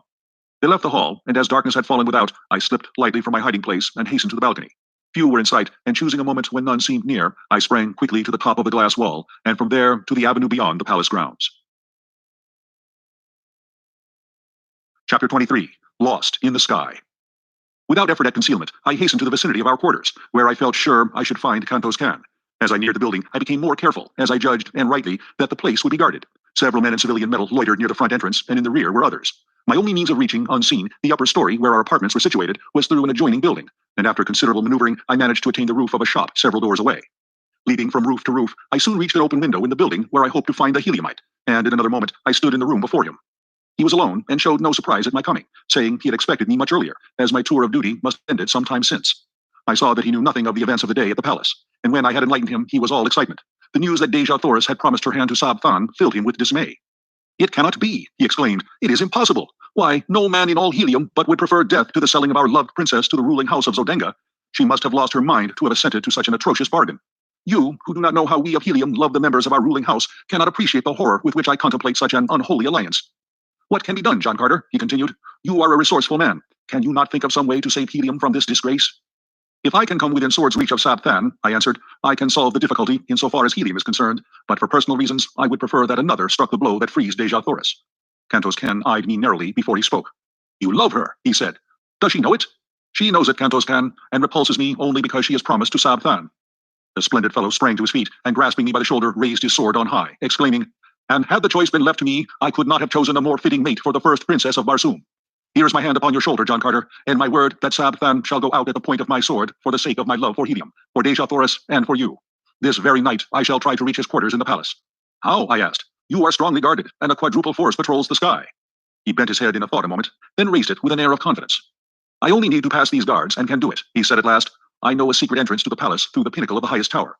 I fell upon it by chance one day, as I was passing above the palace on patrol duty. In this work, it is required that we investigate any unusual occurrence we may witness, and the face peering from the pinnacle of the high tower of the palace was, to me, most unusual. I therefore drew near and discovered that the possessor of the peering face was none other than Sab Than. He was slightly put out at being detected, and commanded me to keep the matter to myself, explaining that the passage from the tower led directly to his apartments, and was known only to him. If I can reach the roof of the barracks and get my machine, I can be in Sab Than's quarters in 5 minutes. But how am I to escape from this building, guarded as you say it is?" "How well are the machine sheds at the barracks guarded?" I asked. "There is usually but one man on duty there at night upon the roof." "Go to the roof of this building, Kantos Khan, and wait me there." Without stopping to explain my plans, I retraced my way to the street and hastened to the barracks. I did not dare to enter the building, filled as it was with members of the Air Scout Squadron, who, in common with all Zodanga, were on the lookout for me. The building was an enormous one, rearing its lofty head fully 1,000 feet into the air. But few buildings in Zodanga were higher than these barracks, though several topped it by a few hundred feet. The docks of the great battleships of the line standing some 1,500 feet from the ground, while the freight and passenger stations of the merchant squadrons rose nearly as high. It was a long climb up the face of the building, and one fraught with much danger, but there was no other way, and so I essayed the task. The fact that Barsoomian architecture is extremely ornate made the feat much simpler than I had anticipated, since I found ornamental ledges and projections which fairly formed a perfect ladder for me all the way to the eaves of the building. Here I met my first real obstacle. The eaves projected nearly 20 feet from the wall to which I clung, and though I encircled the great building, I could find no opening through them. The top floor was alight and filled with soldiers engaged in the pastimes of their kind. I could not, therefore, reach the roof through the building. There was one slight, desperate chance, and that I decided I must take. It was for Dejah Thoris, and no man has lived who would not risk 1,000 deaths for such as she. Clinging to the wall with my feet and one hand, I unloosened one of the long leather straps of my trappings, at the end of which dangled a great hook by which air sailors are hung to the sides and bottoms of their craft for various purposes of repair, and by means of which landing parties are lowered to the ground from the battleships. I swung this hook cautiously to the roof several times before it finally found lodgment. Gently, I pulled on it to strengthen its hold, but whether it would bear the weight of my body, I did not know. It might be barely caught upon the very outer verge of the roof, so that as my body swung out at the end of the strap, it would slip off and launch me to the pavement 1,000 feet below. An instant I hesitated, and then, releasing my grasp upon the supporting ornament, I swung out into space at the end of the strap. Far below me lay the brilliantly lighted streets, the hard pavements, and death. There was a little jerk at the top of the supporting eaves, and a nasty, slipping, grating sound, which turned me cold with apprehension. Then the hook caught, and I was safe. Clambering quickly aloft, I grasped the edge of the eaves and drew myself to the surface of the roof above. As I gained my feet, I was confronted by the sentry on duty, into the muzzle of whose revolver I found myself looking. "Who are you, and whence came you?" he cried. "I am an air scout, friend, and very near a dead one, for just by the merest chance I escaped falling to the avenue below," I replied. "But how came you upon the roof, man? No one has landed or come up from the building for the past hour. Quick, explain yourself, or I call the guard." "Look here, sentry, and you shall see how I came, and how close a shave I had to not coming at all," I answered, turning toward the edge of the roof, where 20 feet below, at the end of my strap, hung all my weapons. The fellow, acting on impulse of curiosity, stepped to my side, and to his undoing. For as he leaned to peer over the eaves, I grasped him by his throat and his pistol arm, and threw him heavily to the roof. The weapon dropped from his grasp, and my fingers choked off his attempted cry for assistance. I gagged and bound him, and then hung him over the edge of the roof as myself had hung a few moments before. I knew it would be morning before he would be discovered, and I needed all the time that I could gain. Donning my trappings and weapons, I hastened to the sheds, and soon had out both my machine and Kanto's cans. Making his fast behind me, I started my engine, and skimming over the edge of the roof, I dove down into the streets of the city far below, the plain usually occupied by the air patrol. In less than a minute, I was settling safely upon the roof of our apartment beside the astonished Kanto's can. I lost no time in explanation, but plunged immediately into a discussion of our plans for the immediate future. It was decided that I was to try to make helium, while Kanto's can was to enter the palace and dispatch Sab Than. If successful, he was then to follow me. He set my compass for me, a clever little device which will remain steadfastly fixed upon my given point on the surface of Barsoom, and bidding each other farewell, we rose together and sped in the direction of the palace, which lay in the route which I must take to reach helium. As we neared the high tower, a patrol shot down from above, throwing its piercing searchlight full upon my craft, and a voice roared out a command to halt, following with a shot as I paid no attention to his hail. Kanto's can dropped quickly into the darkness, while I rose steadily and at terrific speed raced through the Martian sky, followed by a dozen of the air scout craft which had joined the pursuit, and later by a swift cruiser carrying 100 men and a battery of rapid-fire guns. By twisting and turning my little machine, now rising and now falling, I managed to elude their searchlights most of the time, but I was also losing ground by these tactics, and so I decided to hazard everything on a straightaway course and leave the result to fate and the speed of my machine. Kanto's can had showed me a trick of gearing, which is known only to the Navy of helium, that greatly increased the speed of our machines, so that I felt sure I could distance my pursuers if I could dodge the projectiles for a few moments. As I sped through the air, the screeching of bullets around me convinced me that only by a miracle could I escape, but the die was cast, and throwing on full speed, I raced a straight course toward helium. Gradually, I left my pursuers further and further behind, and I was just congratulating myself on my lucky escape when a well-directed shot from the cruiser exploded at the prow of my little craft. The concussion nearly capsized her, and with a sickening plunge, she hurtled downward through the dark night. How far I fell before I regained control of the plane, I do not know, but I must have been very close to the ground when I started to rise again, as I plainly heard the squealing of animals below me. Rising again, I scanned the heavens for my pursuers, and finally, making out their lights far behind me, saw that they were landing, evidently in search of me. Not until their lights were no longer discernible did I venture to flash my little lamp upon my compass, and then I found to my consternation that a fragment of the projectile had utterly destroyed my only guide, as well as my speedometer. It was true I could follow the stars in the general direction of helium, but without knowing the exact location of the city, or the speed at which I was traveling, my chances for finding it were slim. Helium lies 1,000 miles southwest of Zodanga, and with my compass intact, I should have made the trip, barring accidents, in between 4 and 5 hours. As it turned out, however, morning found me speeding over a vast expanse of dead sea bottom after nearly 6 hours of continuous flight at high speed. Presently, a great city showed below me, but it was not helium, as that alone of all Barsoomian metropolises consists in 2 immense circular walled cities about 75 miles apart, and would have been easily distinguishable from the altitude at which I was flying. Believing that I had come too far to the north and west, I turned back in a southeasterly direction, passing, during the forenoon, several other large cities, but none resembling the description which Kanto's can had given me of helium. In addition to the twin city formation of helium, another distinguishing feature is the 2 immense towers, one of vivid scarlet, rising nearly a mile into the air from the center of one of the cities, while the other, of bright yellow and of the same height, marks her sister. Chapter 24. Tarkas finds a friend. About noon, I passed low over a great dead city of ancient Mars, and as I skimmed out across the plain beyond, I came full upon several thousand green warriors engaged in a terrific battle. Scarcely had I seen them than a volley of shots was directed at me, and with the almost unfailing accuracy of their aim, my little craft was instantly a ruined wreck, sinking erratically to the ground. I fell almost directly in the center of the fierce combat, among warriors who had not seen my approach, so busily were they engaged in life and death struggles. The men were fighting on foot with long swords, while an occasional shot from a sharpshooter on the outskirts of the conflict would bring down a warrior who might for an instant separate himself from the entangled mass. As my machine sank among them, I realized that it was fight or die, with good chances of dying in any event, and so I struck the ground with drawn longsword, ready to defend myself as I could. I fell beside a huge monster who was engaged with 3 antagonists, and as I glanced at his fierce face, filled with the light of battle, I recognized Tarkas, the Thark. He did not see me, as I was a trifle behind him, and just then the 3 warriors opposing him, and whom I recognized as Warhoons, charged simultaneously. The mighty fellow made quick work of one of them, but in stepping back for another thrust, he fell over a dead body behind him, and was down and at the mercy of his foes in an instant. Quick as lightning, they were upon him, and Tarkas would have been gathered to his fathers in short order had I not sprung before his prostrate form and engaged his adversaries. I had accounted for one of them when the mighty Thark regained his feet and quickly settled the other. He gave me one look, and a slight smile touched his grim lip, as, touching my shoulder, he said, "I would scarcely recognize you, John Carter, but there is no other mortal upon Barsoom who would have done what you have done for me. I think I have learned that there is such a thing as friendship, my friend." He said no more, nor was there opportunity, for the Warhoons were closing in about us, and together we fought, shoulder to shoulder, during all that long, hot afternoon, until the tide of battle turned, and the remnant of the fierce Warhoon horde fell back upon their throats, and fled into the gathering darkness. 10,000 men had been engaged in that titanic struggle, and upon the field of battle lay 3,000 dead. Neither side asked or gave quarter, nor did they attempt to take prisoners. On our return to the city after the battle, we had gone directly to Tarkas' quarters, where I was left alone while the chieftain attended the customary council which immediately follows an engagement. As I sat awaiting the return of the Green Warrior, I heard something move in an adjoining apartment, and as I glanced up, there rushed suddenly upon me a huge and hideous creature which bore me backward upon the pile of silks and furs upon which I had been reclining. It was Woola, faithful, loving Woola. He had found his way back to Thark, and, as Tarkas later told me, had gone immediately to my former quarters, where he had taken up his pathetic and seemingly hopeless watch for my return. "Dejah knows that you are here, John Carter," said Tarkas on his return from the Jedak's quarters. "Sarkoja saw and recognized you as we were returning. Dejah has ordered me to bring you before him tonight. I have 10 thoats, John Carter. You may take your choice from among them, and I will accompany you to the nearest waterway that leads to Helium. Tarkas may be a cruel green warrior, but he can be a friend as well. Come, we must start." "And when you return, Tarkas?" I asked. "The wild Kalats, possibly, or worse," he replied, "unless I should chance to have the opportunity I have so long waited of battling with Dejah. We will stay, Tarkas, and see Dejah tonight. You shall not sacrifice yourself, and it may be that tonight you can have the chance you wait." He objected strenuously, saying that Dejah often flew into wild fits of passion at the mere thought of the blow I had dealt him, and that if ever he laid his hands upon me, I would be subjected to the most horrible tortures. While we were eating, I repeated to Tarkas the story which Sola had told me that night upon the sea bottom during the march to Thark. He said but little, but the great muscles of his face worked in passion and in the agony at recollection of the horrors which had been heaped upon the only thing he had ever loved in all his cold, cruel, and terrible existence. He no longer demurred when I suggested that we go before Dejah, only saying that he would like to speak to Sarkoja first. At his request, I accompanied him to her quarters, and the look of venomous hatred she cast upon me was almost adequate recompense for any future misfortunes this accidental return to Thark might bring me. "Sarkoja," said Tarkas, 40 years ago, you were instrumental in bringing about the torture and death of a woman named Gozava. I have just discovered that the warrior who loved that woman has learned of your part in the transaction. He may not kill you, Sarkoja. It is not our custom.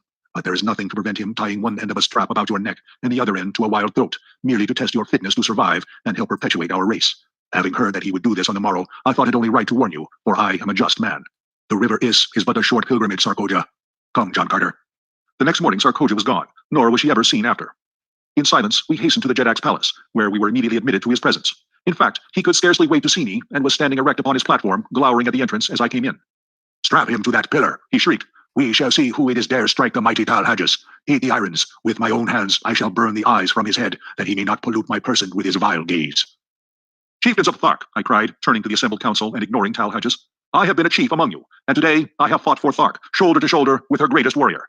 You owe me at least a hearing. I have won that much today. You claim to be a just people." "Silence!" roared Dejah. "Gag the creature and bind him as I command." "Justice, Dejah!" exclaimed Lord Quastomel. "Who are you to set aside the customs of ages among the Tharks?" "Yes, justice!" echoed a dozen voices, and so, while Dejah fumed and frothed, I continued. "You are a brave people, and you love bravery. But where was your mighty Jedak during the fighting today? I did not see him in the thick of battle. He was not there. He rends defenseless women and little children in his lair. But how recently has one of you seen him fight with men? Why, even I, a midget beside him, felled him with a single blow of my fist. Is it of such that the Tharks fashioned their Jedaks? There stands beside me now a great Thark, a mighty warrior and a noble man. Chieftains, how sounds Tarkas, Jedak of Thark?" A roar of deep-toned applause greeted this suggestion. "It but remains for this council to command, and Dejah must prove his fitness to rule. Were he a brave man, he would invite Tarkas to combat, for he does not love him, but Dejah is afraid. Dejah, your Jedak, is a coward. With my bare hands I could kill him, and he knows it." After I ceased, there was tense silence, as all eyes were riveted upon Dejah. He did not speak or move, but the blotchy green of his countenance turned livid, and the froth froze upon his lips. "Dejah," said Lord Quastomel in a cold, hard voice, "never in my long life have I seen a Jedak of the Thark so humiliated. There could be but one answer to this arraignment. We waited." And still Dejah stood, as though electrified. Chieftains, continued Lord Castomel, shall the Jeddak Talhagis prove his fitness to rule over Tarkas? There were 20 chieftains about the rostrum, and 20 swords flashed high in assent. There was no alternative. The decree was final, and so Talhagis drew his longsword and advanced to meet Tarkas. The combat was soon over, and with his foot upon the neck of the dead monster, Tarkas became Jeddak among the Tharks. His first act was to make me a full-fledged chieftain with the rank I had won by my combats the first few weeks of my captivity among them. Seeing the favorable disposition of the warriors towards Tarkas as well as toward me, I grasped the opportunity to enlist them in my cause against Zodanga. I told Tarkas the story of my adventures, and in a few words had explained to him the thought I had in mind. John Carter has made me a proposal, he said, addressing the council, which meets with my sanction. I shall put it to you briefly. Dejah Thoris, the princess of Helium, who was our prisoner, is now held by the Jeddak of Zodanga, whose son she must wed to save her country from devastation at the hands of the Zodangan forces. John Carter suggests that we rescue her and return her to Helium. The loot of Zodanga would be magnificent, and I have often thought that had we an alliance with the people of Helium, we could obtain sufficient assurance of sustenance to permit us to increase the size and frequency of our hatchings, and thus become unquestionably supreme among the green men of all Barsoom. What say you? It was a chance to fight, an opportunity to loot, and they rose to the bait as a speckled trout to a fly. For Tharks, they were wildly enthusiastic, and before another half hour had passed, 20 mounted messengers were speeding across dead sea bottoms to call the hordes together for the expedition. In 3 days, we were on the march towards Zodanga, 100,000 strong, as Tarkas had been able to enlist the services of 3 smaller hordes on the promise of the great loot of Zodanga. At the head of the column, I rode beside the great Thark, while at the heels of my mount trotted my beloved Wula. We traveled entirely by night, timing our marches so that we camped during the day at deserted cities, where, even to the beasts, we were all kept indoors during the daylight hours. On the march, Tarkas, through his remarkable ability and statesmanship, enlisted 50,000 more warriors from various hordes, so that 10 days after we set out, we halted at midnight outside the great walled city of Zodanga, 150,000 strong. The fighting strength and efficiency of this horde of ferocious green monsters was equivalent to 10 times their number of red men. Never in the history of Barsoom, Tarkas told me, had such a force of green warriors marched to battle together. It was a monstrous task to keep even a semblance of harmony among them, and it was a marvel to me that we got them to the city without a mighty battle among themselves. But as we neared Zodanga, their personal quarrels were submerged by their greater hatred for the red men, and especially for the Zodangans, who had for years waged a ruthless campaign of extermination against the green men, directing special attention toward despoiling their incubators. Now that we were before Zodanga, the task of obtaining entry to the city devolved upon me, and during Tarkas to hold his forces in 2 divisions out of earshot of the city, with each division opposite a large gateway, I took 20 dismounted warriors and approached one of the small gates that pierced the walls at short intervals. These gates have no regular guard, but are covered by sentries, who patrol the avenue that encircles the city just within the walls, as our metropolitan police patrol their beats. The walls of Zodanga are 75 feet in height and 50 feet thick. They are built of enormous blocks of carborundum, and the task of entering the city seemed to my escort of green warriors an impossibility. The fellows who had been detailed to accompany me were of one of the smaller hordes, and therefore did not know me. Placing 3 of them with their faces to the wall and arms locked, I commanded 2 more to mount to their shoulders, and a 6th I ordered to climb upon the shoulders of the upper 2, the head of the topmost warrior towering over 40 feet from the ground.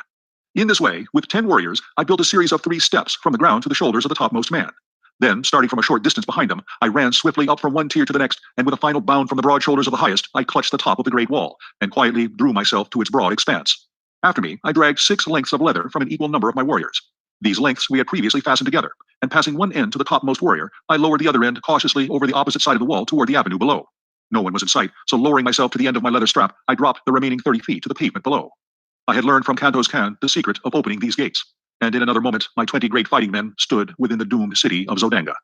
I found to my delight that I had entered at the lower boundary of the enormous palace grounds. The building itself showed in the distance a blaze of glorious light, and on the instant I determined to lead a detachment of warriors directly within the palace itself, while the balance of the great horde was attacking the barracks of the soldiery. Dispatching one of my men to Tarkas for a detail of 50 Tharks, with word of my intentions, I ordered 10 warriors to capture and open one of the great gates, while with the 9 remaining, I took the other. We were to do our work quietly. No shots were to be fired, and no general advance made until I had reached the palace with my 50 Tharks. Our plans worked to perfection. The 2 sentries we met were dispatched to their fathers upon the banks of the lost sea of Chorus, and the guards at both gates followed them in silence. Chapter 25. The Looting of Zodanga. As the great gate where I stood swung open, my 50 Tharks, headed by Tarkas himself, rode in upon their mighty thoats. I led them to the palace walls, which I negotiated easily without assistance. Once inside, however, the gate gave me considerable trouble, but I finally was rewarded by seeing it swing upon its huge hinges, and soon my fierce escort was riding across the gardens of the Jeddak of Zodanga. As we approached the palace, I could see through the great windows of the first floor into the brilliantly illuminated audience chamber of Thankosis. The immense hall was crowded with nobles and their women, as though some important function was in progress.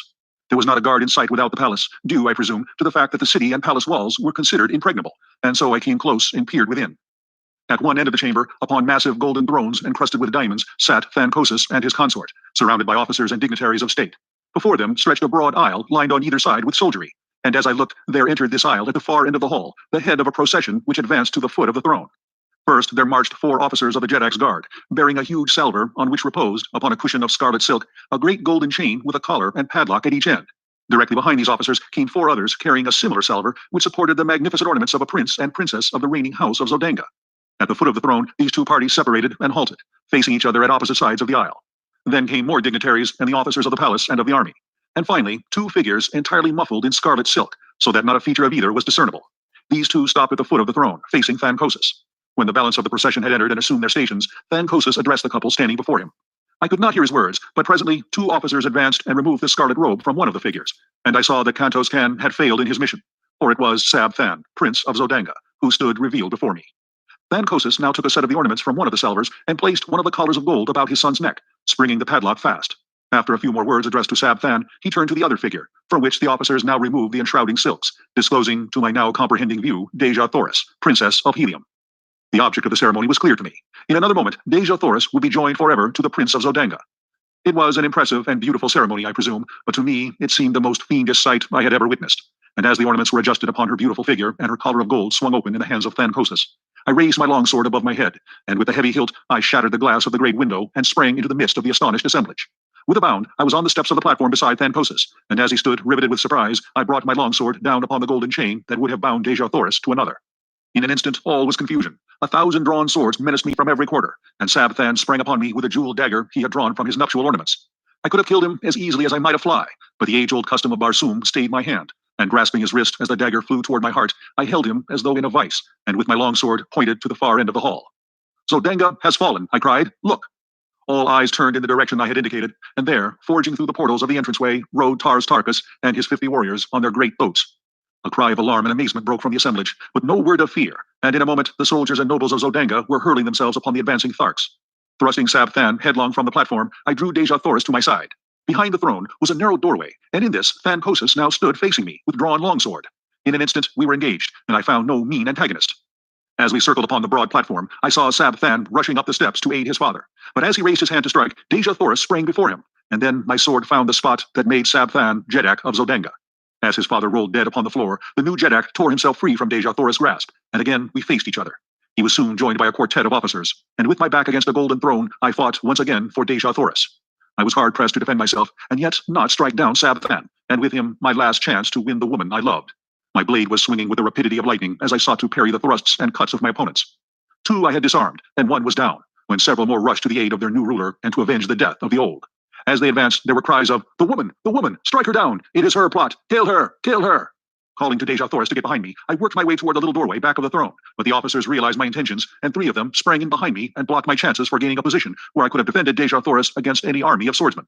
The Tharks were having their hands full in the center of the room, and I began to realize that nothing short of a miracle could save Dejah Thoris and myself, when I saw Tarkas surging through the crowd of pygmies that swarmed about him. With one swing of his mighty longsword, he laid a dozen corpses at his feet, and so he hewed a pathway before him until, in another moment, he stood upon the platform beside me, dealing death and destruction right and left. The bravery of the Zodangans was awe-inspiring. Not one attempted to escape, and when the fighting ceased, it was because only Tharks remained alive in the great hall, other than Dejah Thoris and myself. Sab Than lay dead beside his father, and the corpses of the flower of Zodanga nobility and chivalry covered the floor of the bloody shambles. My first thought when the battle was over was for Kantos Kan, and leaving Dejah Thoris in charge of Tarkas, I took a dozen warriors and hastened to the dungeons beneath the palace. The jailers had all left to join the fighters in the throne room, so we searched the labyrinthine prison without opposition. I called Kantos Kan's name aloud in each new corridor and apartment, and finally I was rewarded by hearing a faint response. Guided by the sound, we soon found him helpless in a dark recess. He was overjoyed at seeing me, and to know the meaning of the fight, faint echoes of which had reached his prison cell. He told me that the air patrol had captured him before he reached the high tower of the palace, so that he had not even seen Sab Than. We discovered that it would be futile to attempt to cut away the bars and chains which held him prisoner. So at his suggestion, I returned to search the bodies on the floor above for keys to open the padlocks of his cell and of his chains. Fortunately, among the first I examined, I found his jailer, and soon we had Kantos Kan with us in the throne room. The sounds of heavy firing, mingled with shouts and cries, came to us from the city's streets, and Tarkas hastened away to direct the fighting without. Kantos Kan accompanied him to act as guide, the green warriors commencing a thorough search of the palace for other Zodangans and for loot, and Dejah Thoris and I were left alone. She had sunk into one of the golden thrones, and as I turned to her, she greeted me with a wan smile. "Was there ever such a man?" she exclaimed. "I know that Barsoom has never before seen your like. Can it be that all earthmen are as you? Alone, a stranger, hunted, threatened, persecuted, you have done in a few short months what in all the past ages of Barsoom no man has ever done. joined together the wild hordes of the sea bottoms and brought them to fight as allies of a red Martian people? The answer is easy, Dejah Thoris, I replied, smiling. It was not I who did it. It was love. Love for Dejah Thoris, a power that would work greater miracles than this you have seen. A pretty flush overspread her face, and she answered, You may say that now, John Carter, and I may listen, for I am free. And more still I have to say, ere it is again too late, I returned. I have done many strange things in my life, many things that wiser men would not have dared, but never in my wildest fancies have I dreamed of winning a Dejah Thoris for myself. For never had I dreamed that in all the universe dwelt such a woman as the Princess of Helium. That you are a princess does not abash me, but that you are you is enough to make me doubt my sanity, as I ask you, my princess, to be mine. He does not need to be abashed, who so well knew the answer to his plea before the plea were made, she replied, rising and placing her dear hands upon my shoulders, so I took her in my arms and kissed her. And thus, in the midst of a city of wild conflict, filled with the alarms of war, with death and destruction reaping their terrible harvest around her, did Dejah Thoris, Princess of Helium, true daughter of Mars, the god of war, promise herself in marriage to John Carter, gentleman of Virginia. Chapter 26, Through Carnage to Joy. Sometime later, Tarkas and Kantos Kan returned to report that Zodanga had been completely reduced. Her forces were entirely destroyed or captured, and no further resistance was to be expected from within. Several battleships had escaped, but there were thousands of war and merchant vessels under guard of Thark warriors. The lesser hordes had commenced looting and quarreling among themselves, so it was decided that we would collect what warriors we could, man as many vessels as possible with Zodangan prisoners, and make for Helium without further loss of time. 5 hours later, we sailed from the roofs of the dock buildings with a fleet of 250 battleships, carrying nearly 100,000 green warriors, followed by a fleet of transports with our thoats. Behind us, we left the stricken city in the fierce and brutal clutches of some 40,000 green warriors of the lesser hordes. They were looting, murdering, and fighting amongst themselves. In 100 places, they'd applied the torch, and columns of dense smoke were rising above the city as though to blot out from the eye of heaven the horrid sights beneath. In the middle of the afternoon, we sighted the scarlet and yellow towers of Helium, and a short time later, a great fleet of Zodangan battleships rose from the camps of the besiegers without the city and advanced to meet us. The banners of Helium had been strung from stem to stern of each of our mighty craft, but the Zodangans did not need this sign to realize that we were enemies, for our great Martian warriors had opened fire upon them almost as they left the ground. With their uncanny marksmanship, they raked the oncoming fleet with volley after volley. The twin cities of Helium, perceiving that we were friends, sent out hundreds of vessels to aid us, and then began the first real air battle I had ever witnessed. The vessels carrying our green warriors were kept circling above the contending fleets of Helium and Zodanga, since their batteries were useless in the hands of the Tharks, who, having no navy, have no skill in naval gunnery. Their small arm fire, however, was most effective, and the final outcome of the engagement was strongly influenced, if not wholly determined, by their presence. At first, the two forces circled at the same altitude, pouring broadside after broadside into each other. Presently, a great hole was torn in the hull of one of the immense battlecraft from the Zodangan camp. With a lurch, she turned completely over, the little figures of her crew plunging, turning, and twisting toward the ground 1,000 feet below. Then, with sickening velocity, she tore after them, almost completely burying herself in the soft loam of the ancient sea bottom. A wild cry of exultation arose from the Heliumite squadron, and with redoubled ferocity, they fell upon the Zodangan fleet.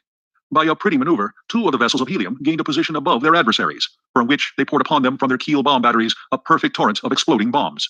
Then, one by one, the battleships of Helium succeeded in rising above the Zodangans, and in a short time, a number of the beleaguering battleships were drifting hopeless wrecks toward the high scarlet tower of Greater Helium. Several others attempted to escape, but they were soon surrounded by thousands of tiny individual flyers, and above each hung a monster battleship of Helium, ready to drop boarding parties upon their decks. Within but little more than an hour from the moment the victorious Zodangan squadron had risen to meet us from the camp of the besiegers, the battle was over, and the remaining vessels of the conquered Zodangans were headed toward the cities of Helium under prize crews. There was an extremely pathetic side to the surrender of these mighty flyers, the result of an age-old custom which demanded that surrender should be signalized by the voluntary plunging to earth of the commander of the vanquished vessel. One after another, the brave fellows, holding their colors high above their heads, leaped from the towering bows of their mighty craft to an awful death. Not until the commander of the entire fleet took the fearful plunge, thus indicating the surrender of the remaining vessels, did the fighting cease, and the useless sacrifice of brave men came to an end. We now signaled the flagship of Helium's navy to approach, and when she was within hailing distance, I called out that we had the Princess Dejah Thoris on board, and that we wished to transfer her to the flagship that she might be taken immediately to the city. As the full import of my announcement bore in upon them, a great cry arose from the decks of the flagship, and a moment later, the colors of the Princess of Helium broke from 100 points upon her upper works. When the other vessels of the squadron caught the meaning of the signals flashed them, they took up the wild acclaim and unfurled their colors in the gleaming sunlight. The flagship bore down upon us, and as she swung gracefully to and touched our side, a dozen officers sprang upon our decks. As their astonished gaze fell upon the hundreds of green warriors who now came forth from the fighting shelters, they stopped aghast, but at sight of Kantos Kan, who advanced to meet them, they came forward, crowding about him. Dejah Thoris and I then advanced, and they had no eyes for other than her. She received them gracefully, calling each by name, for they were men high in the esteem and service of her grandfather, and she knew them well. "Lay your hands upon the shoulder of John Carter," she said to them, turning toward me, "the man to whom Helium owes her princess as well as her victory today." They were very courteous to me and said many kind and complimentary things, but what seemed to impress them most was that I had won the aid of the fierce Tharks in my campaign for the liberation of Dejah Thoris and the relief of Helium. You owe your thanks more to another man than to me, I said, and here he is. Meet one of Barsoom's greatest soldiers and statesmen, Tarkas, Dejah of Thark. With the same polished courtesy that had marked their manner toward me, they extended their greetings to the great Thark, nor, to my surprise, was he much behind them in ease of bearing or in courtly speech. Though not a garrulous race, the Tharks are extremely formal, and their ways lend themselves amazingly well to dignified and courtly manners. Dejah Thoris went aboard the flagship, and was much put out that I would not follow, but as I explained to her, the battle was but partly won. We still had the land forces of the besieging Zodangas to account for, and I would not leave Tarkas until that had been accomplished. The commander of the naval forces of Helium promised to arrange to have the armies of Helium attack from the city in conjunction with our land attack, and so the vessels separated and Dejah Thoris was borne in triumph back to the court of her grandfather, Tardos Mor's Dejah of Helium. In the distance lay our fleet of transports with the thoats of the Green Warriors, where they had remained during the battle. Without landing stages, it was to be a difficult matter to unload these beasts upon the open plain, but there was nothing else for it, and so we put out for a point about 10 miles from the city and began the task. It was necessary to lower the animals to the ground in slings, and this work occupied the remainder of the day and half the night. Twice we were attacked by parties of Zodangan cavalry, but with little loss, however, and after darkness shut down, they withdrew. As soon as the last thoat was unloaded, Tarkas gave the command to advance, and in 3 parties we crept upon the Zodangan camp from the north, the south, and the east. About a mile from the main camp, we encountered their outposts, and as had been prearranged, accepted this as the signal to charge. With wild, ferocious cries, and amidst the nasty squealing of battle-enraged thoats, we bore down upon the Zodangans. We did not catch them napping, but found a well-entrenched battle line confronting us. Time after time we were repulsed, until toward noon I began to fear for the result of the battle. The Zodangans numbered nearly 1 million fighting men, gathered from pole to pole, wherever stretched their ribbon-like waterways, while pitted against them were less than 100,000 Green Warriors. The forces from Helium had not arrived, nor could we receive any word from them. Just at noon, we heard heavy firing all along the line between the Zodangans and the cities, and we knew then that our much-needed reinforcements had come. Again, Tarkas ordered the charge, and once more the mighty thoats bore their terrible riders against the ramparts of the enemy. At the same moment, the battle line of Helium surged over the opposite breastworks of the Zodangans, and in another moment they were being crushed as between 2 millstones. Nobly they fought, but in vain. The plain before the city became a veritable shambles ere the last Zodangan surrendered. But finally, the carnage ceased. The prisoners were marched back to Helium, and we entered the greater city's gates, a huge, triumphal procession of conquering heroes. The broad avenues were lined with women and children, among which were the few men whose duties necessitated that they remain within the city during the battle. We were greeted with an endless round of applause, and showered with ornaments of gold, platinum, silver, and precious jewels. The city had gone mad with joy. My fierce Tharks caused the wildest excitement and enthusiasm. Never before had an armed body of Green Warriors entered the gates of Helium, and that they came now as friends and allies filled the red men with rejoicing. That my poor services to Dejah Thoris had become known to the Heliumites was evidenced by the loud crying of my name, and by the loads of ornaments that were fastened upon me and my huge thoat as we passed up the avenues to the palace. Or even in the face of the ferocious appearance of Ula, the populace pressed close about me.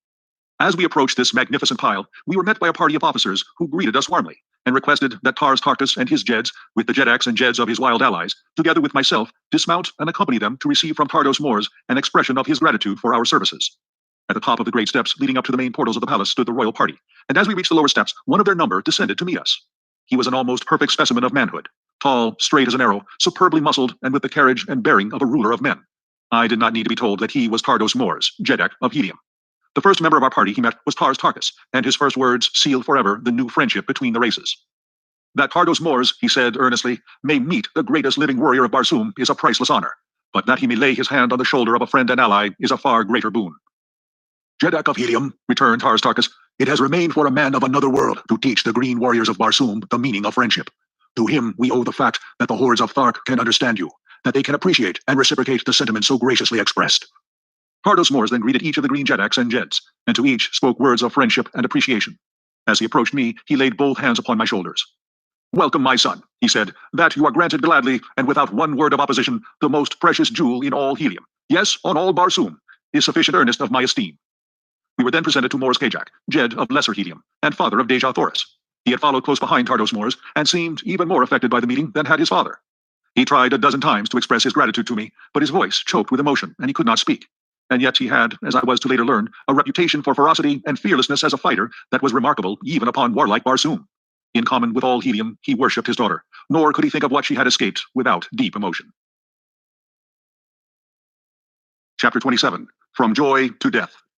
For 10 days, the hordes of Thark and their wild allies were feasted and entertained, and then, loaded with costly presents, and escorted by 10,000 soldiers of Helium, commanded by Mors Kajak, they started on the return journey to their own lands. The Jed of Lesser Helium, with a small party of nobles, accompanied them all the way to Thark to cement more closely the new bonds of peace and friendship. Sola also accompanied Tarkas, her father, who before all his chieftains had acknowledged her as his daughter. 3 weeks later, Mor's Kajak and his officers, accompanied by Tarkas and Sola, returned upon a battleship that had been dispatched to Thark to fetch them in time for the ceremony which made Dejah, Thoris, and John Carter one. For 9 years, I served in the councils and fought in the armies of Helium as a prince of the house of Tardos Mors. The people seemed never to tire of heaping honors upon me, and no day passed that they did not bring some new proof of their love for my princess, the incomparable Dejah Thoris. In a golden incubator upon the roof of our palace lay a snow-white egg. For nearly 5 years, 10 soldiers of the Jedak's guard had constantly stood over it. And not a day passed when I was in the city that Dejah Thoris and I did not stand hand in hand before our little shrine, planning for the future, when the delicate shell should break. Vivid in my memory is the picture of the last night as we sat there talking in low tones of the strange romance which had woven our lives together, and of this wonder which was coming to augment our happiness and fulfill our hopes. In the distance, we saw the bright white light of an approaching airship, but we attached no special significance to so common a sight. Like a bolt of lightning, it raced toward Helium until its very speed bespoke the unusual. Flashing the signals which proclaimed it a dispatch bearer for the Jedak, it circled impatiently, awaiting the tardy patrol boat which must convoy it to the palace docks. 10 minutes after it touched at the palace, a message called me to the council chamber, which I found filling with the members of that body.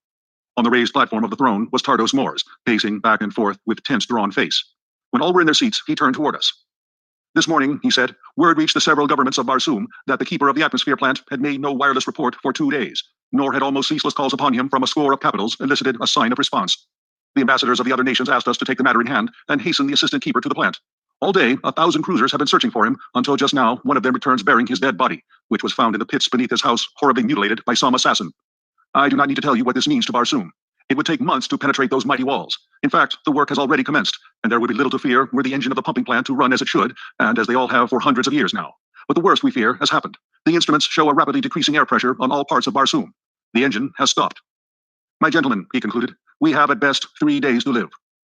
There was absolute silence for several minutes, and then a young noble arose, and with his drawn sword held high above his head, addressed Tardos Mors. The men of Helium have prided themselves that they have ever shown Barsoom how a nation of red men should live. Now is our opportunity to show them how they should die. Let us go about our duties as though 1,000 useful years still lay before us. The chamber rang with applause, and as there was nothing better to do than to allay the fears of the people by our example, we went our ways with smiles upon our faces, and sorrow gnawing at our hearts. When I returned to my palace, I found that the rumor had already reached Dejah Thoris, so I told her all that I had heard. We have been happy, John Carter, she said, and I thank whatever fate overtakes us that it permits us to die together. The next 2 days brought no noticeable change in the supply of air, but on the morning of the 3rd day, breathing became difficult at the higher altitudes of the rooftops. The avenues and plazas of Helium were filled with people. All business had ceased. For the most part, the people looked bravely into the face of their unalterable doom. Here and there, however, men and women gave way to quiet grief. Toward the middle of the day, many of the weaker commenced to succumb, and within an hour, the people of Barsoom were sinking by thousands into the unconsciousness which precedes death by asphyxiation. Dejah Thoris and I, with the other members of the royal family, had collected in a sunken garden within an inner courtyard of the palace. We conversed in low tones, when we conversed at all, as the awe of the grim shadow of death crept over us. Even Wula seemed to feel the weight of the impending calamity, for he pressed close to Dejah Thoris and to me, whining pitifully. The little incubator had been brought from the roof of our palace at the request of Dejah Thoris, and now she sat, gazing longingly upon the unknown little life that now she would never know. As it was becoming perceptibly difficult to breathe, Tardos Mors arose, saying, Let us bid each other farewell. The days of the greatness of Barsoom are over. Tomorrow's sun will look down upon a dead world, which, through all eternity, must go swinging through the heavens, peopled not even by memories. It is the end. He stooped and kissed the women of his family, and laid his strong hand upon the shoulders of the men. As I turned sadly from him, my eyes fell upon Dejah Thoris. Her head was drooping upon her breast. To all appearances, she was lifeless. With a cry, I sprang to her and raised her in my arms. Her eyes opened and looked into mine. Kiss me, John Carter, she murmured. I love you. I love you. It is cruel that we must be torn apart, who are just starting upon a life of love and happiness. As I pressed her dear lips to mine, the old feeling of unconquerable power and authority rose in me. The fighting blood of Virginia sprang to life in my veins. It shall not be, my princess, I cried. There must be some way, and John Carter, who has fought his way through a strange world for love of you, will find it. And with my words, there crept above the threshold of my conscious mind a series of 9 long-forgotten sounds. Like a flash of lightning in the darkness, their full purport dawned upon me. The key to the 3 great doors of the atmosphere plant. Turning suddenly toward Tardos Mors, as I still clasped my dying love to my breast, I cried, A flyer, Jedak, quick, order your swiftest flyer to the palace top. I can save Barsoom yet. He did not wait to question, but in an instant, a guard was racing to the nearest dock, and though the air was thin and almost gone at the rooftop, they managed to launch the fastest one-man air scout machine that the skill of Barsoom had ever produced. Kissing Dejah Thoris a dozen times and commanding Wula, who would have followed me, to remain and guard her, I bounded with my old agility and strength to the high ramparts of the palace, and in another moment, I was headed toward the goal of the hopes of all Barsoom. I had to fly low to get sufficient air to breathe, but I took a straight course across an old sea bottom, and so had to rise only a few feet above the ground. I traveled with awful velocity, for my errand was a race against time with death. The face of Dejah Thoris hung always before me. As I turned for a last look as I left the palace garden, I had seen her stagger and sink upon the ground beside the little incubator. That she had dropped into the last coma, which would end in death if the air supply remained unreplenished, I well knew, And so, throwing caution to the winds, I flung overboard everything but the engine and compass, even to my ornaments, and lying on my belly along the deck with one hand on the steering wheel and the other pushing the speed lever to its last notch, I split the thin air of dying Mars with the speed of a meteor. An hour before dark, the great walls of the atmosphere plant loomed suddenly before me, and with a sickening thud, I plunged to the ground before the small door, which was withholding the spark of life from the inhabitants of an entire planet.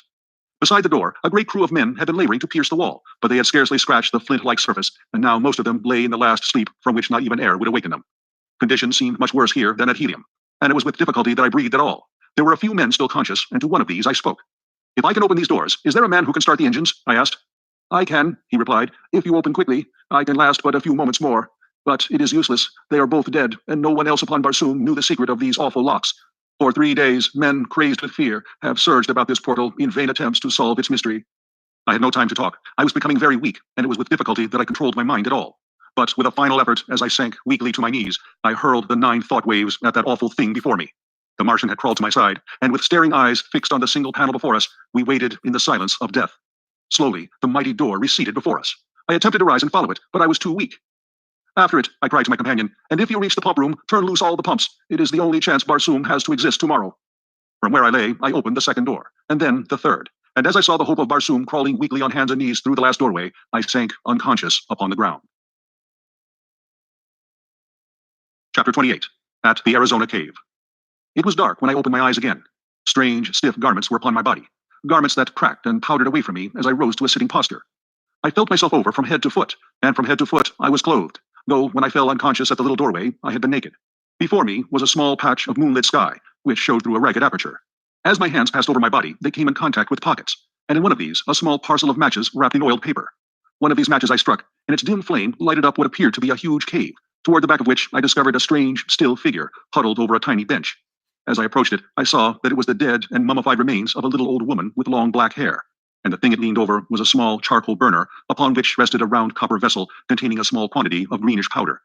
Behind her, depending from the roof upon rawhide thongs and stretching entirely across the cave, was a row of human skeletons. From the thong which held them stretched another to the dead hand of the little old woman. As I touched the cord, the skeleton swung to the motion with a noise as of the rustling of dry leaves. It was a most grotesque and horrid tableau, and I hastened out into the fresh air, glad to escape from so gruesome a place. The sight that met my eyes as I stepped out upon a small ledge which ran before the entrance of the cave filled me with consternation. A new heaven and a new landscape met my gaze. The silvered mountains in the distance, the almost stationary moon hanging in the sky, the cacti-studded valley below me were not of Mars. I could scarcely believe my eyes, but the truth slowly forced itself upon me. I was looking upon Arizona from the same ledge from which 10 years before I had gazed with longing upon Mars. Burying my head in my arms, I turned, broken and sorrowful, down the trail from the cave. Above me shone the red eye of Mars, holding her awful secret, 48 million miles away. Did the Martian reach the pump room? Did the vitalizing air reach the people of that distant planet in time to save them? Was my Dejah Thoris alive, or did her beautiful body lie cold in death beside the tiny golden incubator in the sunken garden of the inner courtyard of the palace of Tardos Moors, the Jeddak of Helium? For 10 years, I have waited and prayed for an answer to my questions. For 10 years, I have waited and prayed to be taken back to the world of my lost love. I would rather lie dead beside her there than live on Earth all those millions of terrible miles from her. The old mine, which I found untouched, has made me fabulously wealthy. But what care I for wealth? As I sit here tonight in my little study overlooking the Hudson, just 20 years have elapsed since I first opened my eyes upon Mars. I can see her shining in the sky through the little windows by my desk, and tonight she seems calling to me again, as she has not called before since that long dead night. And I think I can see, across that awful abyss of space, a beautiful black-haired woman standing in the garden of a palace, and at her side is a little boy who puts his arm around her as she points into the sky toward the planet Earth, while at their feet is a huge and hideous creature with a heart of gold. I believe that they are waiting there for me, and something tells me that I shall soon know.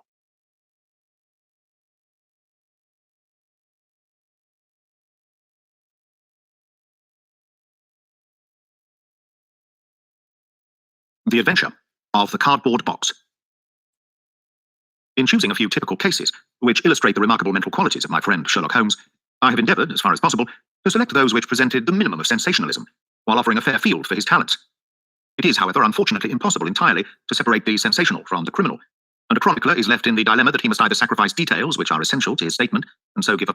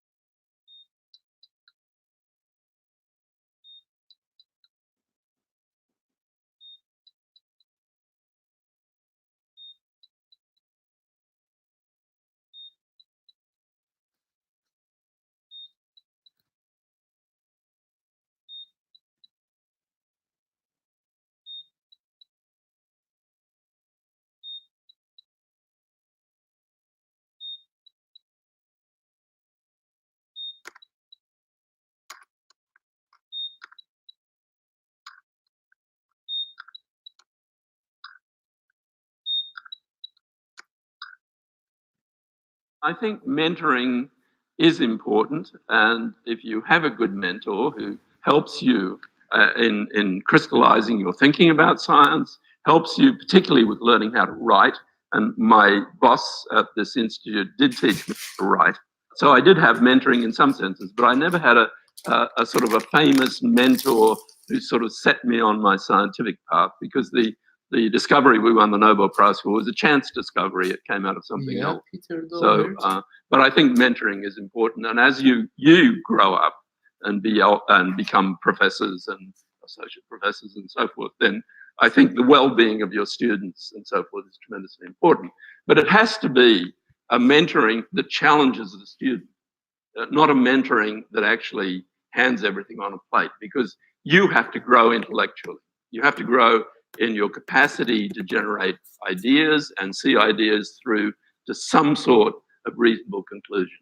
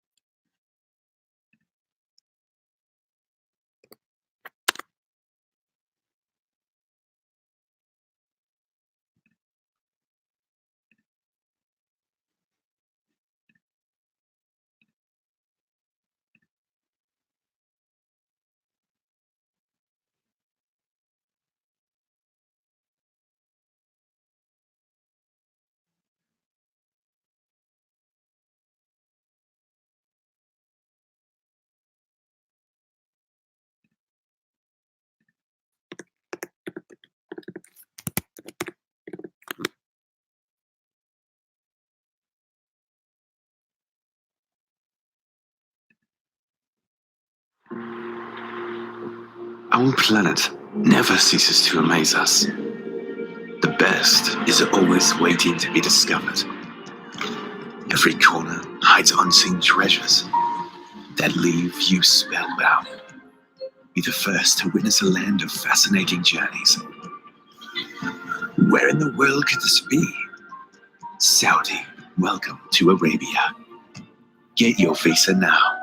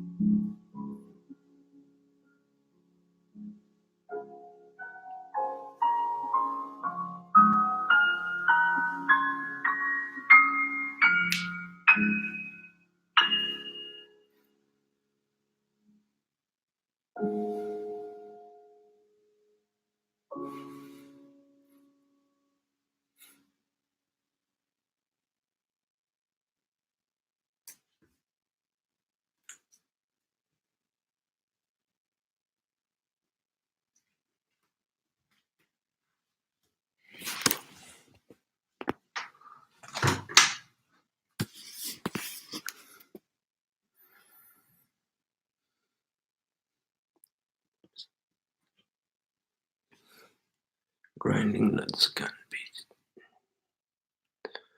easy if you don't have the tools.